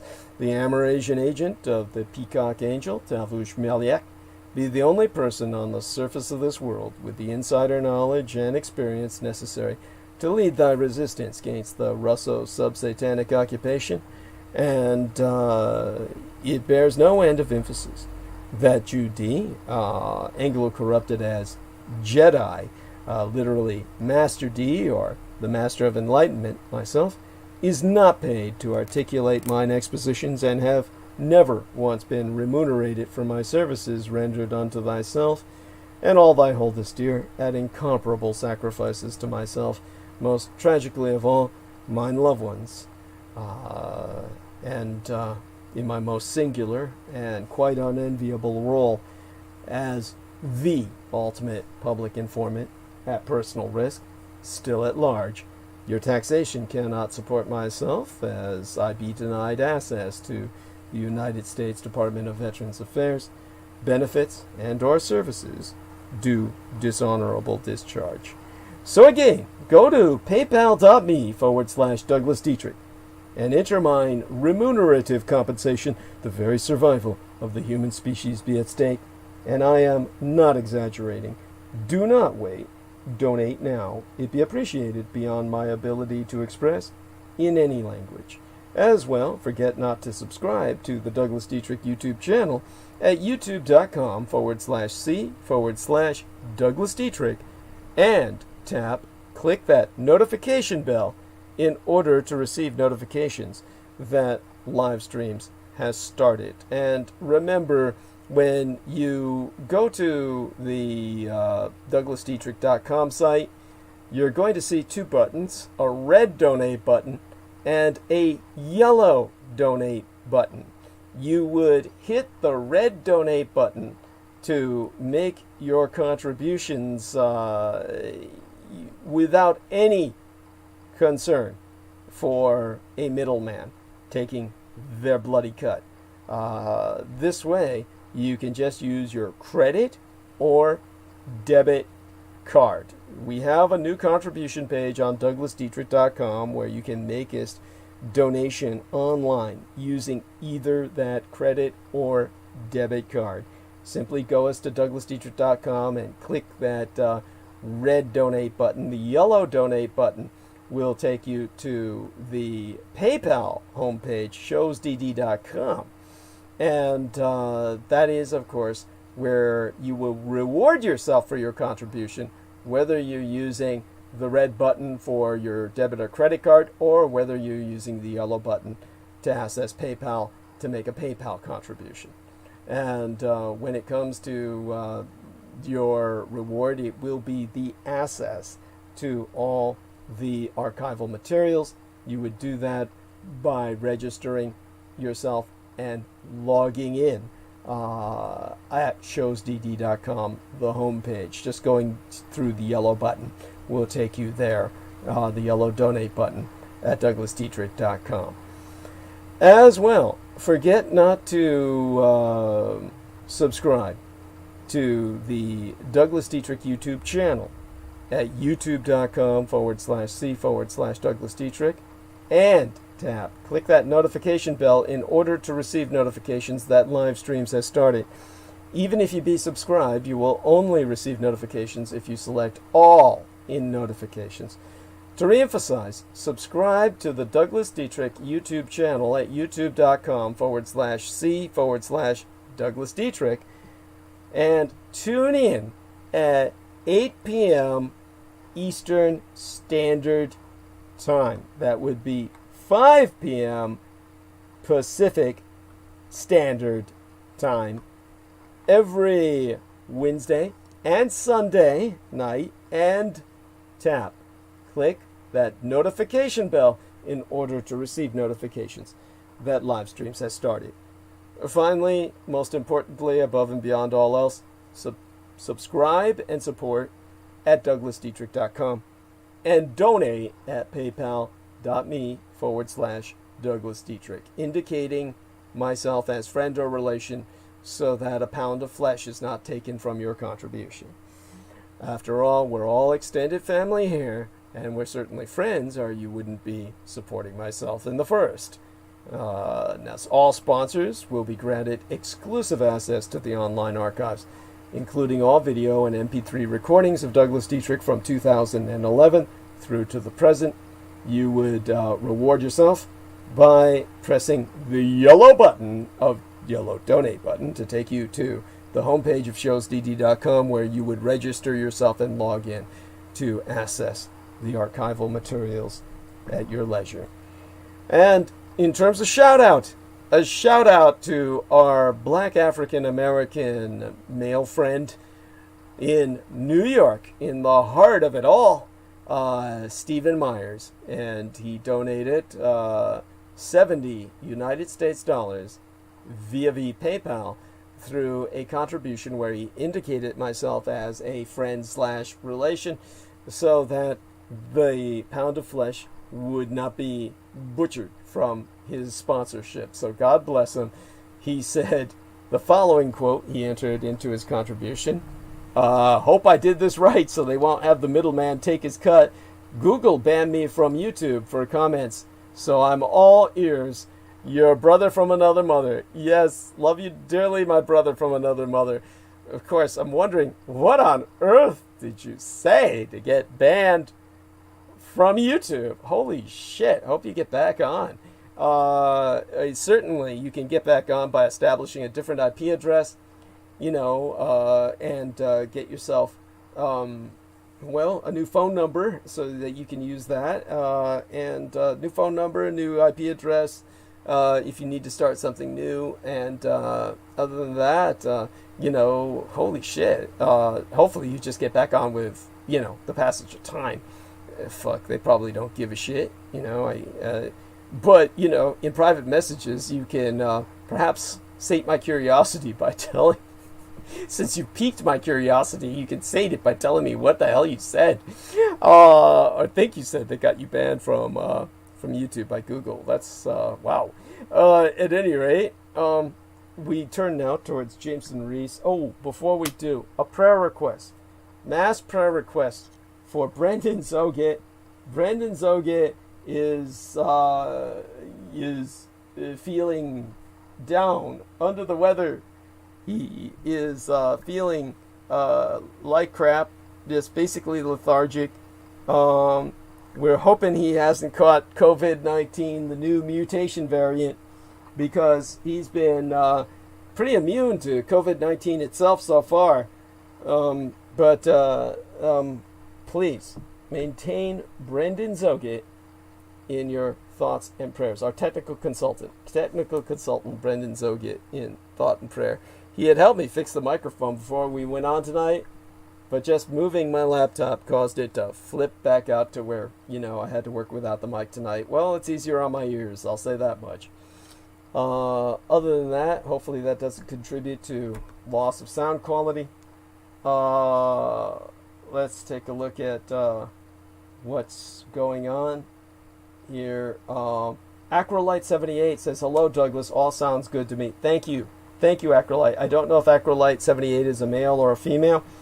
I will assume male for now, so hugs. Otherwise, if it were a female, I'd blow her a kiss. But let me know what gender you are, Acrolite78, if you wish. Up to you.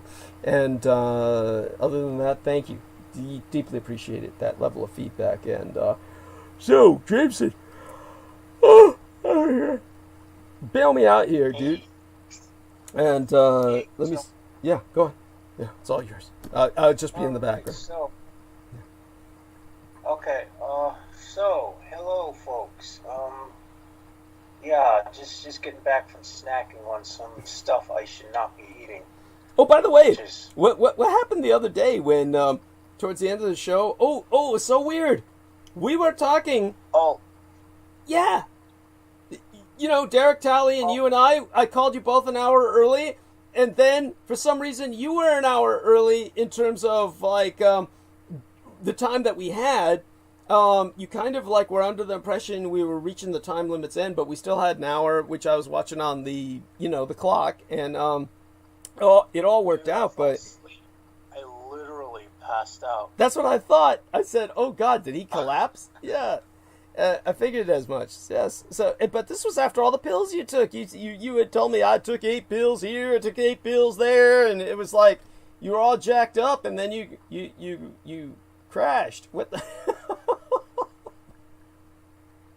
it's kind of unpredictable like that. Sometimes, you know, if I notice if I do everything in the daytime, it has a stimulant effect. If I do it in the night for some reason, my body just processes it differently, and it just knocks me out. So it's kind of weird like that. I'm not gonna bother doing it tonight. I'm just gonna I'll fly as I am. You know, in fact, I'm probably gonna wind up standing up, so just to keep myself awake, because I can't sit for more than like 30 minutes without getting antsy and irritable. Okay. All right. Yeah. And I'm so used yeah, to go. being for like hours and hours that it's like my legs are like, get up, get up. Oh my God. Well, I hear you, and well, definitely appreciated that you're here with us at all. Matter of fact, obviously, you're the only one here with myself, so I hope you have some stories prepared.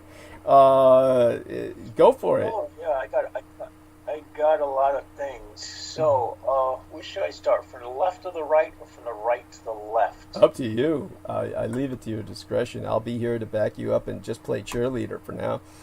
I'm just looking. All right. Yeah. So, Go. supposedly, animals keep evolving into crabs. This is according to Popular Mechanics, but I did see this article elsewhere by another science journal. So let's see what happened. The internet has rediscovered carcinization, the separate 5-time evolution of crabs. Parallel evolution is not unheard of by any means, but crabs have done it a lot. Their repeated similar evolution makes them interesting to scientists. Those are bullet points. Why are they talking about the... okay, I'm just going to skip to when there's like when the sentences seem irrelevant. I'm kind of just going to skip over them. Mm-hmm. All right. Crabification, technically carcinization of different species over time. By the way, Seems just to you know, the term carcinoma is, of course, crab is a means crab, and yet it's become affiliated with cancer because that is the sign of cancer of in the stars. The zodiacal symbol of the stars, the crab. If you're born under the sign of Cancer, that's the sign of the crab. There you have it, carcinoma. And so carcinogen means something that causes cancer, but then the carcinization means that it's the evolution of a life form into a shelled invertebrate. So there you go. Just thought I'd bring that up. There's also the STD of crabs. I wonder, are those crustaceans too? Isn't that interesting? I think so, yeah. But you look that up, and I'm sure we can have the audience help us with that. Yeah, are these crabs that you get is STDs? Are they a kind of crustacean? You know, that's I think so. Yeah, that's there you go. Thank you. Yeah. That's All neat. right. Yeah, so that's pretty fucking gross, right? Things keep evolving into crabs. Sounds pretty fucking H.P. Lovecraft shit. Yeah. Oh yeah, that reminds me of that's the only story that I have to finish reading, which is the last story in that book. Oh, by the way, thank Where- God, Maria Michaela Gregorich says the internet is back. So if it's back there where she's at in bumfuck Quebec, then by God, then it should be back for everybody. So notice that this is after we were talking about all the Jews and Israel and shit. Then it comes back. I mean, you know, I don't buy that there was a conspiracy specifically about that. This was probably something national, maybe even international. But Oh my hey, God! pretty synchronistic. Wait a minute, we have to blame what's his name? Oh my God, who's the go-to guy for everything? The guy who funds Black Lives Matters and Antifa. Oh yeah, George Soros. Yes. It's all Soros' fault. There you go. Yes, it's all George Soros. Yes. Anyhow, I'm sorry I interrupted you. So you were going to bring up the last story that you had to read. What was this? A Lovecraft anthology book or what? Oh yeah.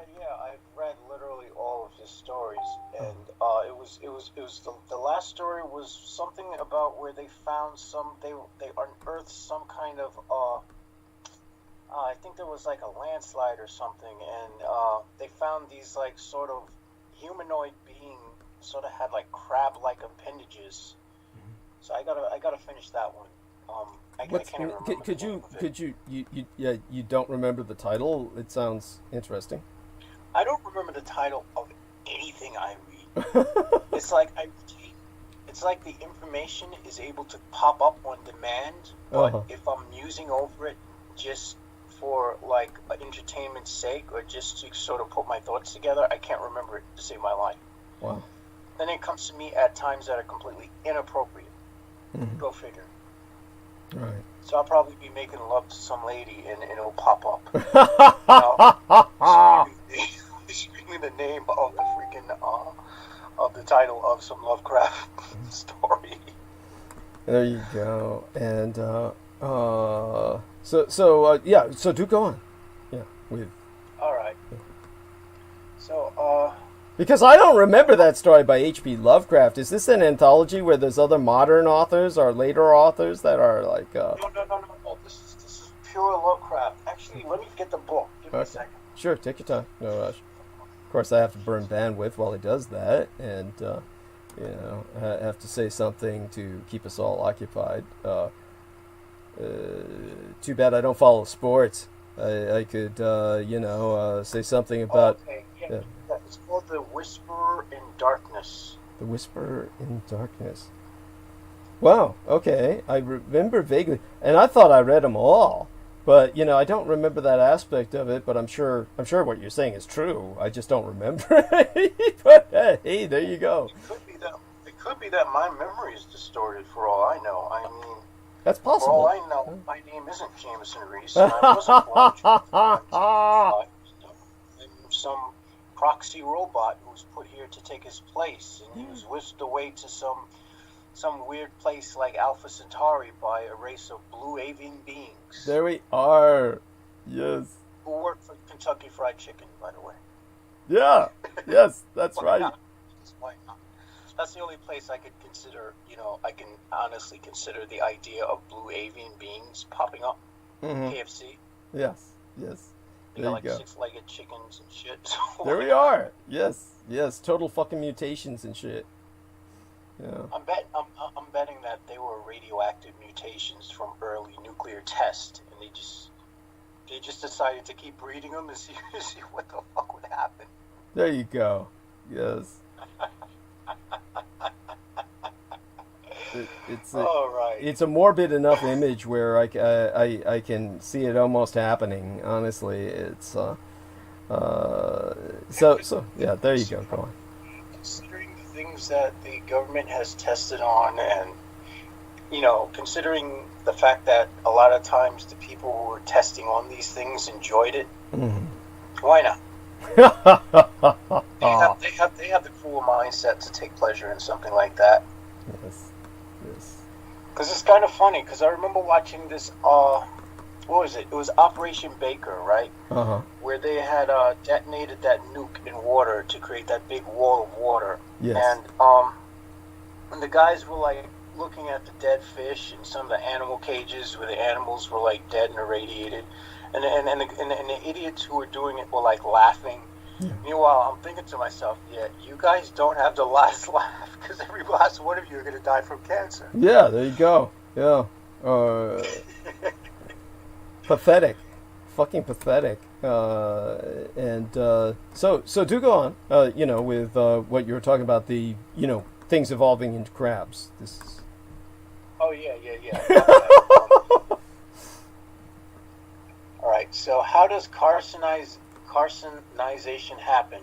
Well, that part is pretty simple. Animals that live in similar habitats face obstacles that can shuttle them all towards the same evolutionary advantages. Britannica cites the marsupials as a key example, where despite having one critical difference from their placental counterparts in other parts of the world, marsupials often correspond very closely to these other animals. Animals can evolve separately but end up evolving towards other species too, or even spontaneously evolve the same characteristics in totally separate groups. Birds and bats can both fly using mechanical wings. Birds and mammals are both warm-blooded, but both evolved from groups that were not.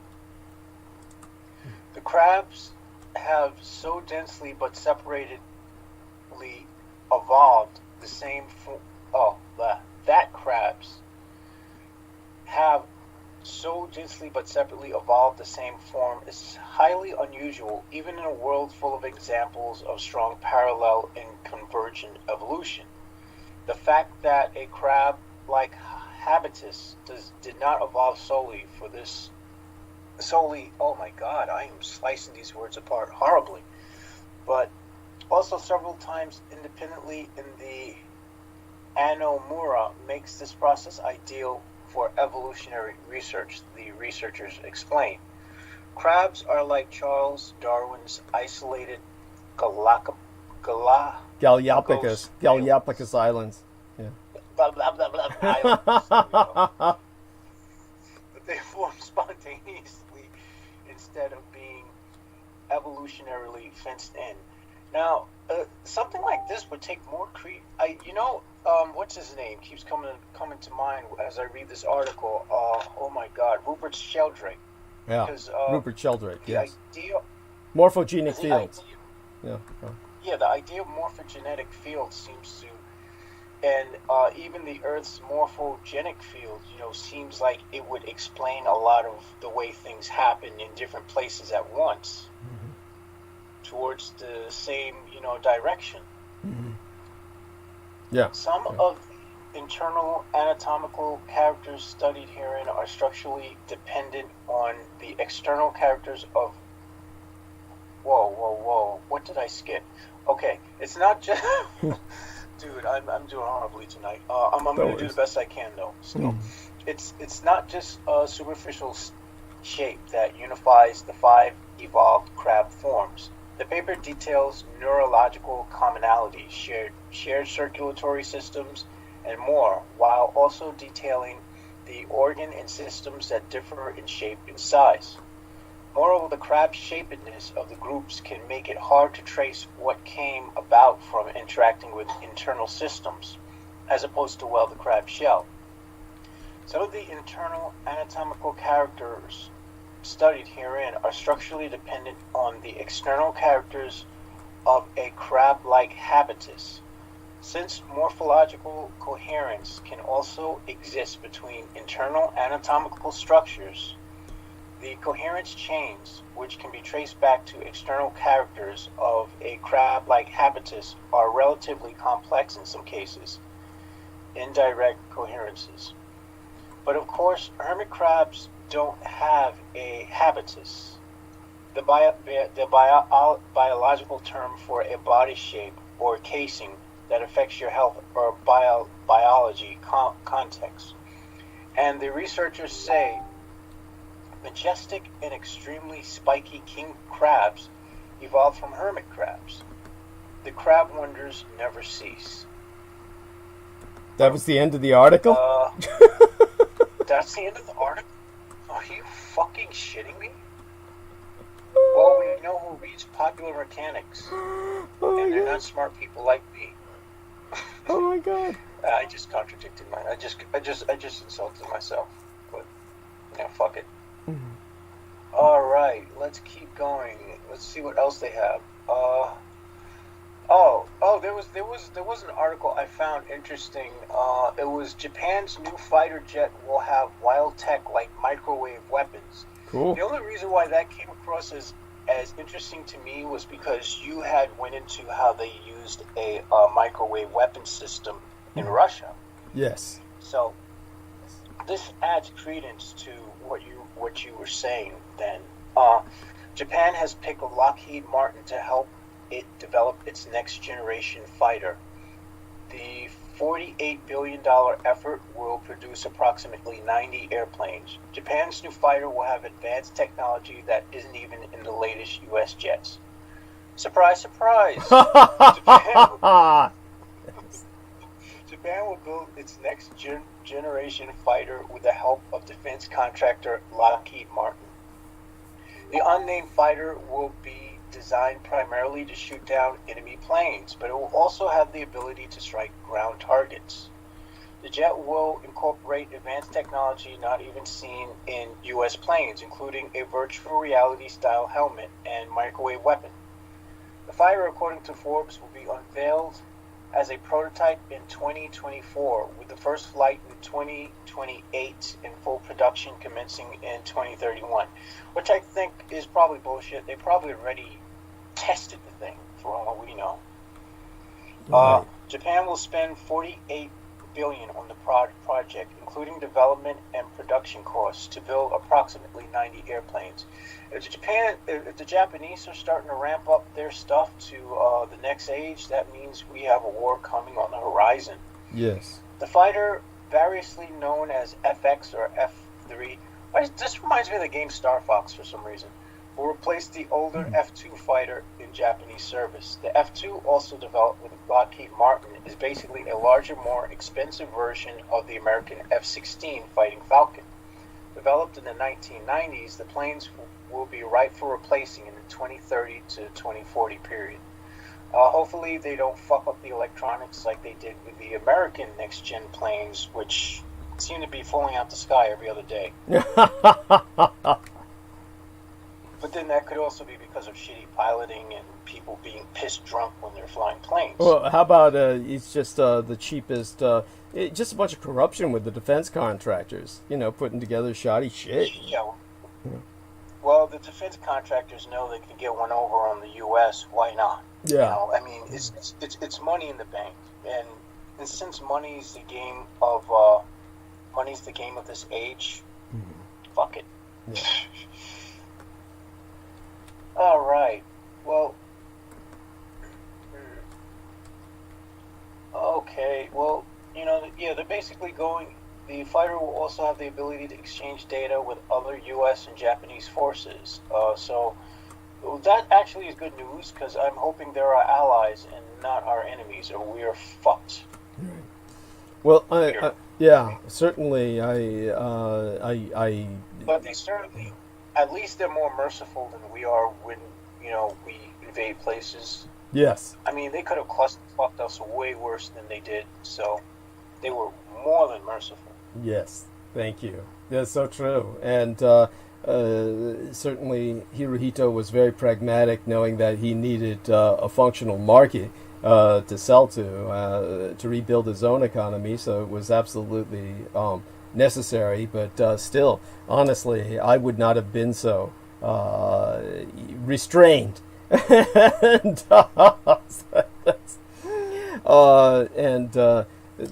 Obviously people would argue about that who were in certain areas of Japanese occupation where brutality did manifest, and that of course is something that I never deny but always contextualize.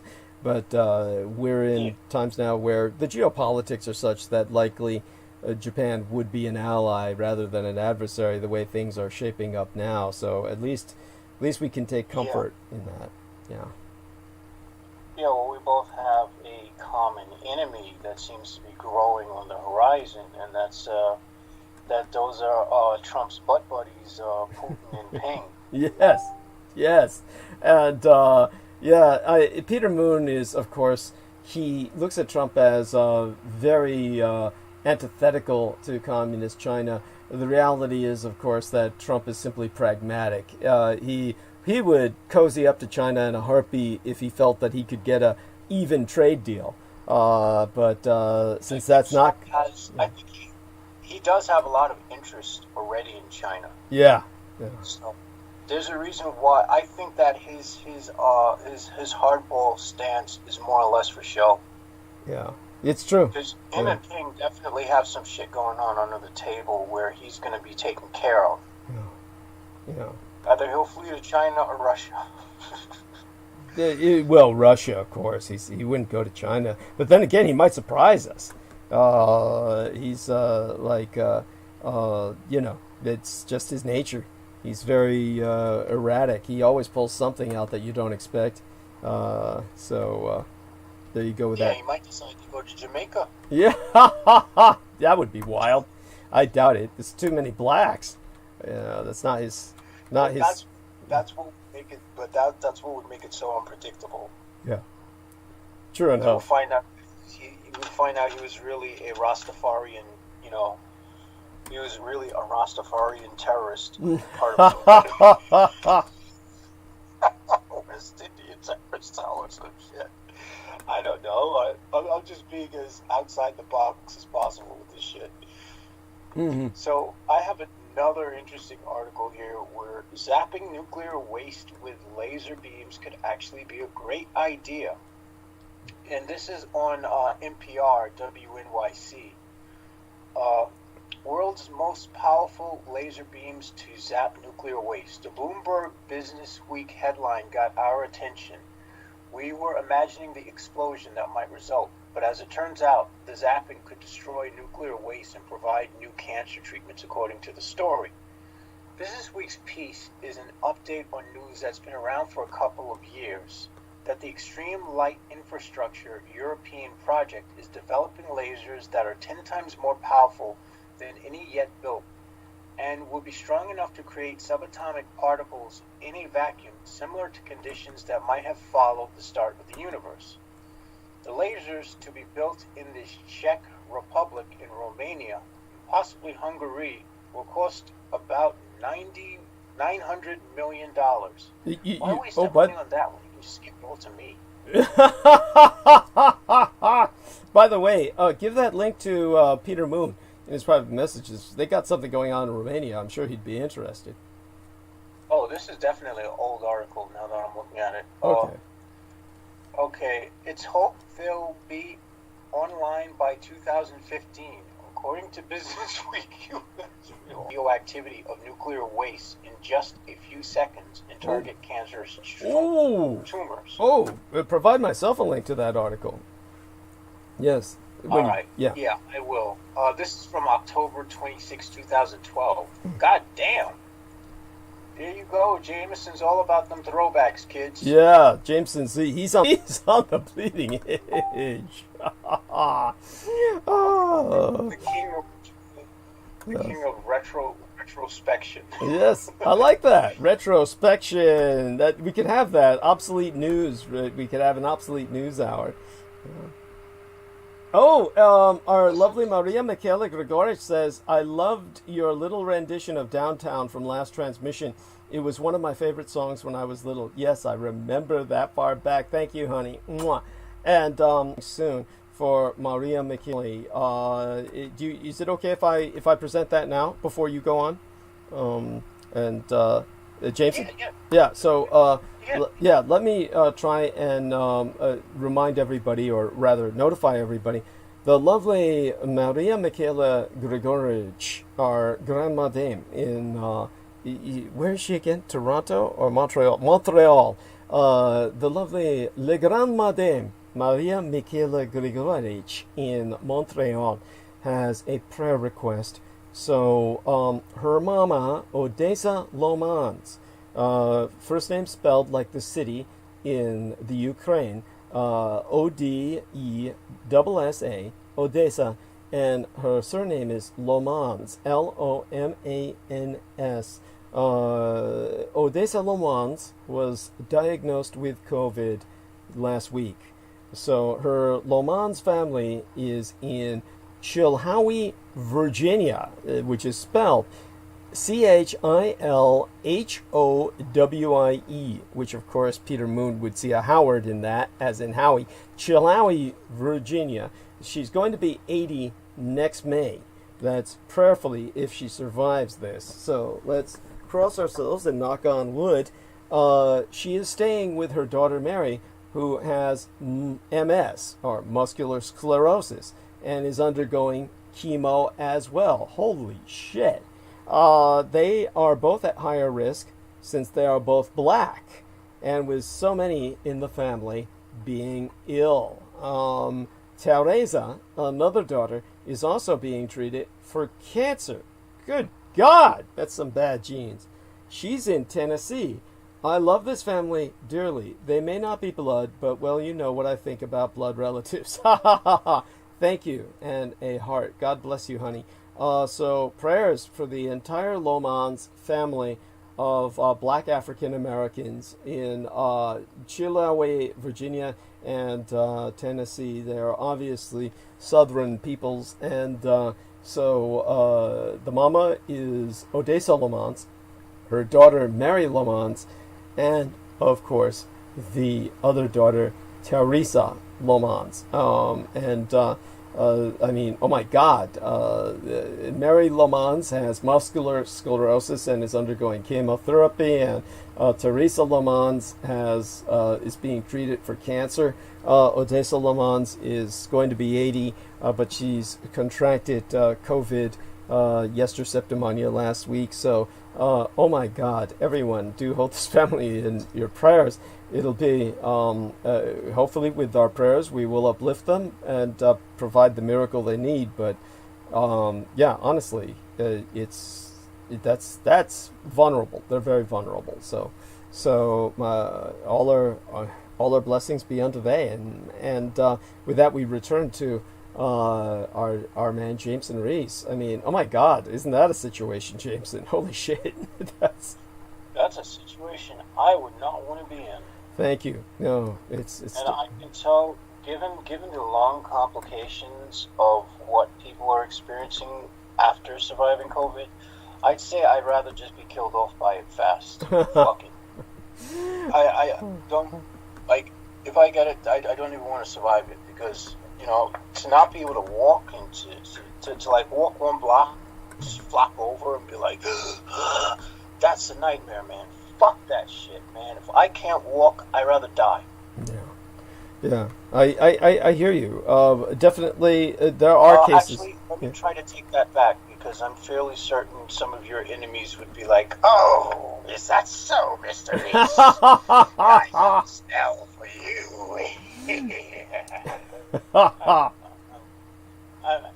Look, I'm sure if they wanted to really knock me off, they'd have done so a long time ago, right? Yeah. I mean, well, they're so incompetent. They're so fucking incompetent. Who knows? They may have tried several times and just failed. God knows you've run into some situations where that seems to have been the case. No, actually, the situations I ran into seems to suggest to me that somebody was protecting me. Yes, there you go. That's good. So it seems, and well, it shouldn't be the case, but I don't know. Well, whatever, maybe there's a dossier on me that someone's like, we're going to use this guy. We're going to make him the 99th president of the United States. I should hope not. That I wouldn't want that job. No. I want the money, but I don't want the job. Yes. There you go. The money is, comparatively speaking, not that much. It's more than Social Security. Oh yeah, true enough. I can't complain. Plus, with the fact that you could get lobbying power, you could buy people could buy me. I'll be like, yeah, sure. You want to make a whole army of blue avian chickens that are radioactive and glow in the dark, and you want to invade Midwest? Go ahead, Kentucky Fried Chicken. Go ahead. Just give me $1 billion. Nudge, nudge. Yeah, there you go. I don't think they're listening. Oh, shit. Whatever. Hey, I was just trying to look something up and I screwed myself over. This is amazing. I have these, it's really weird that when I first used this, I don't know how to describe this. Somehow it must have something to do with Google. But years ago when I first started using that Alien computer, the Alienware, I started off with a gamer's computer, an Alienware computer, which was top of the line, the most expensive shit you can get. I essentially gave it to my 3D graphics modeler, who could make far better use of it than myself. And then what happened was that at the time I started searching the Google, then what happened was that it began to take the first things I searched for, and it made them permanent on top of the search bar. It's at the top of my Google page. So the first things I ever looked up were what wound up there. But for some So it's reason, bookmarked. I'm sorry, what? It's bookmarked then. Yeah, like that. Yeah. So, just it was all the kind of stuff you would expect. Dark ages, science, economic stagnation. A new dark age is upon us. Israel without ifs, ands, or buts. I'm sorry. What's that? What's? Yeah. What's that? I just said. Oh. Oh. Okay. What? What? What was That's that? the only thing I would. No. Oh. Anyhow, so but somehow I'm recently. not a porn. Yeah. Anyhow, one of them recently changed to a porn vid as a bookmark, but somehow it wound up there retroactively posted way back with all these things that were looked up years ago. But the porn vid has been like removed or something, like flagged, and it was like nothing other than conventional. So a lot of times people just sometimes that happens. Like they complain. Yeah. Something. Yeah. Yeah, they complain or someone flags it because that's my wife. Yes. That's pretty much something like that happens. And so there you go. So it's just some weird shit where it happened that I was encountering around the internet trying to get something to analyze tonight. Like I said, there's quite a bit. There's always too much. But right now I'm just having Jameson kind of hold the fort till take us to the top of the next hour. That's might be a bit of a challenge. The way he's okay. Keep going. I got a lot of stuff. Good. Have you ever heard of a drug called phenibut? No, not that I consciously remember. All right, it's beta-phenyl Y-aminobutyric acid, also known as phenibut, norepinephrine, citrocard. It's a depressant substance of the GABA-pentoid class. It acts as a receptor agonist for GABA, the major inhibitory neurotransmitter in the brain. It's chemically related to baclofen, pregabalin, and gabapentin. Mm-hmm. Oh, I take gabapentin. All right. Basically, it comes in this powder, and it's usually sold from Russia. And supposedly the stuff is supposedly bodybuilders and shit use it. I don't know why the fuck they would use some shit like that. I would say, the friend I used to have, he introduced me to it. He was like, well, why don't you try this stuff? So I tried it. And I was like, this stuff doesn't do anything. So I tried some more. And then I went home. So while I was going home, I started to feel really weird. I'm like, why am I kind of dizzy? Why does my stomach feel so weird? Oh. I went home, I started to puke. Oh. So I'm lying in bed puking, and then I'm starting to fall asleep. And every time I fall asleep, I feel myself stop breathing. So I'm waking up like, oh shit, I'm gonna die. And then when I close my eyes, the hallucinations are out of this world. I've never, of all the things I've tripped on, I've never seen hallucinations like that. Whoa, hey, at least you're going out in style. So, go on. And so then, I opened my eyes and I saw this thing standing by my bed. Uh-huh. It was like it had a stick legs and stick arms, and it's couldn't be a few inches tall or whatever. Oh. And the head was like a round circle. It had these two eyes that look like, the Vesica Pisces shape, the exaggerated shape of the eyes that, no one's human's eyes looks like that, but and these two dots, and I was like, holy shit, is that God? And, well, it wasn't God, but, it sort of got stuck in my head. And, I don't know, ever since that entity's kind of stuck in my head, and I'm like, so every time, I don't know, it's just really weird. But the stuff, if you want to puke your guts out for a few hours, whoa. The hallucinations, though, are wow. It's like it's geometrical, but you'll see entities there. So, they do say it has dangerous interactions with depressants and dissociatives, which I might have been on at the time. So that's why that happened. Okay. That makes sense. Isn't it wonderful to discover the dynamics behind the chemical dynamics behind your experience. It's there we are. Right to know that I died. Well, ever since that happened, whenever he brought it up, I was like, nope, never taking that stuff again. But you know, it might be something. You know, it's well, I don't know. I'm not going to recommend your listeners try it, but I'm going to recommend some of your listeners who are unsavory people who you don't want to be listening to try it, because I don't know, maybe they might have something interesting happen.